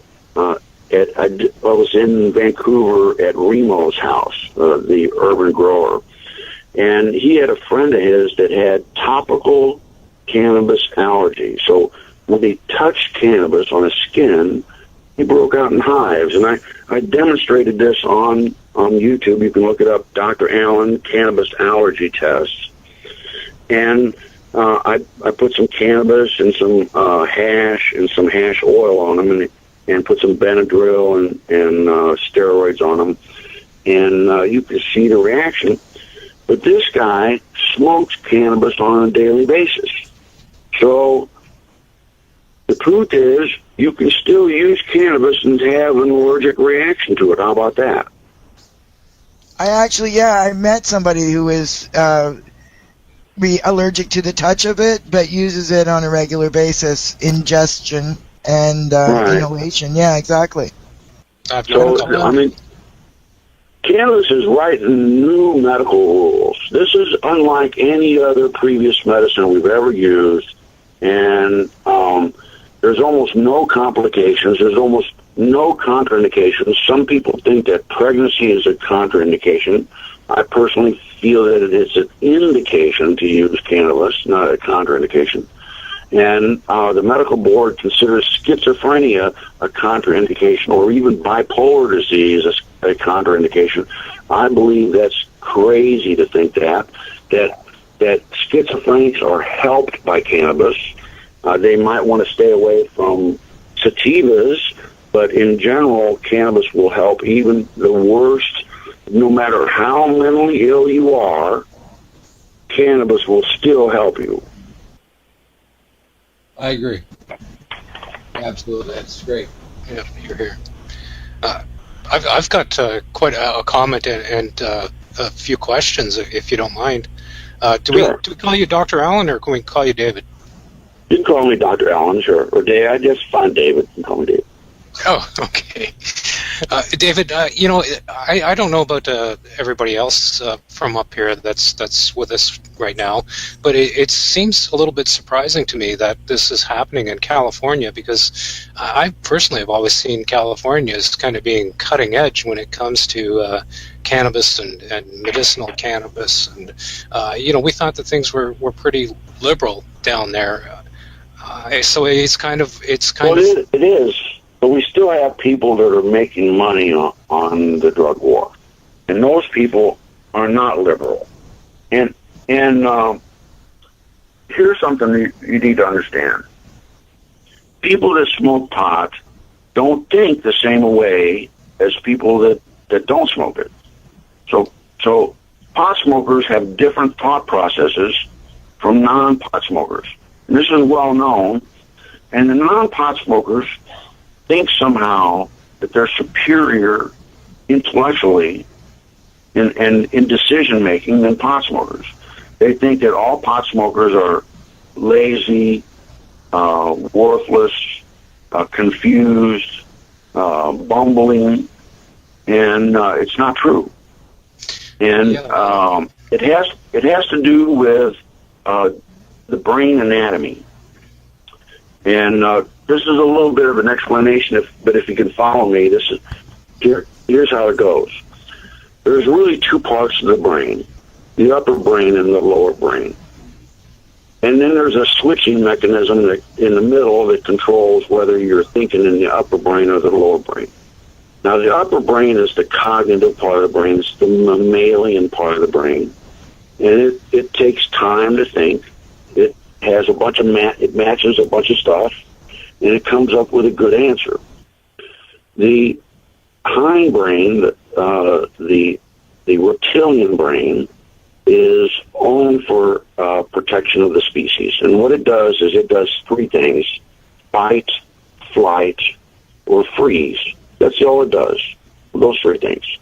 And it doesn't take any time to do it, okay? So the concept is, if the bear is going to eat you, you can't take time to think about his eye color. You got to get out of the way and act immediately. So you got to, flight. And so this is a protective mechanism that protects the species from predators and things. And the switching mechanism that switches between the upper and lower is the midbrain. Part of the midbrain is called the amygdala, and you have one on each side, so you have two amygdala. And the amygdala is an organ that it's a fear organ of the brain. And what it does is it monitors the situation. And if anything happens that was previously thought of as dangerous to the individual, then what it does is it causes amygdala alert. Okay? And what it does is it actually causes a thing called amygdala hijack. And what this means is it turns off your thinking part, your upper brain, and turns on your lower brain. So it hijacks your cognitive powers. So whenever you stimulate the amygdala, it kind of makes you where you can't think a little bit. Okay? And it just puts you into reaction mode. And we really don't know how the amygdala stores this memory. Some people think it may be even a DNA memory, because we know that if you take baby chicks that have never seen any danger, they were just born, and if you fly a shadow of a hawk over them, they all scatter. And we think that this is a genetic learned trait that is stored somehow in the genes and the DNA of the amygdala. Okay? Now, so what does this mean now? So when you use cannabis, cannabis works by inhibiting stuff. So cannabis works by inhibiting nerve transmission. So if you have seizures and your brain's telling your limbs to shake, cannabis, the endocannabinoid system, has a way that it can retrograde signal the nerves and send signals back to the brain to say, hey, look, you don't need to signal me this much. And it lowers, it decreases nerve transmission. So it slows nerve transmission by retrograde inhibition of signal transmission. And so what that means is when you smoke marijuana, you can turn stuff off in your brain that you previously couldn't turn off. You can inhibit nerve transmission. So if you can inhibit stuff, you can most likely inhibit the amygdala. And when that happens, you feel chill. You're not on alert. You're not worried about something going to eat you. You're not, you have less concern. You're just, it has the effect that marijuana has on you. It lowers anxiety. So what this means is all cannabis use is medical, even if you don't know the science behind it, because it allows you to turn off your amygdala, and when you turn off your amygdala, you have more cognitive process, you have more empathy for other people. Now, the third part of this analysis is this. Scientists wanted to find out what CB1 receptors actually did for thought processes.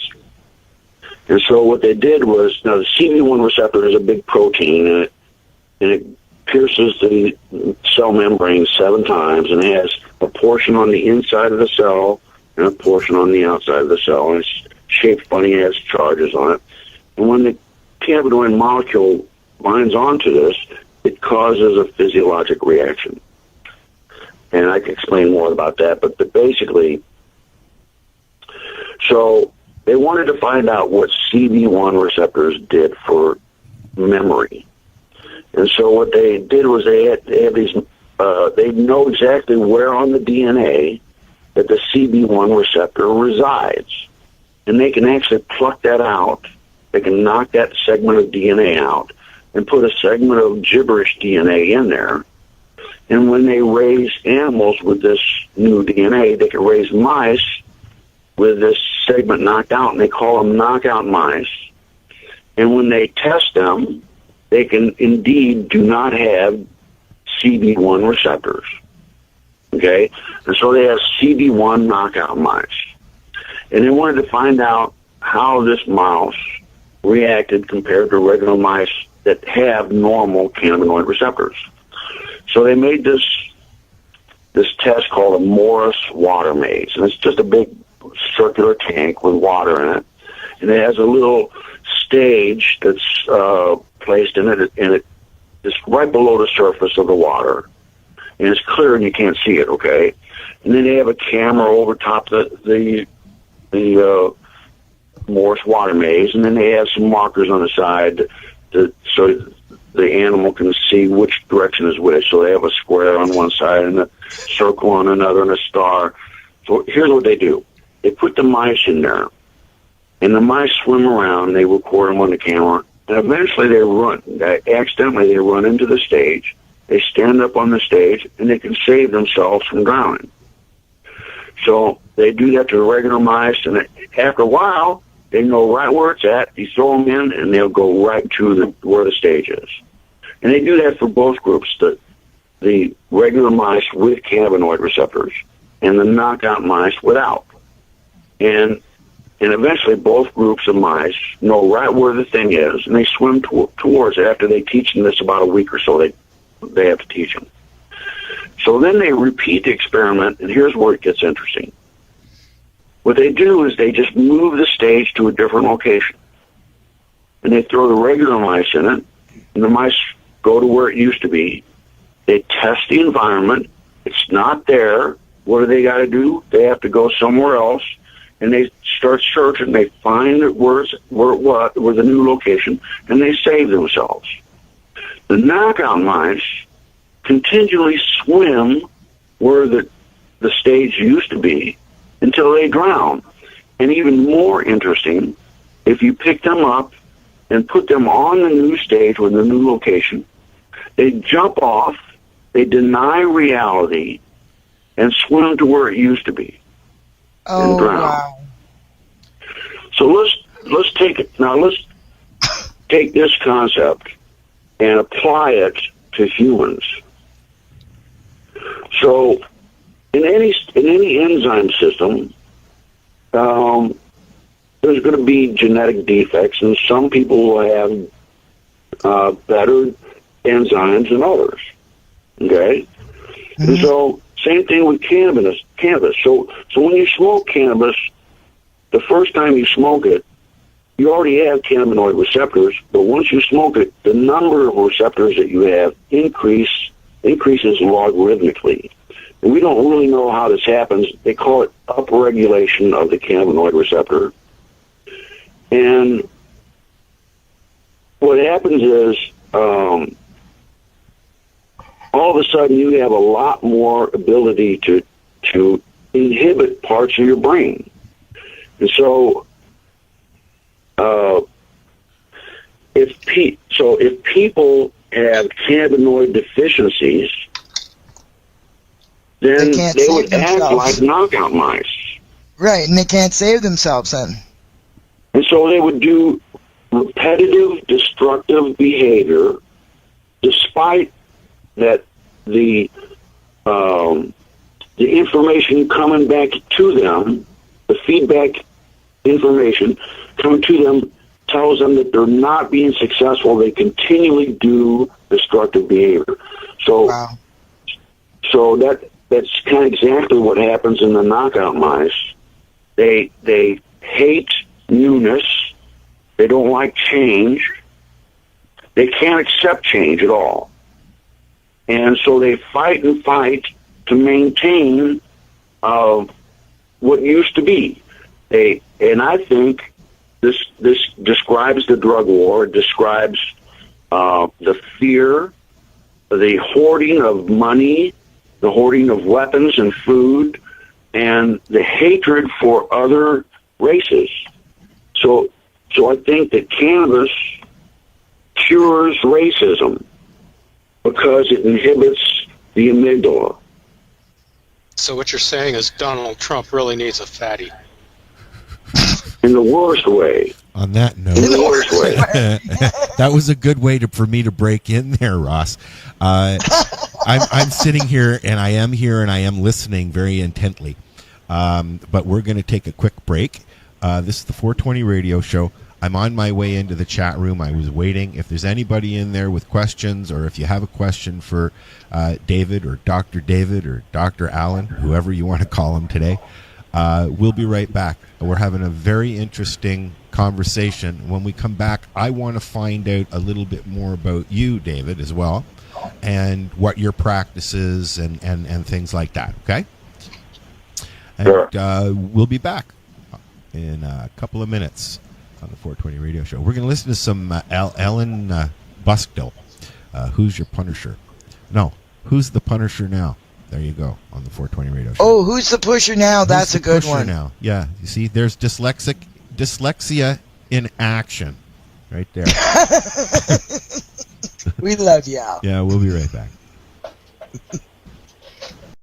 The National Task Force on Medicinal Cannabis is a group of not-for-profit organizations dedicated to influencing government policy with factual evidence.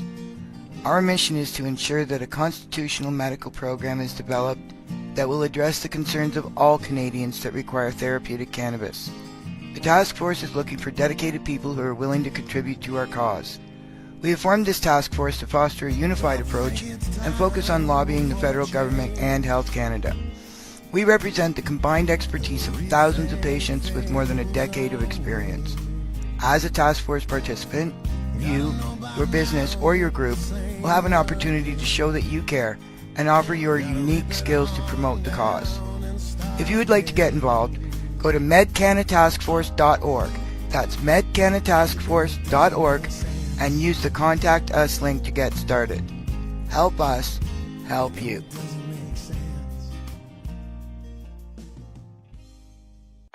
This is Bubbles from the trailer park, and they're playing some fucking excellent music on lifestyleradio.ca. I hope I didn't sound too nervous there.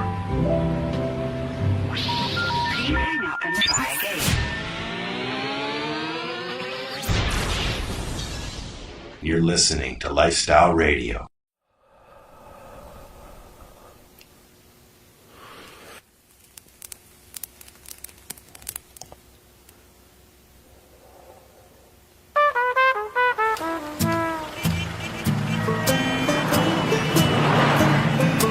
Background 1935 depression, riding high, people trying to have some fun, smoking dope, opium. Government did what they do best, making a mess, made a crime that's victimless, criminalizing cannabis, and the big drug money machine sells oxy and morphine. Legal drugs get us hooked, a million deaths overlooked. Methadone, fentanyl, halcyon, phenobarbital. Let the government take a bow. Who's the pusher now? Follow the corporate money trail while decent people rot in jail. Guarantee full occupancy for private prison industry. Caught up in a living hell with a couple of million prison cells and government hypocrisy, paying for modern slavery. And the big drug money machine sells oxy and morphine. Federal laws still protect drugs with deadly side effects. Percocet, Thorazine, opiates, amphetamine. Let the government take a bow. Who's the pusher now? The war on drugs, a political joke, locking us up for smoking dope. No reason for doing time with a punishment when there ain't no crime. No cartels are running beer. Prohibition made it clear when you turn a market black, it's hard to turn it back. The government gets behind the gun. The IRS has never done our taxes pay the FDA, so the DEA can put us away. And the government drug money machine runs like it's on Dexedrine. Politicians legislate so they can mass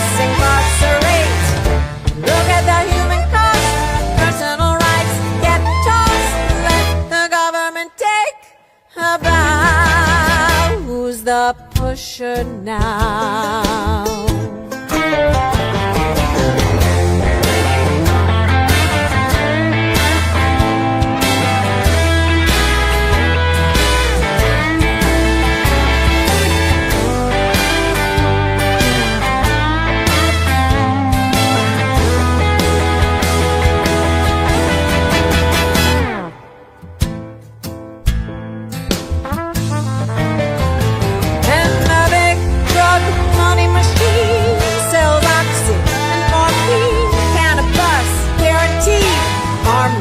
As a garden weed, when your body aches your pain, smoke some medical Mary Jane. Let the government take a bow. Let the government take a bow.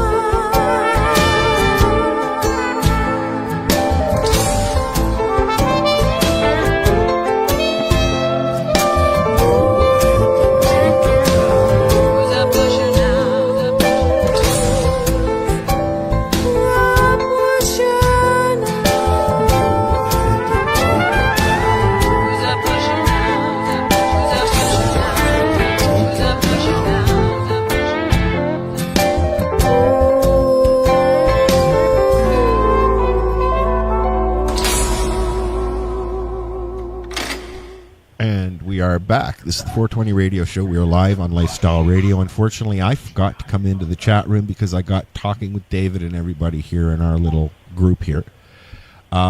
We are still talking with Dr. David Allen from California, who you are in the process of challenging what? Challenging what? Yeah. You're in the process of trying to stop the medical board. I think he's being challenged. His license is being challenged. That's what I mean. So, like you're trying to stop that, right? Well, yeah, I want to sue the medical board in federal court and take it out of the medical board uses the administrative court, and the only way you can get out of this is to, you have to get it out of their court to get a judgment against them. Okay. So I want a lawyer to do a class action suit to sue the medical board for suppression of the endocannabinoid signaling system science, and by using a good faith exam as an excuse to take away medical license. So it's a lawyer. It's a tricky word that they use to justify taking people's license away. Can I ask, is a good faith exam, does that require to be in person? Or, because one of the issues here in Canada is that a lot of people are being signed up for a regulatory system with like Skype and telephone calls, and doctors are never actually in the same room as the person that they're signing the authorizations for and so on. So a good faith exam in California would be that you're actually in the same room as the person? Well, no, that doesn't necessarily mean that, because the medical board allows Skype exams for all kinds of other things. The armies, the services are using it, and a lot of these big insurance companies are using because you're never actually in the same room as the person that they're... All right. So the definition of this good faith exam is really fluid, and it really makes no sense. And the truth is, you shouldn't have to go to a doctor to tell you can use something that's safer than water. It's safer than table salt. It has a lower LD50 than table salt or water. So cannabis can be used without going to a doctor. In the future, what doctors will do is they will know what defect of the enzyme system that you have, and they'll be able to fix it.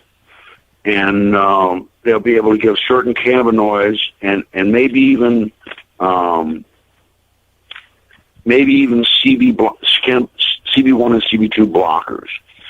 Now, blocking the endocannabinoid signaling system is an extremely dangerous thing, and it's resulted in death a couple of times. Recently, they had a death in France where a group of people were given this FAAH enzyme inhibitor, and that's fatty acid amide hydrolase. And what that does is that's an enzyme that degrades excess cannabinoids that your body makes. So once your cannabinoids are used, your body has a way to degrade them to where they don't work, and so the effect doesn't last as long. And so the scientists, in their foolishness, thought that, well, if you could inhibit this enzyme, then you would have more endocannabinoids build up, and then you would have less pain. And what happened was it ended up in somebody dying from it. They had a cerebral hemorrhage, and several people got sick. And that's the second time that happened. The first time was the scientists developed a CB1 blocker that actually blocked the cannabinoid receptor and prevented anandamide or any other cannabinoids from locking onto the receptor. And and the thought was there that if they blocked the receptor, then then people would not be hungry and they could use it as a diet drug. And what happened was when they blocked the CB1 receptor, all kinds of bad stuff happened.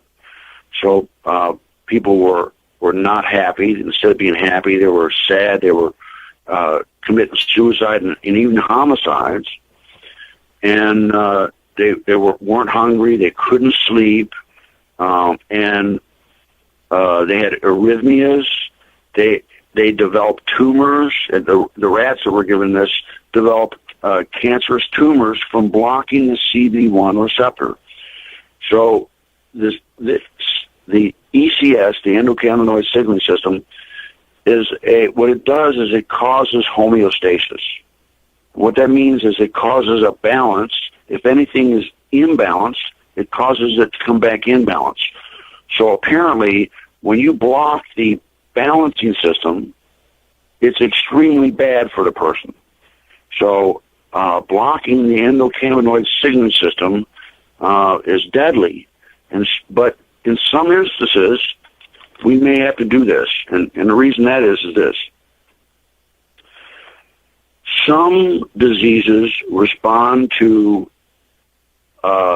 stimulation of one receptor and the inhibition of the other. So by stimulating CB2 receptors and inhibiting CB1 receptors, you get less.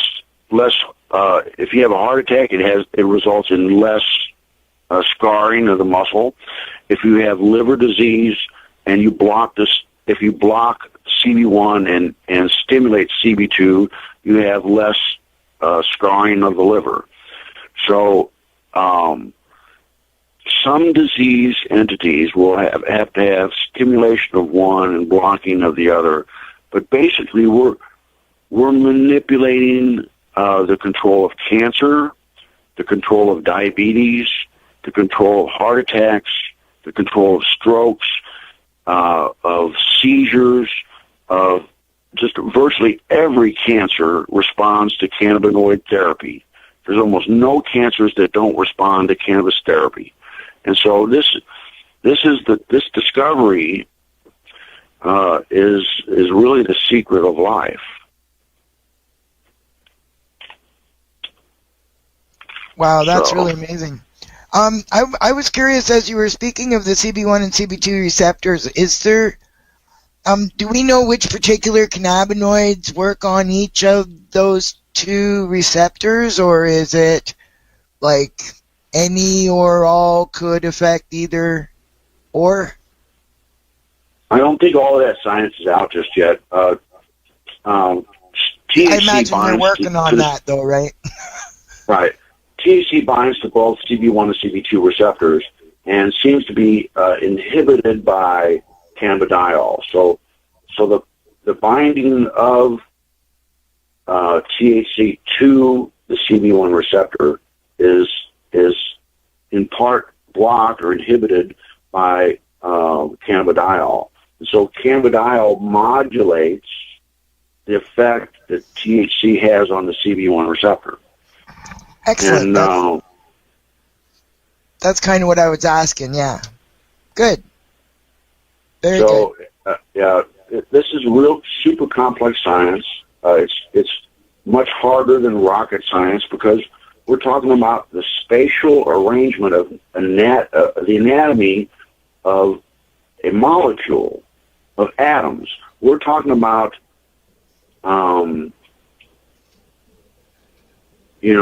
micro anatomy. We're stuff that you can't see with a microscope.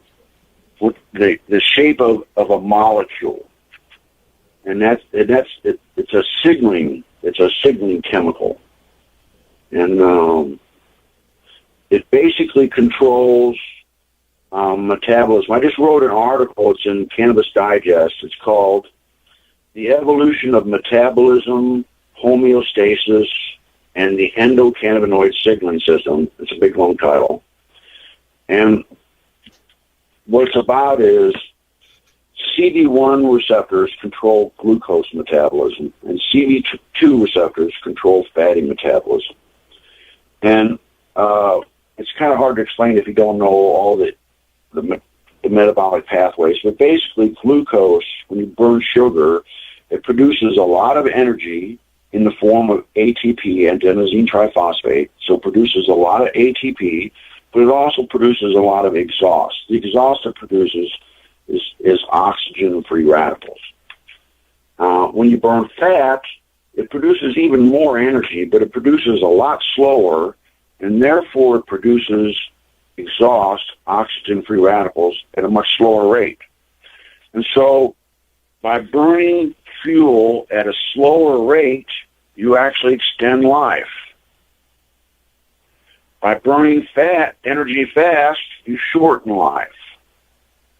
So bears, when they hibernate, what they do is they change their CB1 and CB2 receptors so that in the summer, when there's a lot of food around and they're eating constantly, they're gaining all this fat, they're living off of CB1 receptors. And so CB1 produces a lot of energy, they can move around, they're alert, their mentation is alert.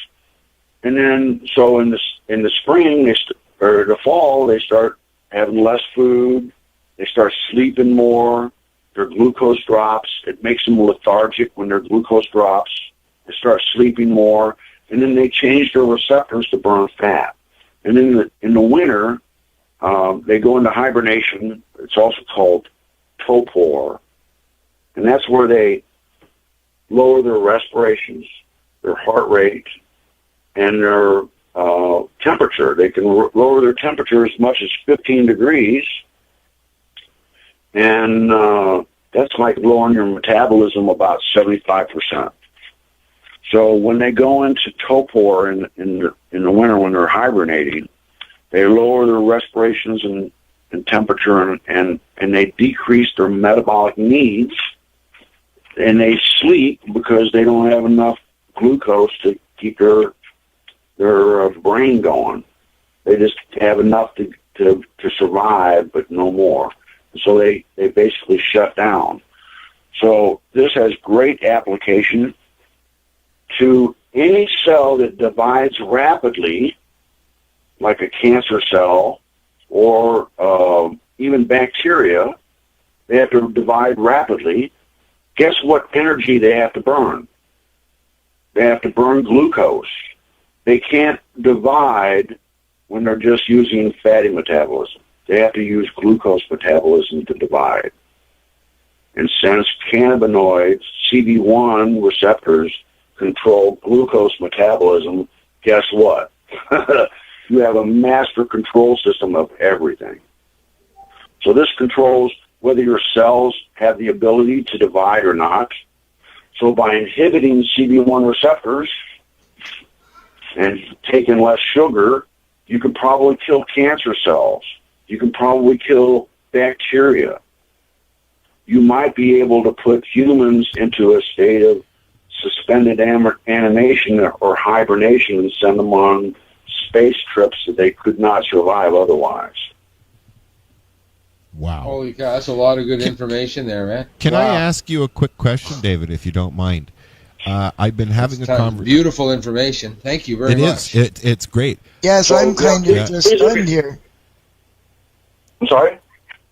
I said I'm sitting here with just sort of half stunned. It's amazing, this stuff. Yes, excellent information. Yeah. So please look up Cannabis Digest. I have a bunch of articles. I wrote another article about how cannabis may actually inhibit the Ebola virus.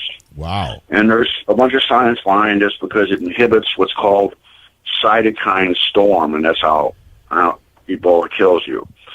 And I wrote the article, and I had a bunch of science behind it, and then Governor Gary Johnson picked it up, and he mentioned it, and they ridiculed him. All the pot haters hated it, and all the pot lovers loved it. And the article was reprinted in about 7 different languages. And they can't disprove me unless they do a clinical trial. Wow. Yeah, well, we know how hard it is to get one of those. Yes. Oh, wow. You know, it's that's a good place to end. You know, the reason people don't understand the controlled substance, CSA, how the classes actually affect politically how it affects cannabis and the science of cannabis. And so there's five classes in CSA, 1 through 5, and cannabis is Schedule 1. And as a Schedule 1 substance means that it's not safe in doctors' hands and it's not currently used for medical treatment. And anything that's Schedule 1, it's illegal to possess it.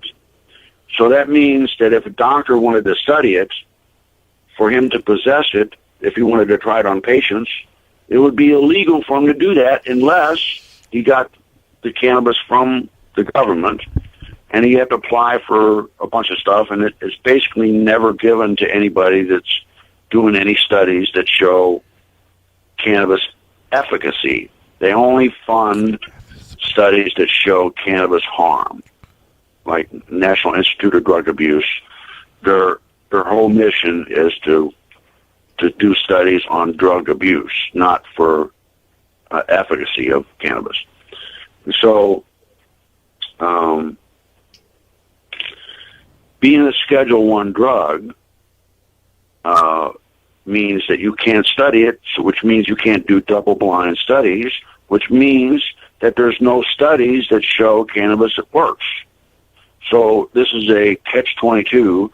By making it illegal for scientists to study, anybody that does a study that shows that cannabis helps is going to be immediately attacked, unless they have government permission that they don't give. So this law is a law against knowledge and science. This law is a suppression of information. And as such, and since this is a drug war, then there should be rules of war. And that means if there's rules of war, then if you claim that this war is based on hurting the children and causing harm, and really the ulterior motive is to arrest people and put them in jail and profit from the arrest, then truly that's a war crime. So these people that don't know this science about the endocannabinoid signaling system and profit from putting people in jail for growing a flower that doesn't hurt people, these people are war criminals. No, I don't disagree with that statement at all. No, neither do I. No, I mean, here in Canada, I mean, it's so bad. They're basically killing people. People have been dying, literally dying, waiting to get it. So. Yeah. Yeah. Well, wait till they find out that they're actually hurting their own families, because there's people in their own families that could use this medicine to stop cancers, stop heart attacks, stop strokes, stop diabetes, and stop a lot of suffering, and make it where you could have some empathy for the other man. Yeah, but they're not but they're not going to feel bad because they don't believe it. They don't think that it's good. They think it's only bad, and they'll die thinking that. That's the problem. Yeah, that's so sad. And things like if you try to tell them information about this, when you talk to them about marijuana, their amygdala is stimulated. And once their amygdala is stimulated, if you try to give them any information about marijuana, they reject it as irritation. Isn't that called cognitive dissonance? It's called cognitive dissonance. And so these people, they have an air of arrogance that they're superior to us, that they have better cognitive powers than we do. And the truth is they have less empathy for other humans. Like conservatives. Yeah. Yeah. And you know what? On that note, it really does. On that note, I wanted to give Dr. David. Dr. Bob Melamede talks about flips and bits, forward-looking people and backwards-looking people, and this is the same concept that I talked about. The forward-looking people they're not afraid of change; they welcome change, and the backward-looking people, they hate change. They want it sameness, and the backward-looking people are brainstem driven. They're reptilian people. They're snakes, and the people that use cannabis have empathy. They use the mammalian part of the brain. That's not to say that cannabis people that use cannabis don't have an amygdala, and they can't be. They're still amygdala driven, but they have the ability to turn it off more so than people that don't use cannabis, and therefore they have more empathy. I love the way that all ties together. That's beautiful. Yeah, it basically supports, I think, what we've been learning through observation over the last 5, 6, 10 years. Don't you think, folks? I do. I think it does. Up here in Canada, there's definitely snake people and mammalian people and non-snake people. So that's why people that don't smoke pot don't think the same as people that do. And they become conservatives. I understand now. It's so much clearer. Yeah, exactly. Eh? It's one of the things. I guess we're coming up to the time you said you were able to join us for an hour. Can you let our listeners know where to find you, how to reach you, before we have to let you go, David? All right. My email is cali215doc@gmail.com, and that's cali215doc@gmail.com. And so check out Cannabis Digest. I have a bunch of articles I wrote in Treating Yourself, but that magazine is closed.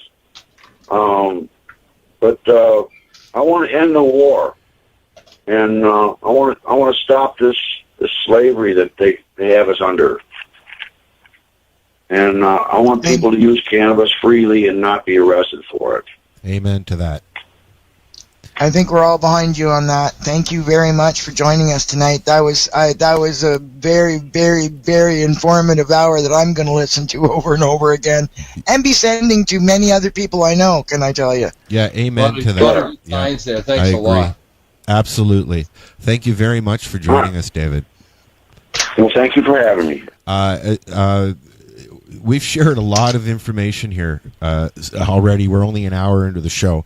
We're going to take a little break. We're going to say goodbye to Dr. Allen, and we're going to come back with, we're going to talk to Chris Backer about his accident while he was making medicine about 5 years ago. And then we're also going to talk with our buddy from BMA Hydroponics, Ross Middleton, about, I don't know, maybe growing stuff. We'll be right back on the 420 Radio Show. We're live on Lifestyle Radio. Come on in the chat room and say hello. Hello. On Lifestyle Radio. I'm Coulter Wonkite. I'm already into the 420, damn it.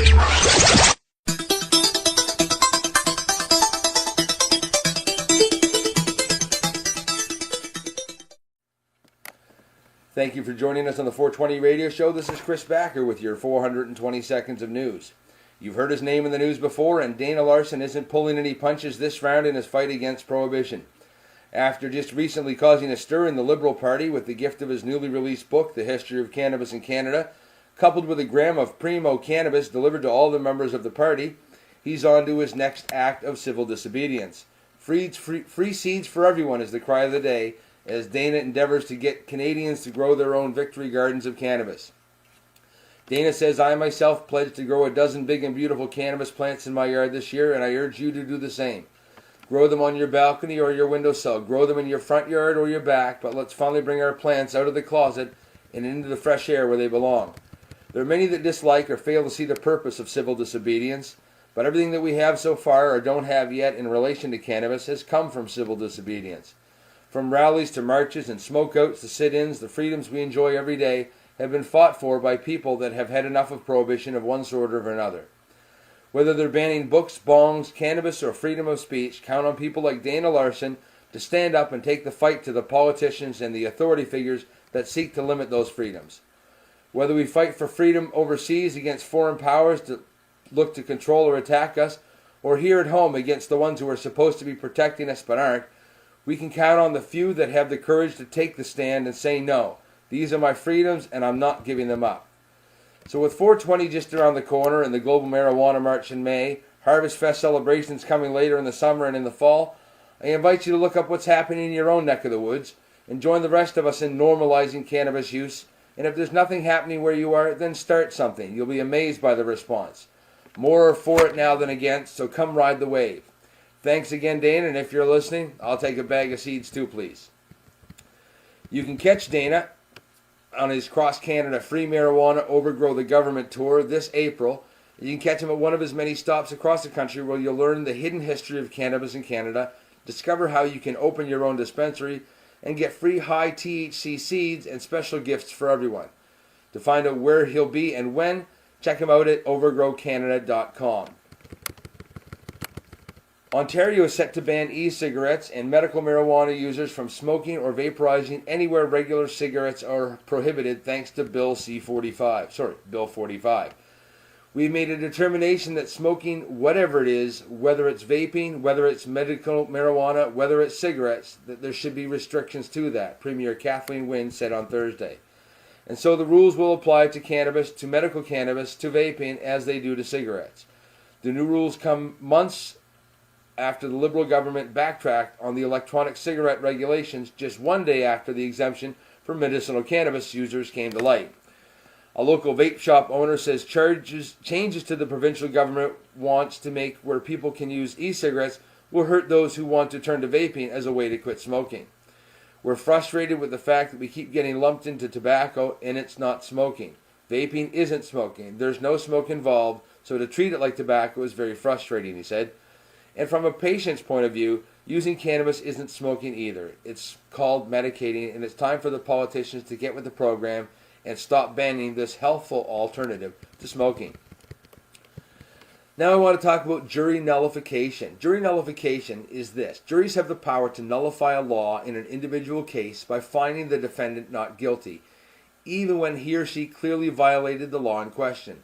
The jury can use its discretion to determine that the law itself is unjust, immoral, or unconstitutional and refuse to convict. The New Hampshire House has passed a bill that would require courts to inform juries of their right to vote not guilty when a guilty verdict will yield an unjust result.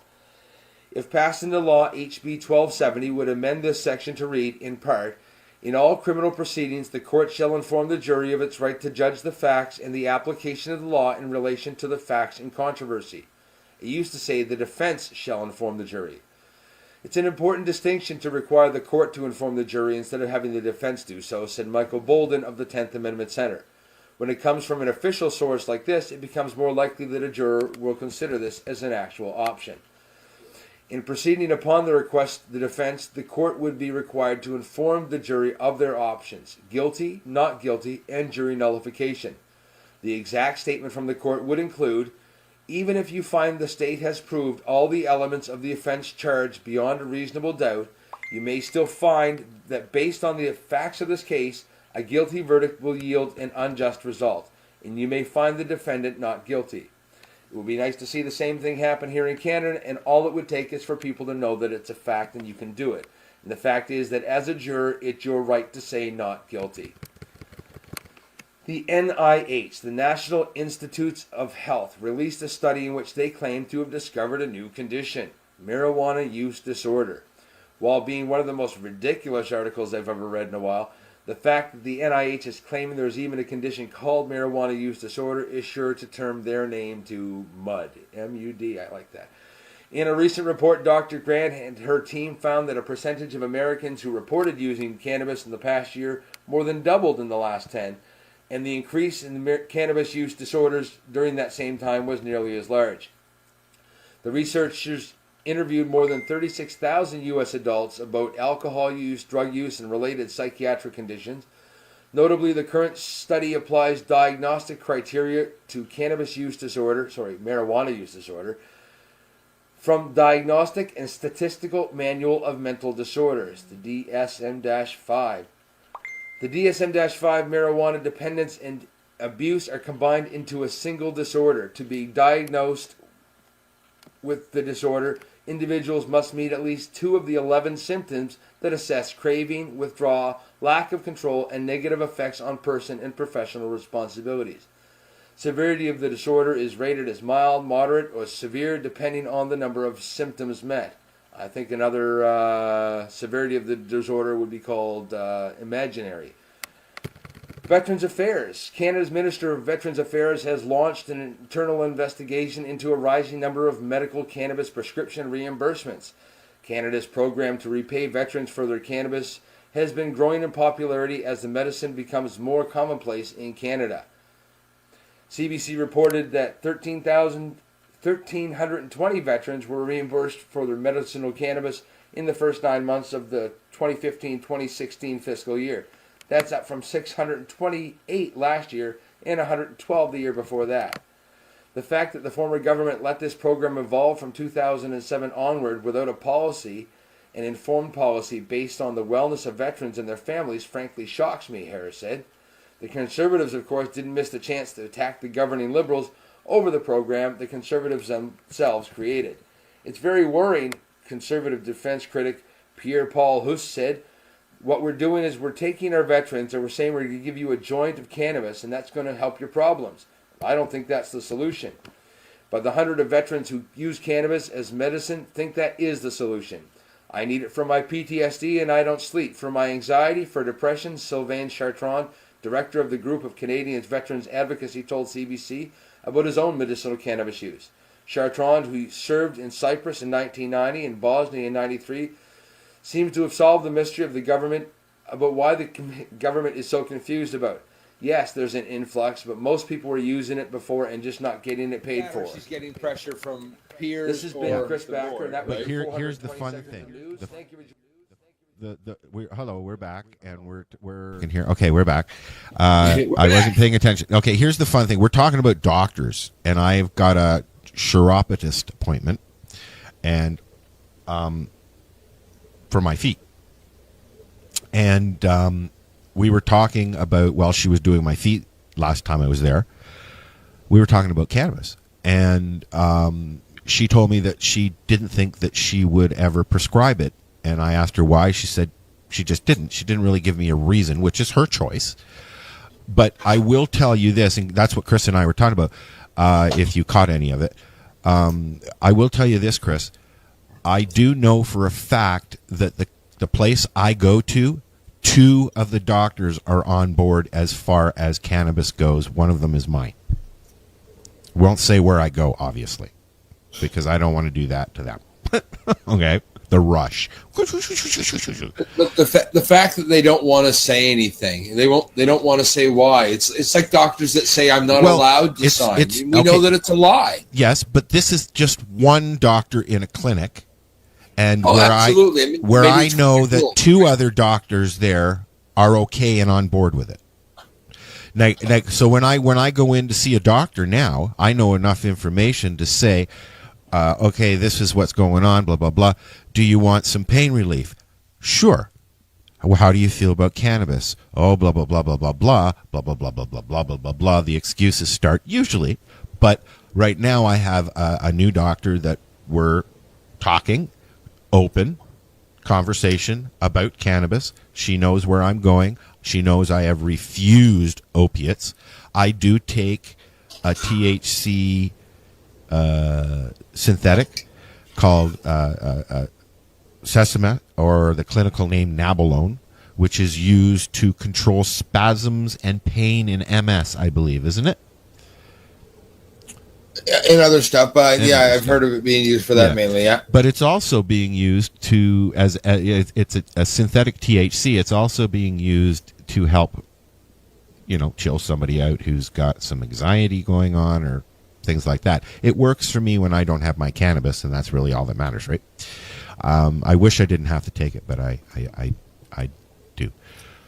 And if you had free access to cannabis, you probably wouldn't need it, right? That's right. Yeah. So, anyways, back to the chiropodist. She just didn't give me an excuse or anything. She just chose not to, say that what she said. But anyways, we are sitting here now, Laurie McEachern from the MCPAC, who is also one of our new lobbyists on the Hill in Ottawa. We were just chatting with Dr. David Allen, a California doctor who is pushing the limits, I would say, eh?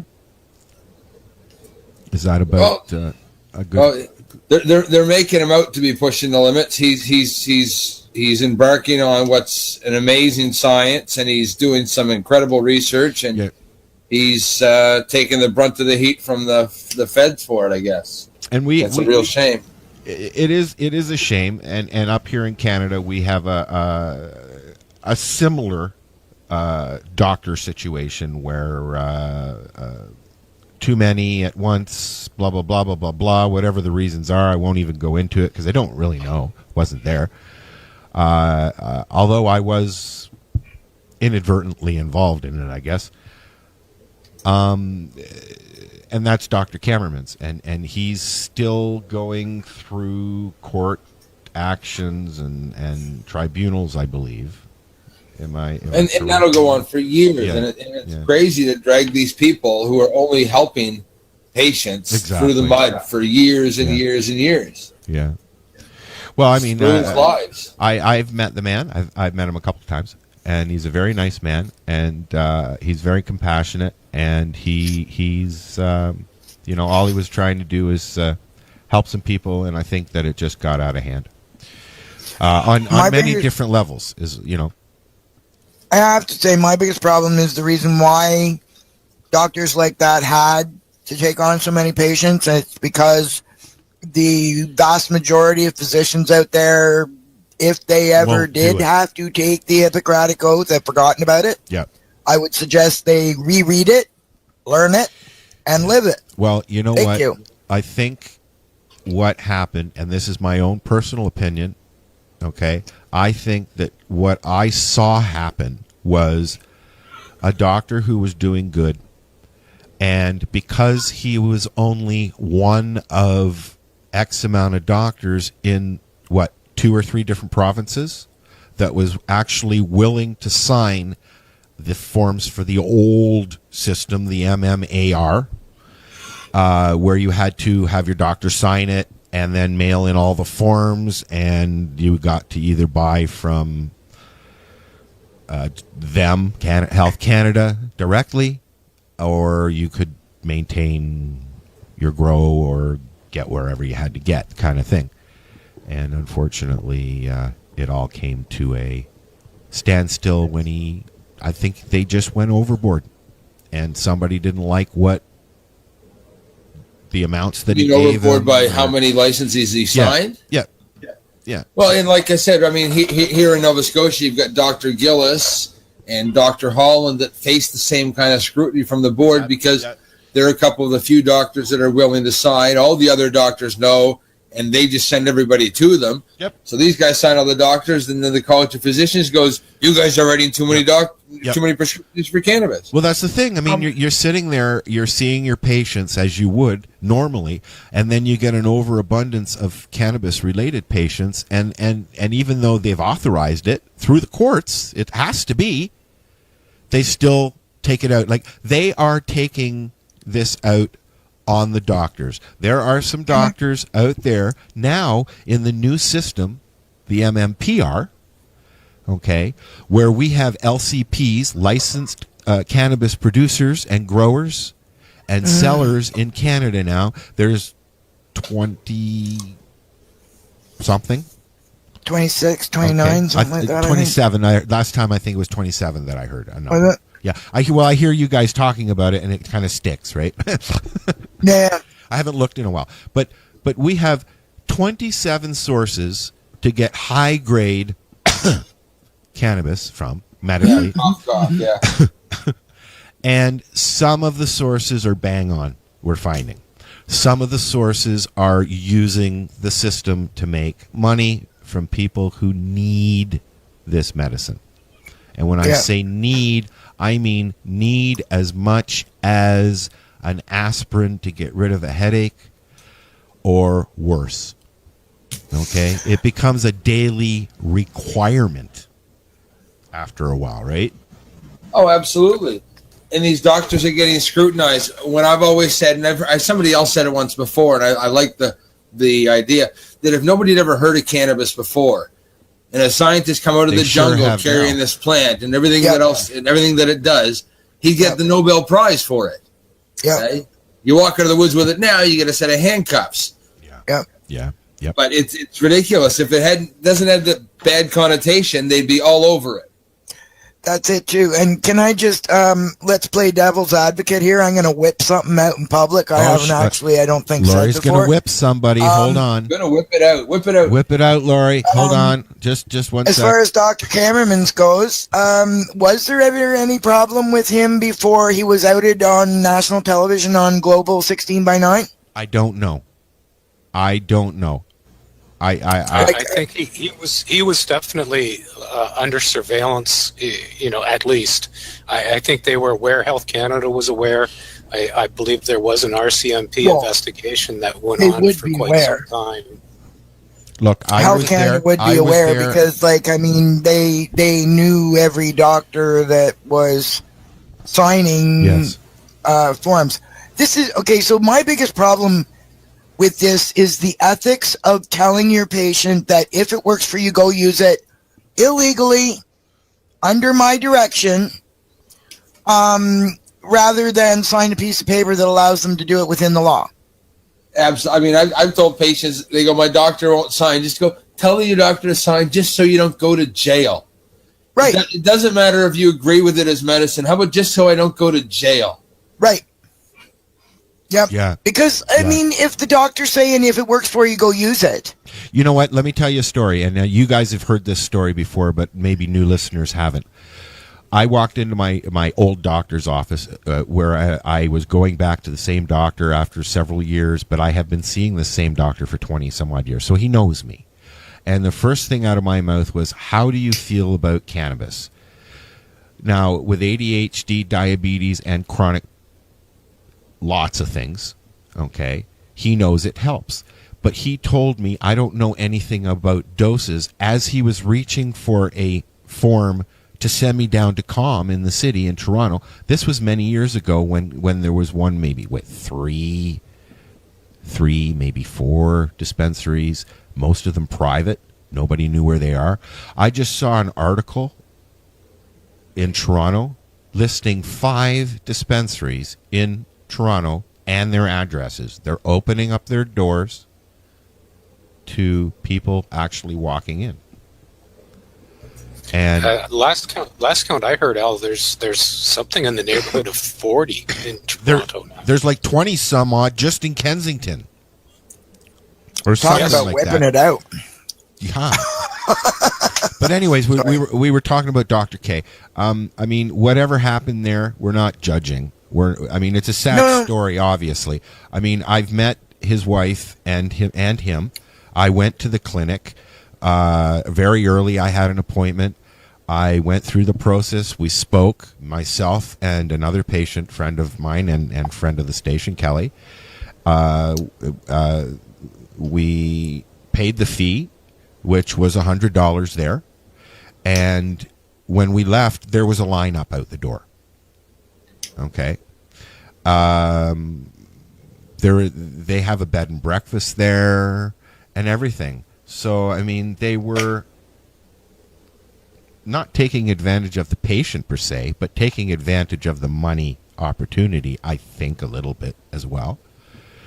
But I hope that they get through this unscathed. I really do. I like him. He's a nice man, and his wife is as well. He was trying to do business and improve his life. I mean, Look, doctors don't get into the business of medicine for not making money. Come on. Yeah, exactly. So yeah, exactly. Not now. So that's now what he's doing, so. I want to switch subjects because we're going quick tonight. It seems actually. Good shows always go too fast for me. I want to talk. Ross is sitting there quietly, just sitting quietly. I'm taking it all in. I want to talk with Chris about a subject that we have never talked about. I've never even had a personal conversation with him about this. Just out of respect, I know about it. It's something that got around the community pretty quickly, I think, eh? Yeah, there was all kinds of comments, yeah. Yeah, but flat out, what happened was Chris was making his own medicine, which he now does time and time again, right? I think you've got it perfected now, eh? Oh, I had it perfected before. I used a rice cooker once and everything went to hell. So. Yeah, well, let's talk about that. Why don't you tell the story, and then we'll go through it. We'll pick it apart, so to speak. I have Crohn's disease, and I've had it since I was about 16. And long story short, I got to watch the Run from the Cure video and the Rick Simpson, and learned about making the oil and thought it would help. So I gave that a crack. And for a lot of years, I was making my own oil and didn't have to take the 15 or 17 different kinds of pills that I used to take every single day, and things were going pretty good. And then, somebody gifted me a brand new rice cooker, and I've always used crock pots and slow cookers. And the rice cookers, I guess, when they are near finished, they switch from high to low on their own, and there's a little spark in the switch. Or they shut off auto. The ones that I've seen, they auto do that. Shut that off. Automatic is that there's a spark right in the switch, and that causes the fire. So oh boy!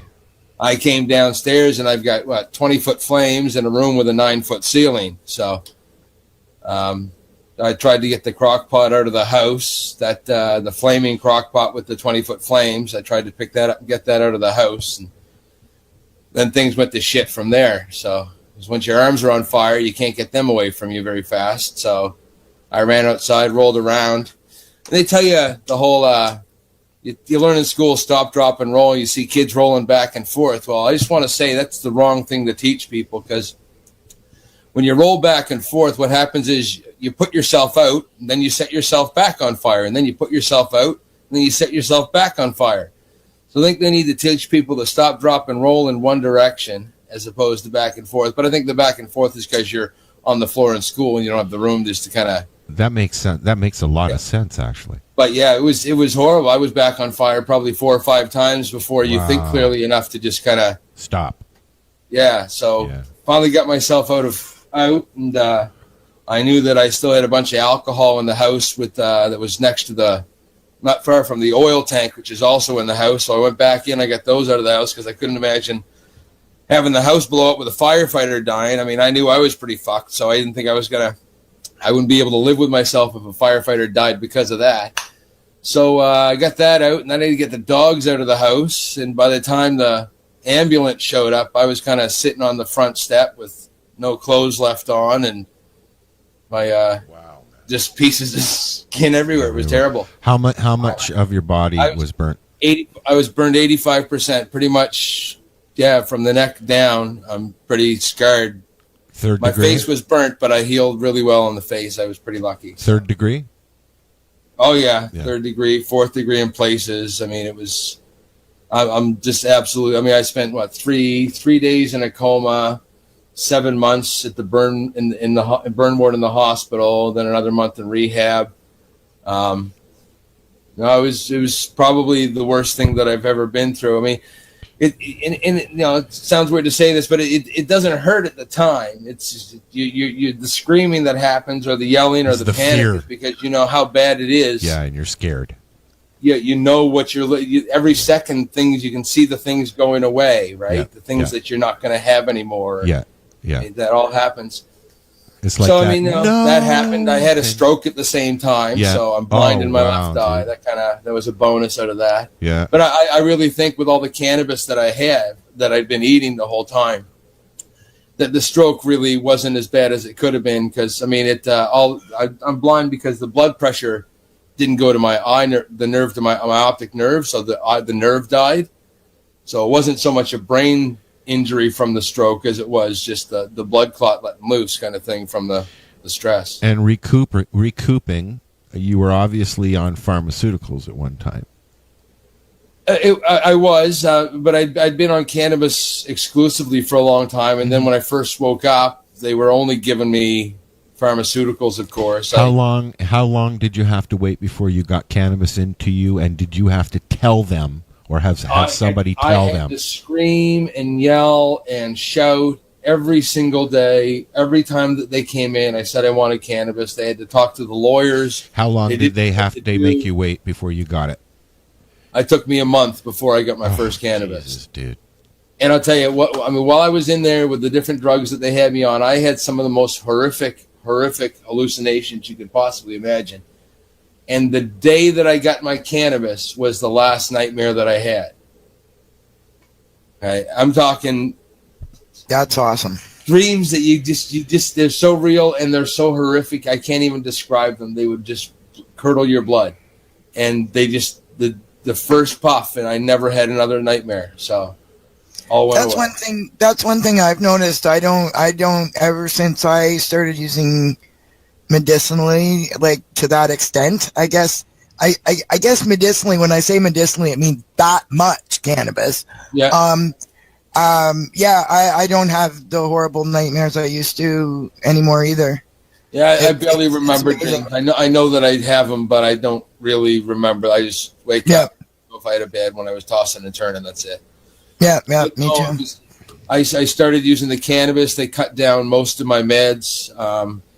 They really had a hard time letting me put anything on me topically because everything's open and they see black gooey stuff and they all lose their shit. Right? They go, "You can't smear that on you." And but whenever I could, I did. Now the crazy part was, in order to have cannabis in the hospital, I had to have it in a lockbox. Okay, and the lockbox had to have a key. And while I was all bandaged up, I couldn't get out of bed, and I couldn't go over to get the lockbox. Nurses aren't allowed to bring the lockbox to me.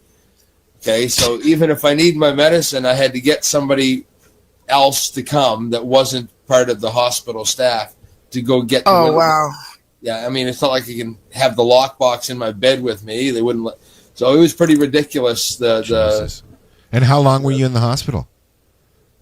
7 months in the burn ward, and then another couple of weeks out on the main floor before they moved me over to rehab. How were they allowing you to medicate when you were in the hospital?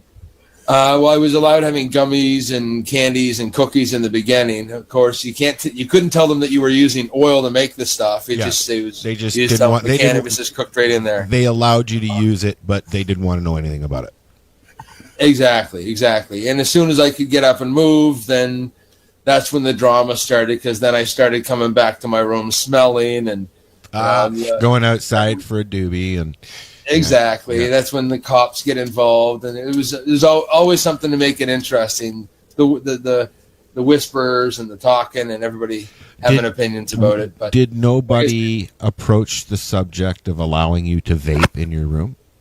No, that didn't even happen. That was just 5 years ago, right? I've had a G pen since, and I've been able to vape in hospital discreetly without issue numerous occasions. Yes. So yes. But it's tiring having to hide it all the time. It would be much nicer just to be able to do it openly and take care of ourselves as adults. And after having gone through all of that, on top of the Crohn's, which I'm sure got worse, right? Well, yeah. Not long after I was out, I had to go in for another surgery because everything went bad with my Crohn's there from the stress of the fire and everything. So, see, and Chris spends his day going out every day pretty much to court to support pretty much anybody who has been picked up by the cops or charged or whatever with pertaining to cannabis charges, basically, right? Absolutely. I was talking to Daryl Sampson, who's our local MLA here, just yesterday. I got a good hour with him, and I was talking to him about them stopping and arresting patients. And I said, I mean, you guys won the election. The country was shown in red on TV because of the green. So let's get off the pot and let's do something. And he said, well, it doesn't take time for Justin to tell the police that when they come to the door and the guy that answers the door has got a walker and an oxygen mask, you turn on your fucking heel and you get off his property. Yeah. Yeah, exactly. That's exactly what I said to him. It's that simple. Yeah. He goes, well, 2 weeks ago we met with Bill Blair. I said, don't even mention his names. And he's just a rotten cop that got off on arresting us for the last 20 years. And now you made him the head of the program. That's the dumbest thing you could have done. I have to say, let's be. I'm throwing caution to the wind recently, and short of coming out and starting to name names, I'm starting to just talk truth louder than ever before. And this is it. Mr. Blair says the law is the law. There never has been a gray area except for the the choice of the cops not to enforce the law. Right? They say it's not up to them, but it's totally their discretion. They get to the door and they get to evaluate the situation. If they're not intelligent enough to do that, go serve fucking French fries. Discretionary enforcement. Look, that's the words I'm using from now on. Discretionary enforcement. You know it's what? It's just common sense. When you get to the door, it's very simple. That's right. The cop has the call when he comes to the door, not his supervisor that's sitting on the other end of the radio. It's the guy standing in front of your door. And if he knocks on your door and gets an instant whiff of cannabis, I'll give you an example, guys. I was sitting out front. I live in a building, okay, in a very small town, and I was sitting out front. We have a picnic bench, and I was sitting out there smoking a doobie with one of my neighbors. And all of a sudden, a cop rolled up. And I said, hey, what's going on? Looking for somebody? Yeah, we got a complaint about two guys sitting on a bench. Okay. You went that way. Yeah. So I said, well, just my neighbor is smoking a cigarette because we don't smoke in the building, and I'm sitting here talking to him. Okay. We had already done the doobie, obviously. And he said, what's your name? I said, oh, man, I don't need to go through that shit. You're at my house. Instantly. Into park, car off, out of door, fixing belt, pulling pants up, going into tough guy mode. I sat down on the picnic bench because that's what I do when somebody approaches me who I don't want to intimidate. I'm a very big boy, as Laurie knows. Okay. And Yeah, I don't want to intimidate somebody. So generally in that situation, I will sit down. Okay. And I said to him, "Hey now, guy, chill out. I'm just sitting here talking to my neighbor, having a smoke. You don't really need my name, but okay, here you go." Then the questions start rolling. Why are you out here? Again, having a smoke. All of a sudden, 2 more cars pull up. We're just sitting here having a fucking smoke, man. In my fucking yard that I pay rent to use at 11:30 in the evening. Good Lord, better things to do, better things to do, better things to do. Yeah. 3 cops. Wow. Yeah, well, that's usually where they are. Now, on that note, Chris, we've known each other for a while, and I've not heard your full story before.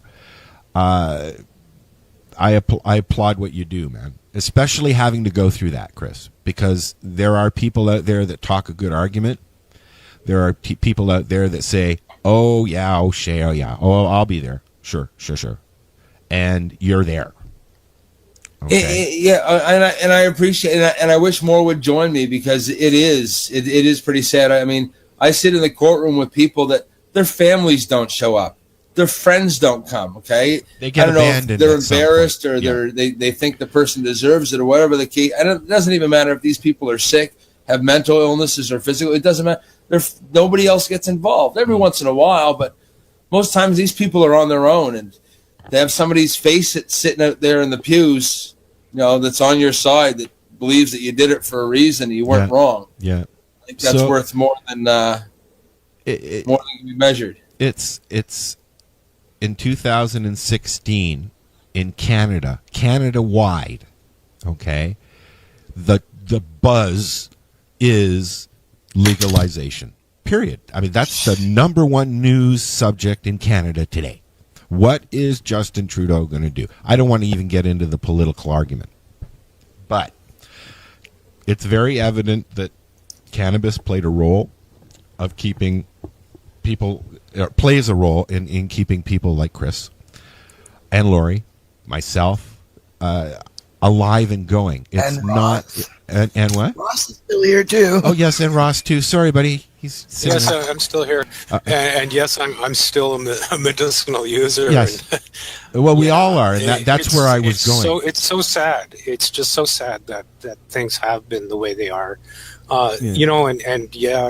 Recreational legalization is definitely coming, but we've got the Allard decision that's been handed down, and now they have 6 months basically to come up with a medicinal program. So, I think that's going to be a big driver in the overall legalization. I think that's going to happen all at the same time, to be honest with you. Just from that's just my own, from watching and reading and shit. But they're not worried about the medicinal user at all. Its legalization is geared towards recreational, and they figure once it's legal for recreational, we'll be able to get what we want. So who gives a shit? So but they that's figure not that'll the just case. happen on its own. We're being left to hang out to dry. We all, the 4 of us sitting here talking, and usually Marcel, and then we have Electro-Pig, Melvin, joining us now and then as well, and Ross.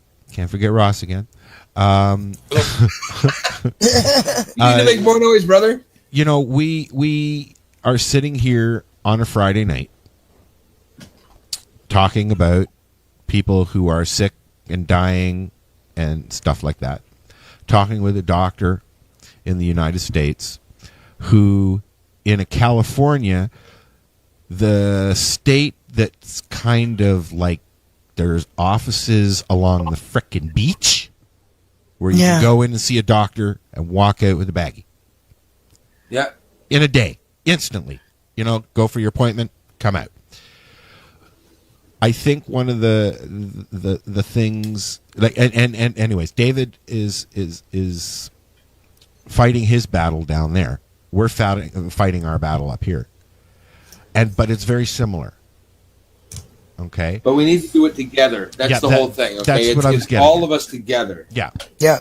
Exactly. Yeah. That's good. That's what, For sure. that's what wins the war. I mean, you can't have a couple people fight one battle. It's got to be all of us, and it's otherwise we're not going to win. I mean, it seems like we've been close before, though. Okay. Yeah, we've been close. Like everybody thought that California was going to be the first thing. California, it's a easy peasy. They're down there growing legally anyways. They're doing their thing in Humboldt or wherever. Okay, it was going to happen. It's a for sure. Now they're probably going to be the last one, or one of the last ones. That's Okay. They've got a ballot initiative on the next. Another one. This is like the third time they've tried. I think that the polls are indicating though that it's got a pretty good chance this time. That's what I've read anyway. Yeah. But polls. Yeah, for here in Canada, I have to say that I probably sound like Marcel. Canada legalized cannabis in 2001, strictly regulated for medical purposes. When they switched to the MMPR, they said it was a free market. It is not.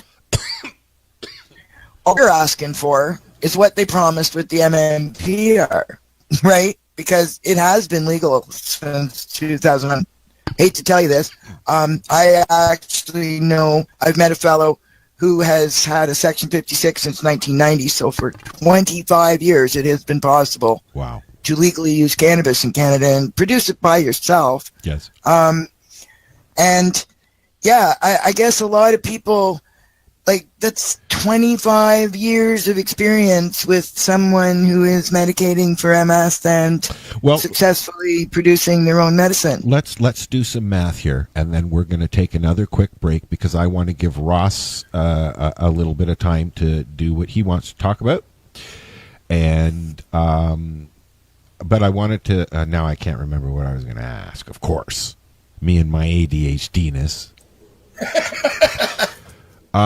So let's just go. Let's just go and listen to a song. How about we do that? Maybe sure. I'll remember. Sing us a song, Al. La la la. I don't even have one loaded. Yes, I do. We got some Steve Burke. Should Be Legalized, which is a parody of, I believe, the Rihanna and Eminem song. I love this song. And I can't remember the name of the song. We're also going to... I can't remember the name of the original. It's Eminem and Rihanna, though. He's got a bunch of good ones. I love his I like his music, too. Awesome. I also like Tech Nine. We're going to listen to the Task Force PSA, which has been playing on the station for about a week now. And then when we come back, I want to talk with Ross and Lori because they're on the task force. And then we're going to let Ross, I don't know, he'll have a tip or something.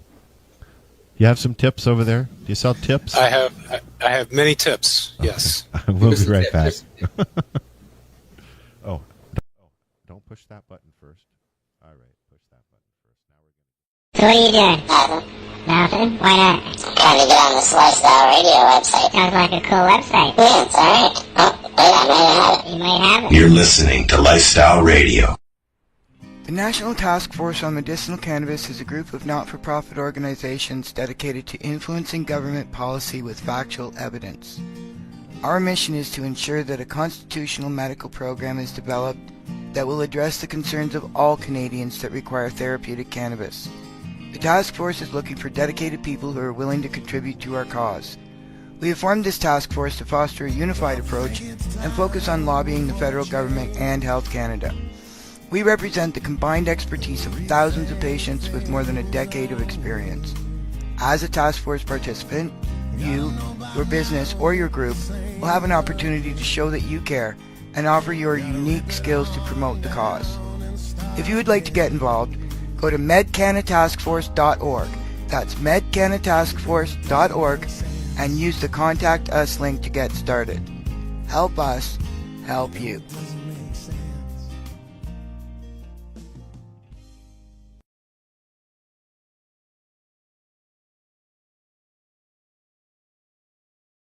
Just gonna stand here and watch you burn one.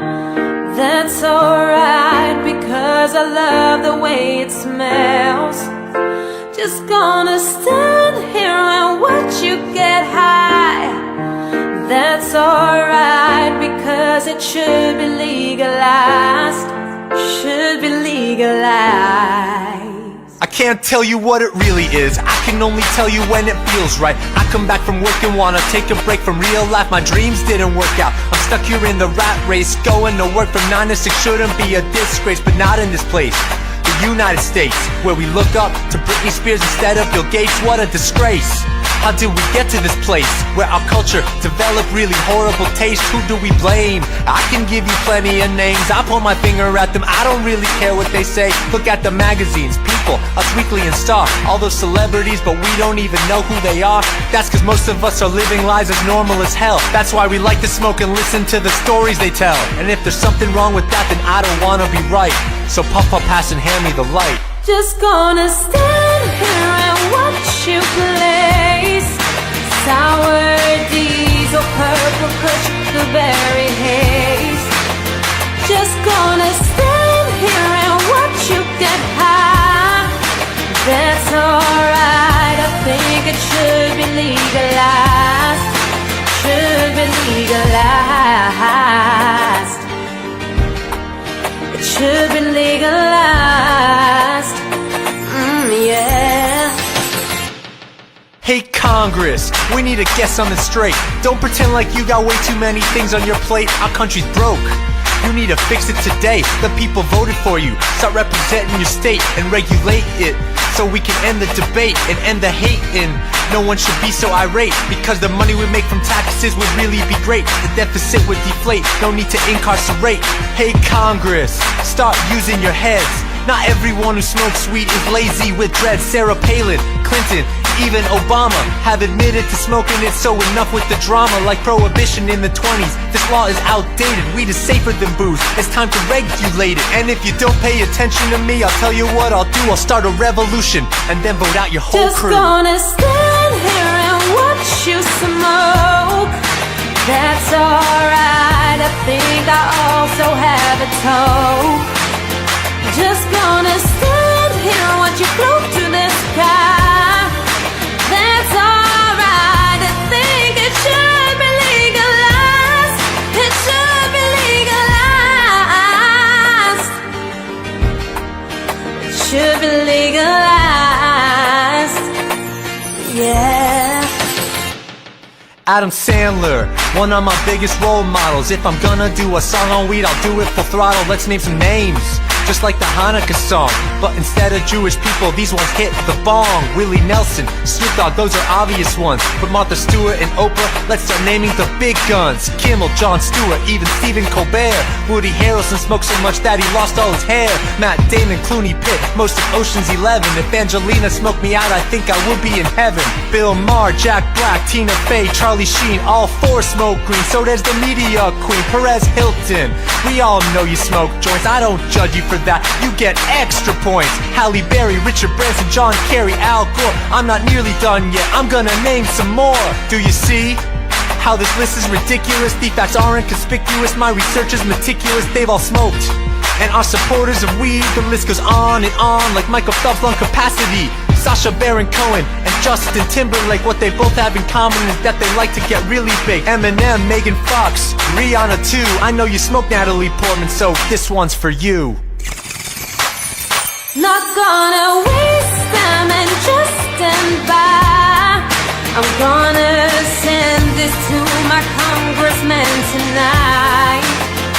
Weed is American as apple pie, and now it's time for us to make it legalized. Make it legalized. Make it legalized.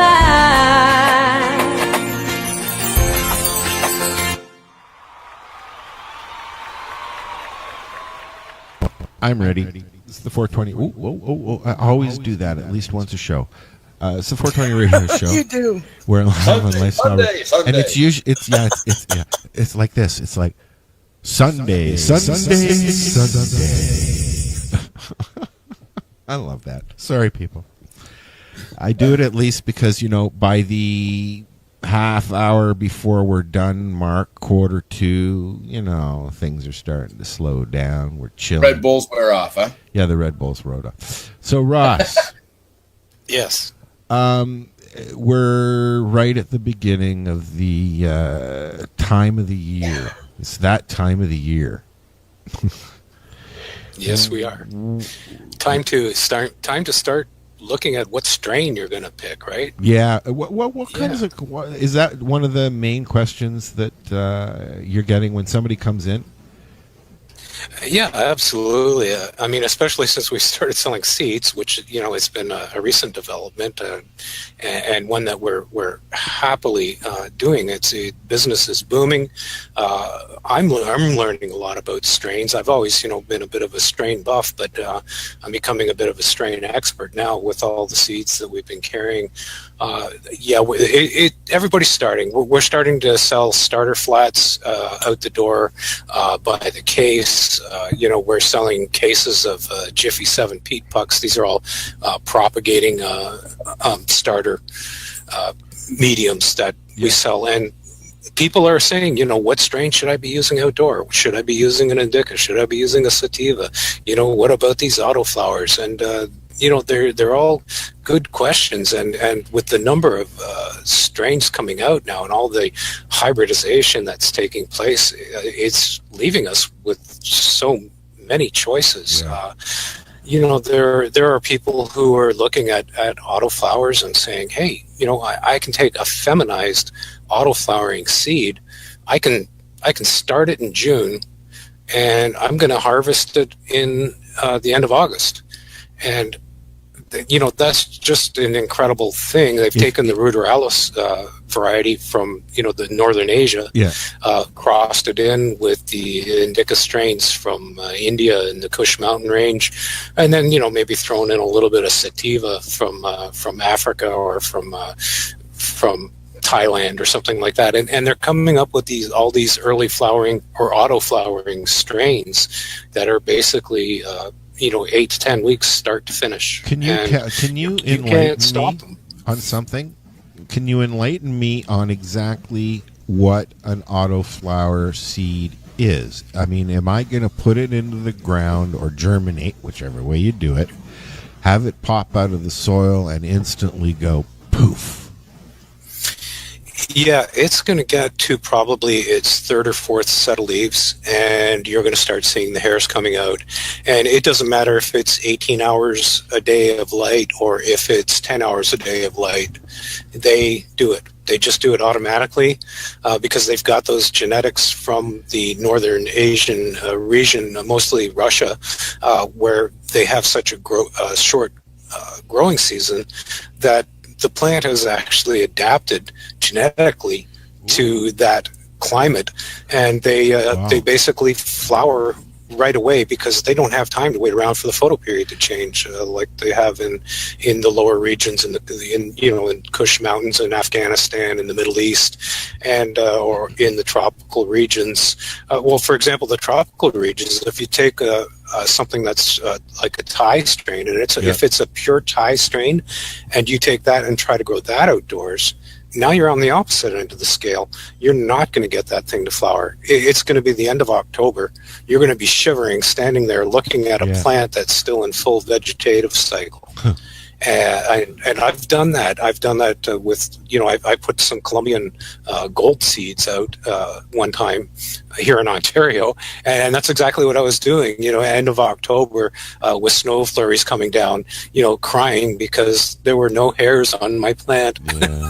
Wow. So, in the tropics, though, they get such a reduced amount of change in the photo period. It'll go from an 11-hour day to a 13-hour day, and that's pretty much the whole thing because the sun is so edge on at the equator. You don't get that big change, so it becomes a time factor with the more sativa, the more tropical strains, where they basically take 9 months, from start till finish, and that's just the way they grow because that's the environment they came out in, as opposed to your Kush strains, which are probably the most photo period sensitive plants because that's where you have a bigger swing in the photoperiod, and they are generally a photoperiod triggered plant, and that's why they adapted to not needing one in the north to not needing one in the south, and in between where you get that big swing, you know, that's where they really develop that propensity to flower when you got to 13 or 14 hour days. So, you know, it's important to make sure that you don't get one that's too pure sativa, too tropical if you're growing in a colder climate like we have.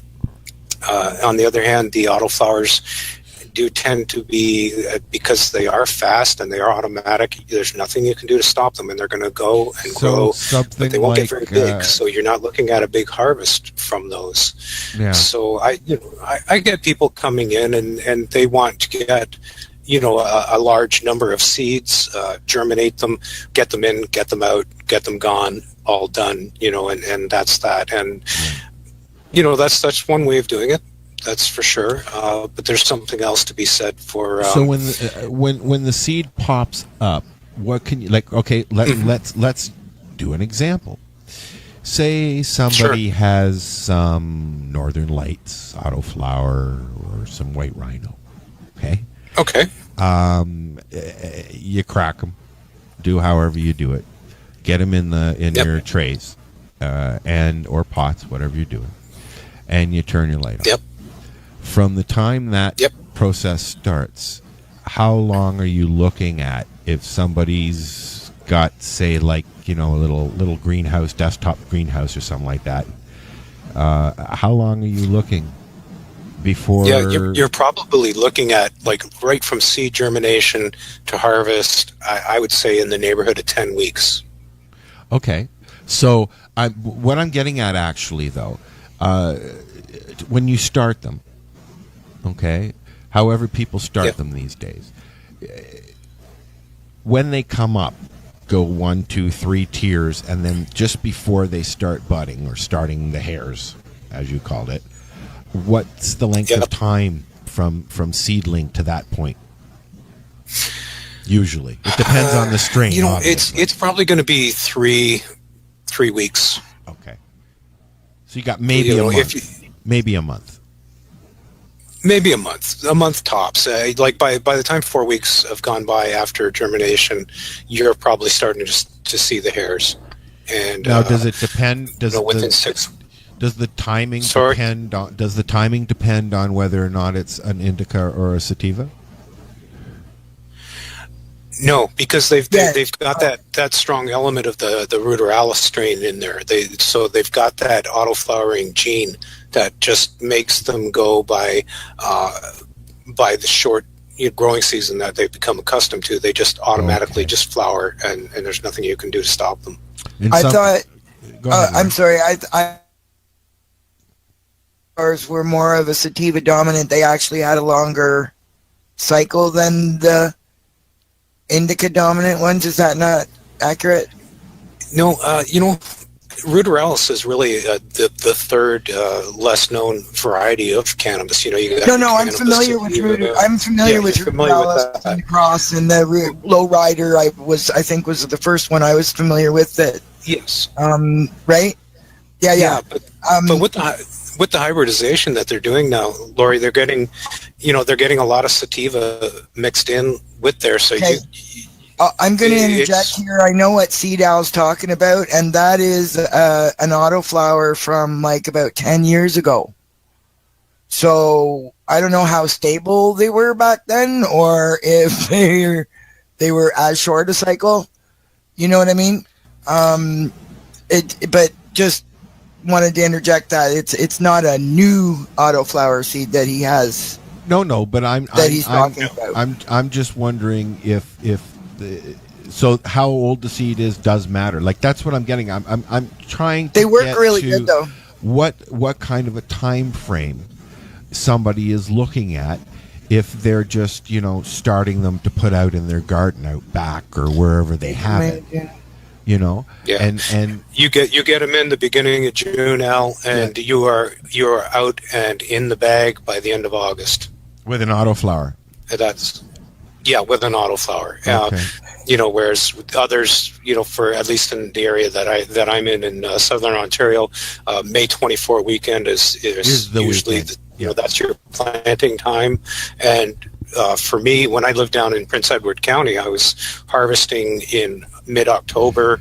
And I would do it in a step where you would take the main top buds first, and then wait a couple of weeks and take some more. And quite often I'd make it till like November 1st, and that when I would take my last final harvest. But I was kind of lucky because we were basically on an island out in the lake and had a very moderate climate. I was in the middle of the wine growing country, kind of like the Napa Valley of Ontario, I guess you might say. And that was the photosynthesis that went that long.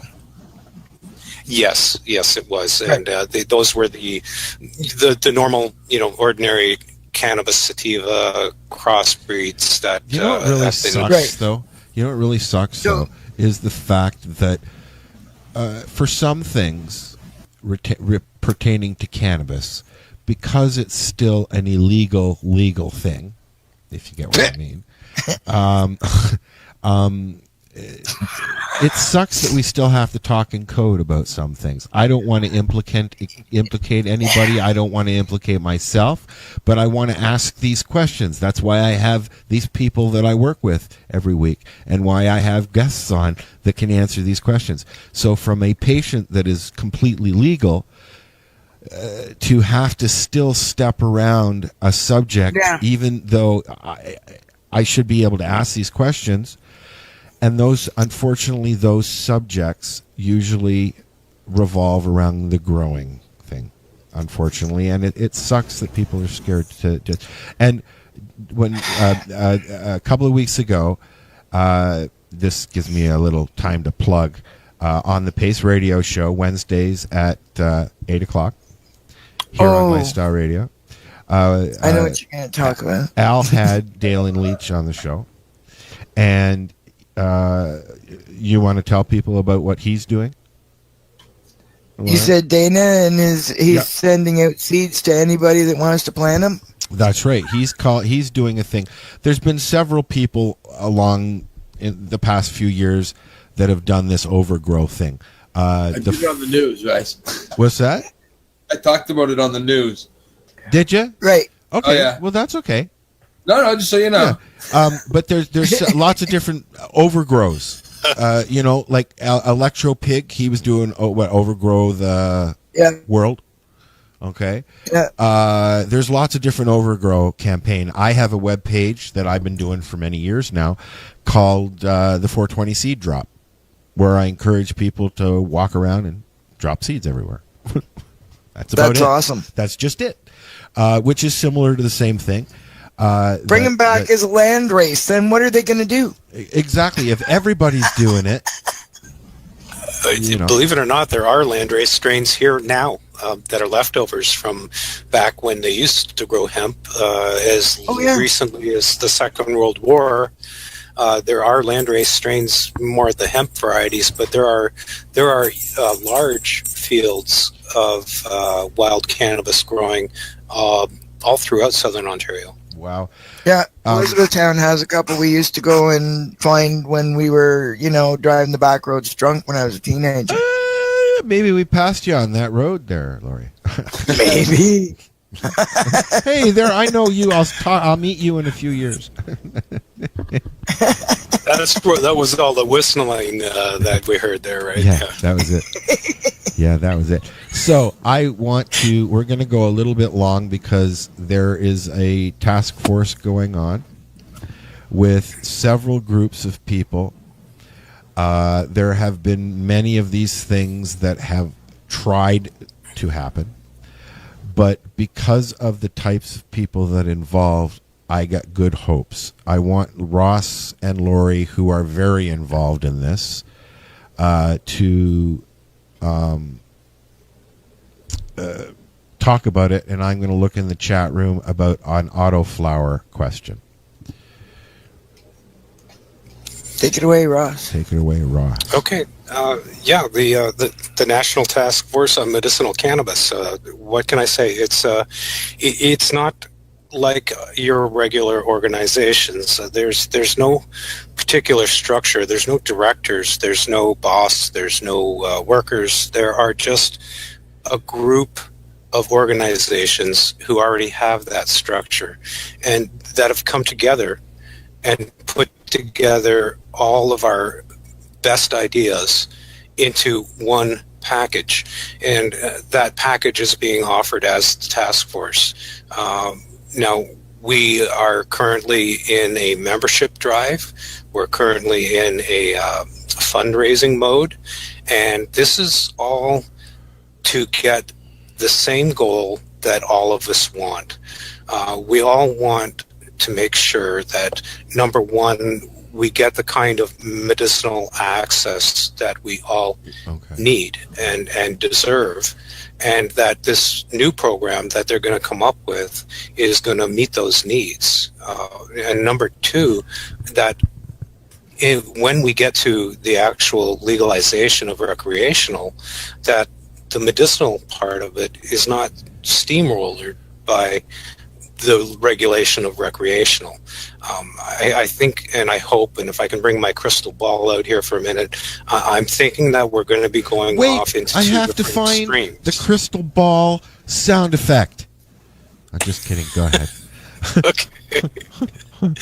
But we're going to go off into two different, I think, directions, and there's going to be parallel programs. And this is my crystal ball speaking here. I think we're going to have the recreational, and I think we're going to have a medicinal stream. You think too. that we're going to have two programs? You think we're going to have two Pardon me? programs?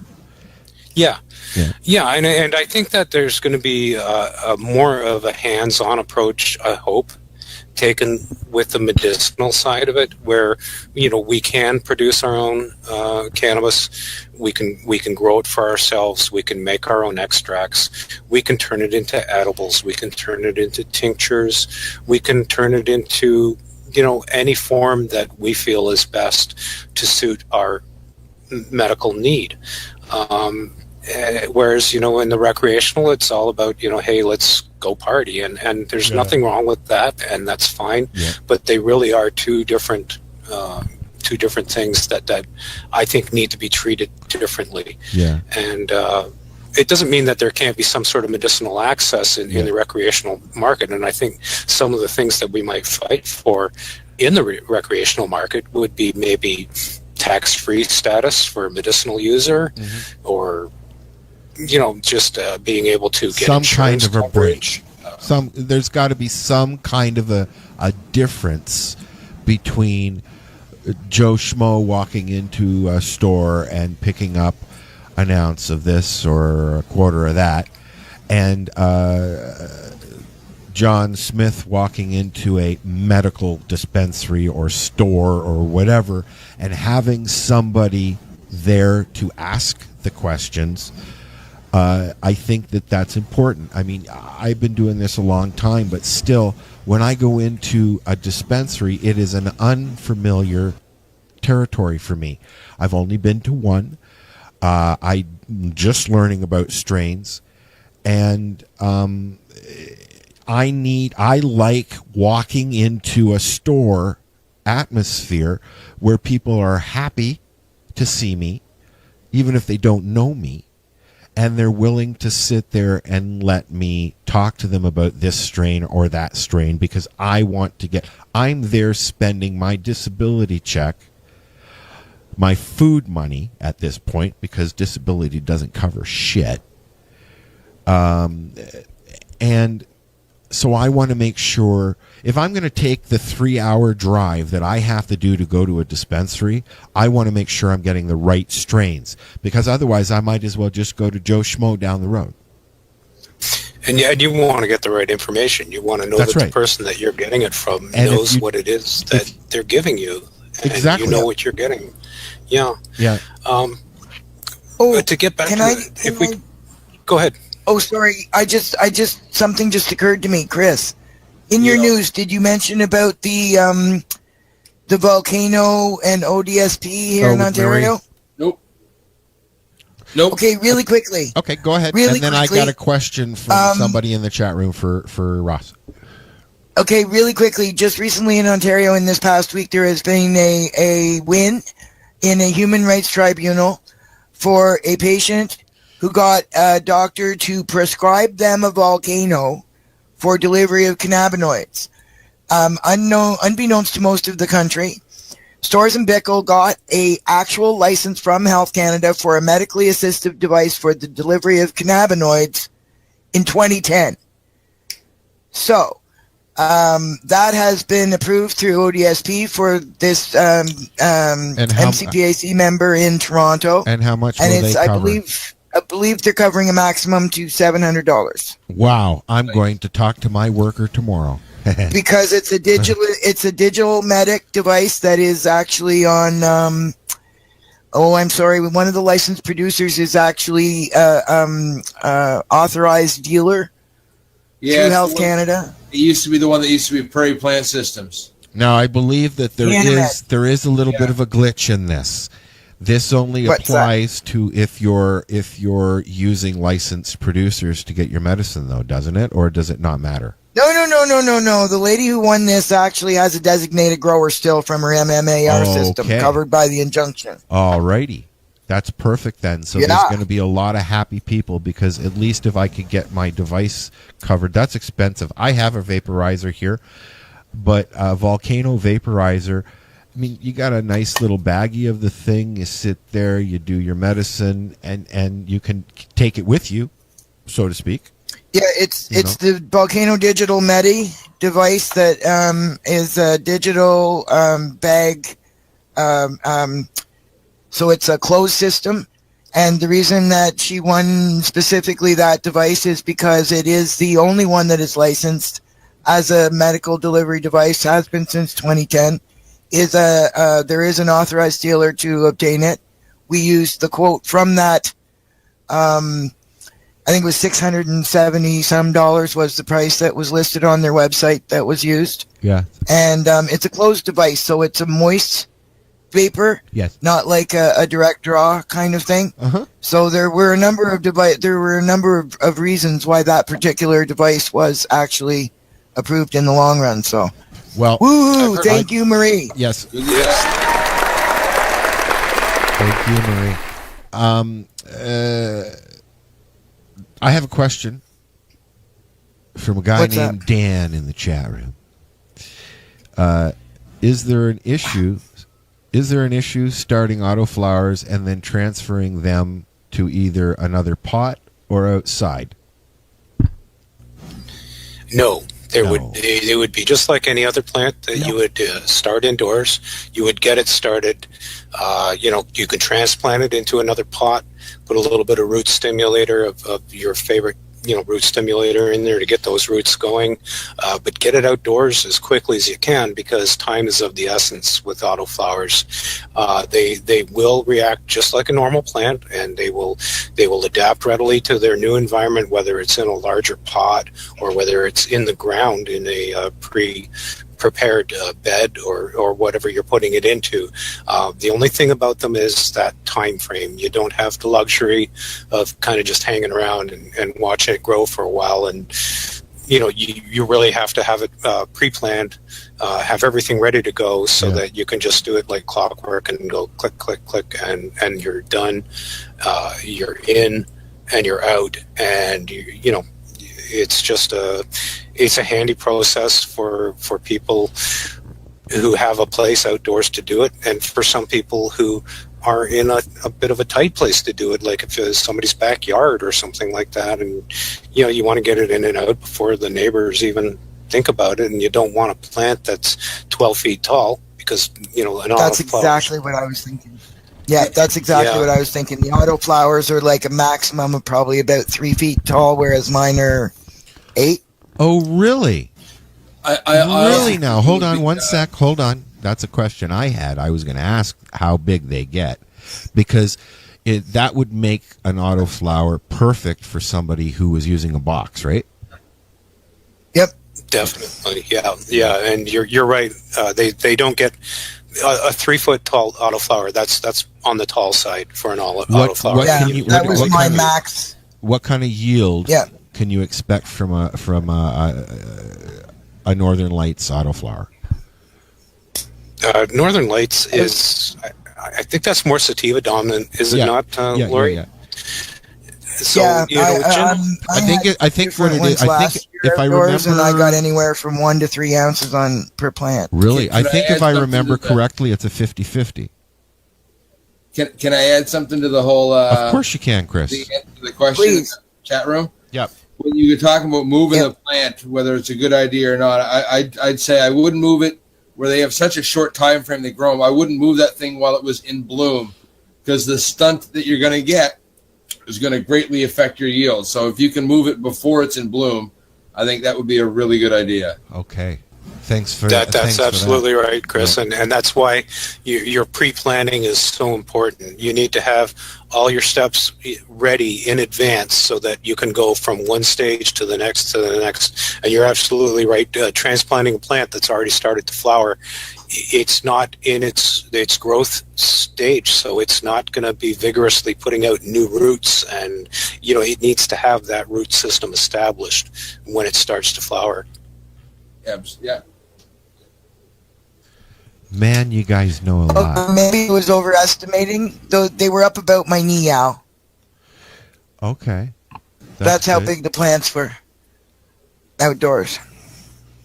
Yep. The maximum. That's not unusual. And as far as yield goes, that again is going to be strain dependent. It's going to be what kind of a hybrid do you have? Is it mostly sativa? Is it mostly indica? Right.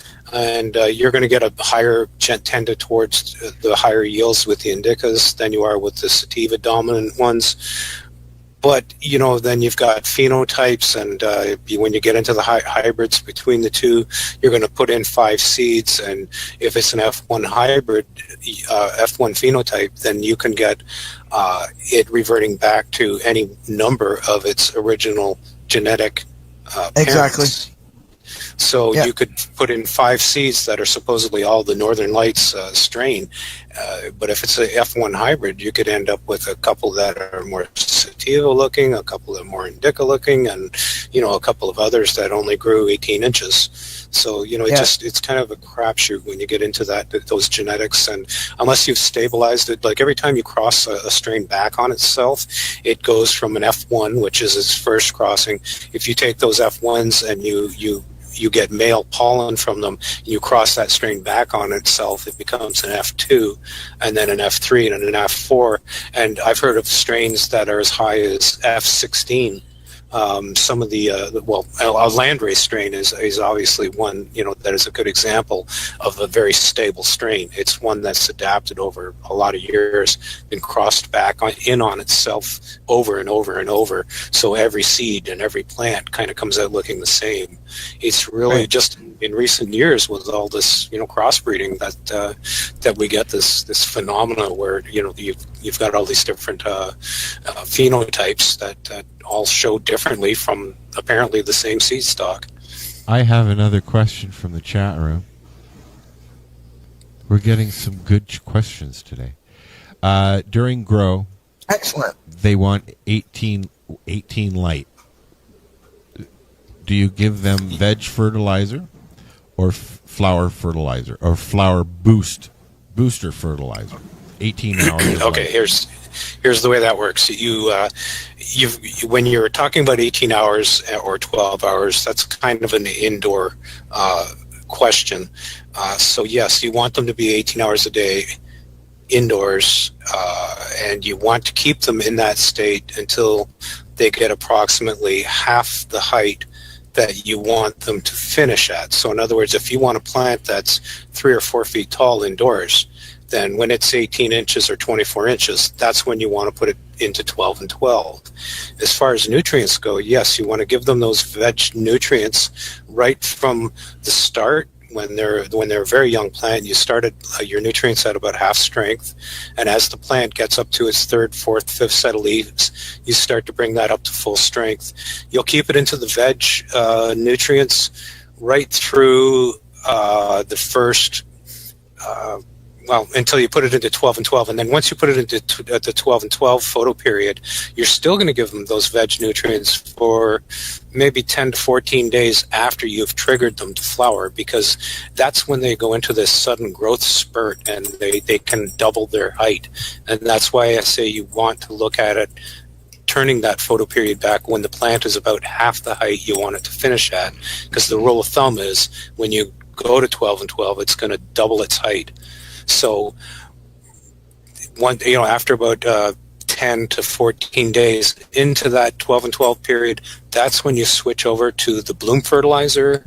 You can start the bloom fortifier regimen and any other little tricks and additives that you can put in there that are going to, things like carbohydrates, which are your bud candy and things like that, which that add girth and weight to a flower. They'll also add to the trichome development.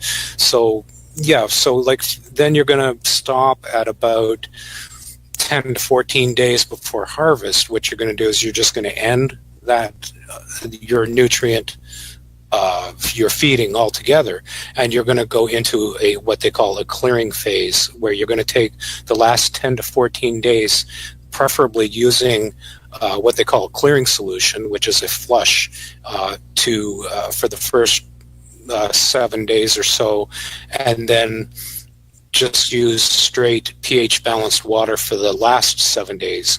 And what that does, that flush acts kind of like a laxative to the plant. It entices the plant to just kind of let go of all of those nutrients that you've been feeding it, and it's been retaining in its leaves and its buds and its stems, and it just kind of just lets go of all of that, and it all comes out of the plant. And then the last little bit of water just to give it that final cleansing, you're going to end up with the kind of product that you really, really want. You can make it look nice, but when it comes to how does it taste, how does it feel on your throat when you inhale it, those are issues that are related to flushing. If you don't flush it properly, it's not going to taste good. It's going to bite the back of your throat.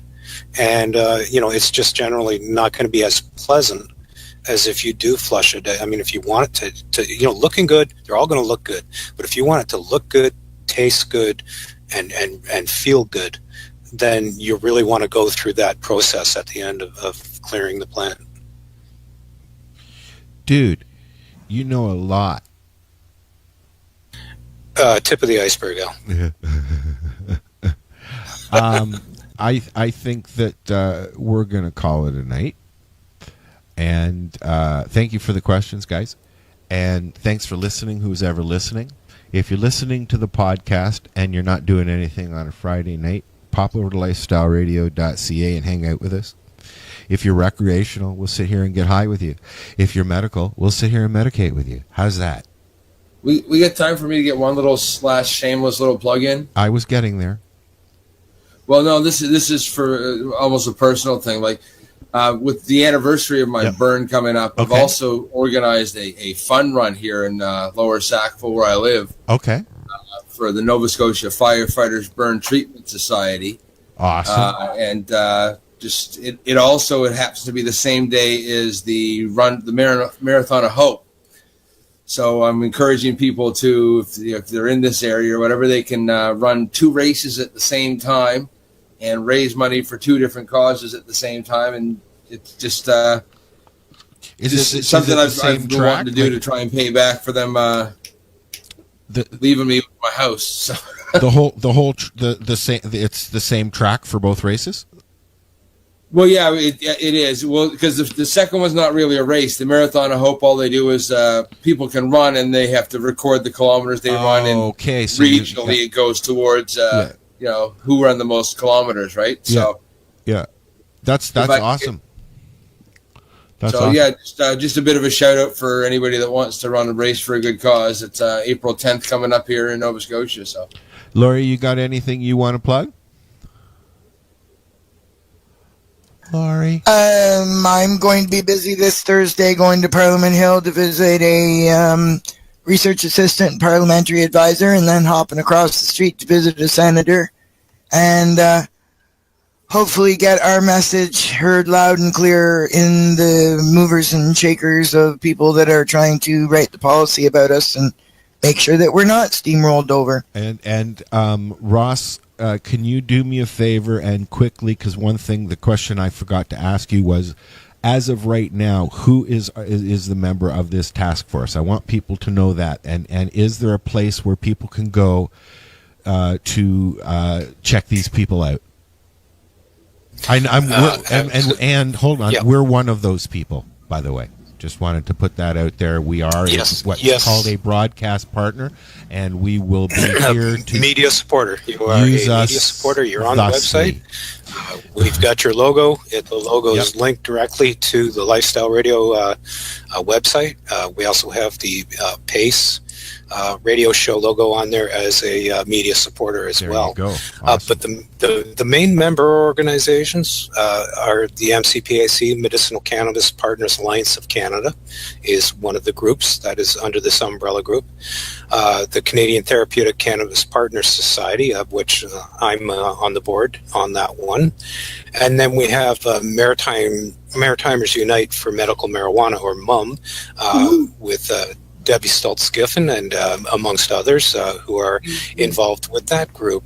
And just recently, in fact, breaking news, we have just brought on a fourth member organization, and they are called the Haley Rose Foundation. And the Haley Rose Foundation was created to study, research, and educate the public on how vital and valuable the cannabis plant is.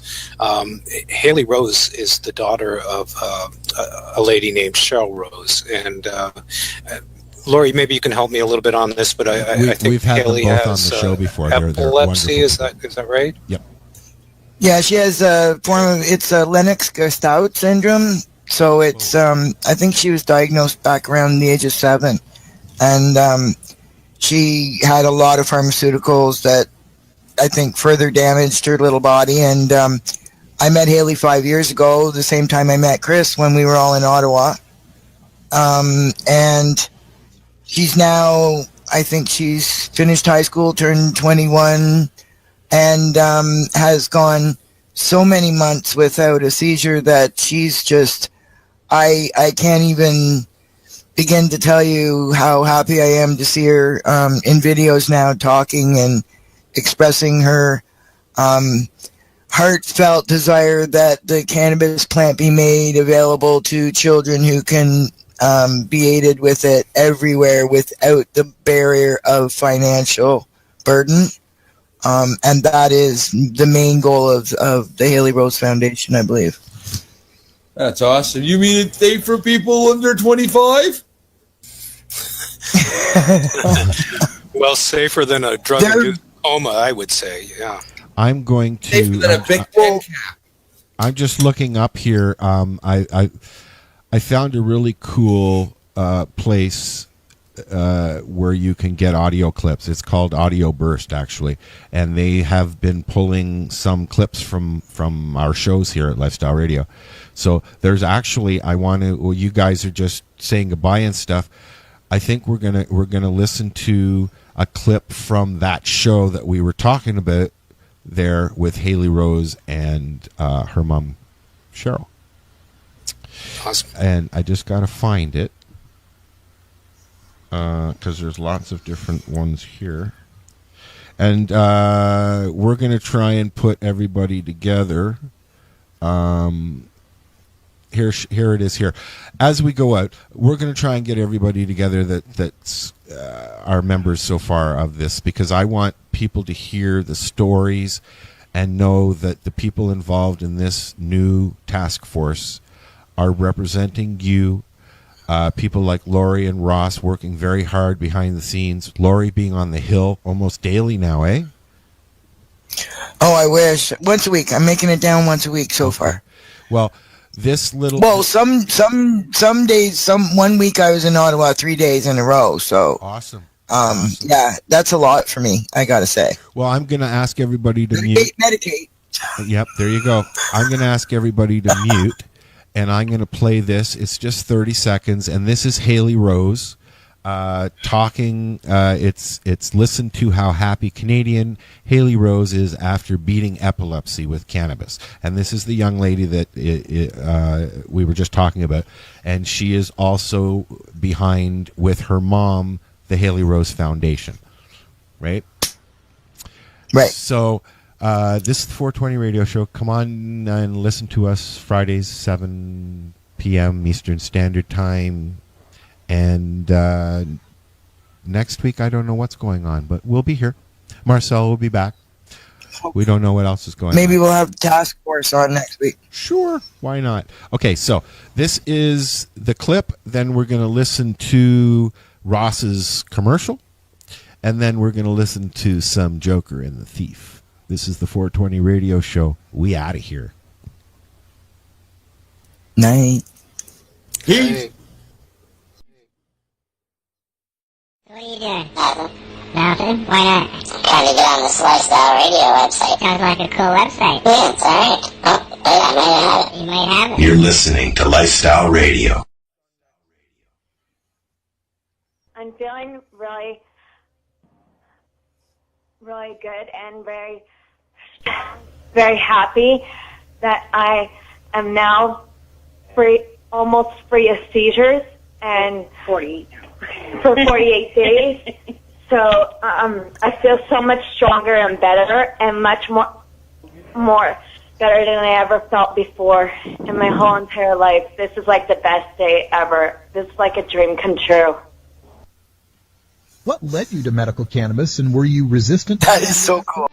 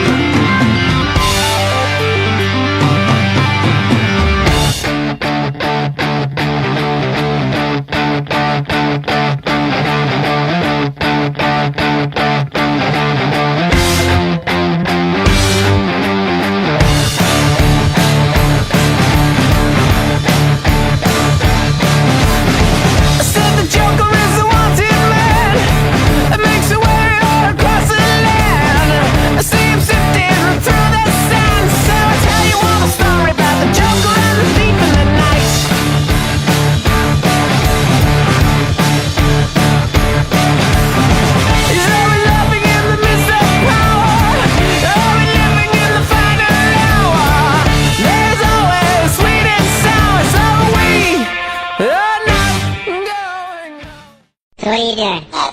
Nothing. Stay tuned. We'll be back after this toke.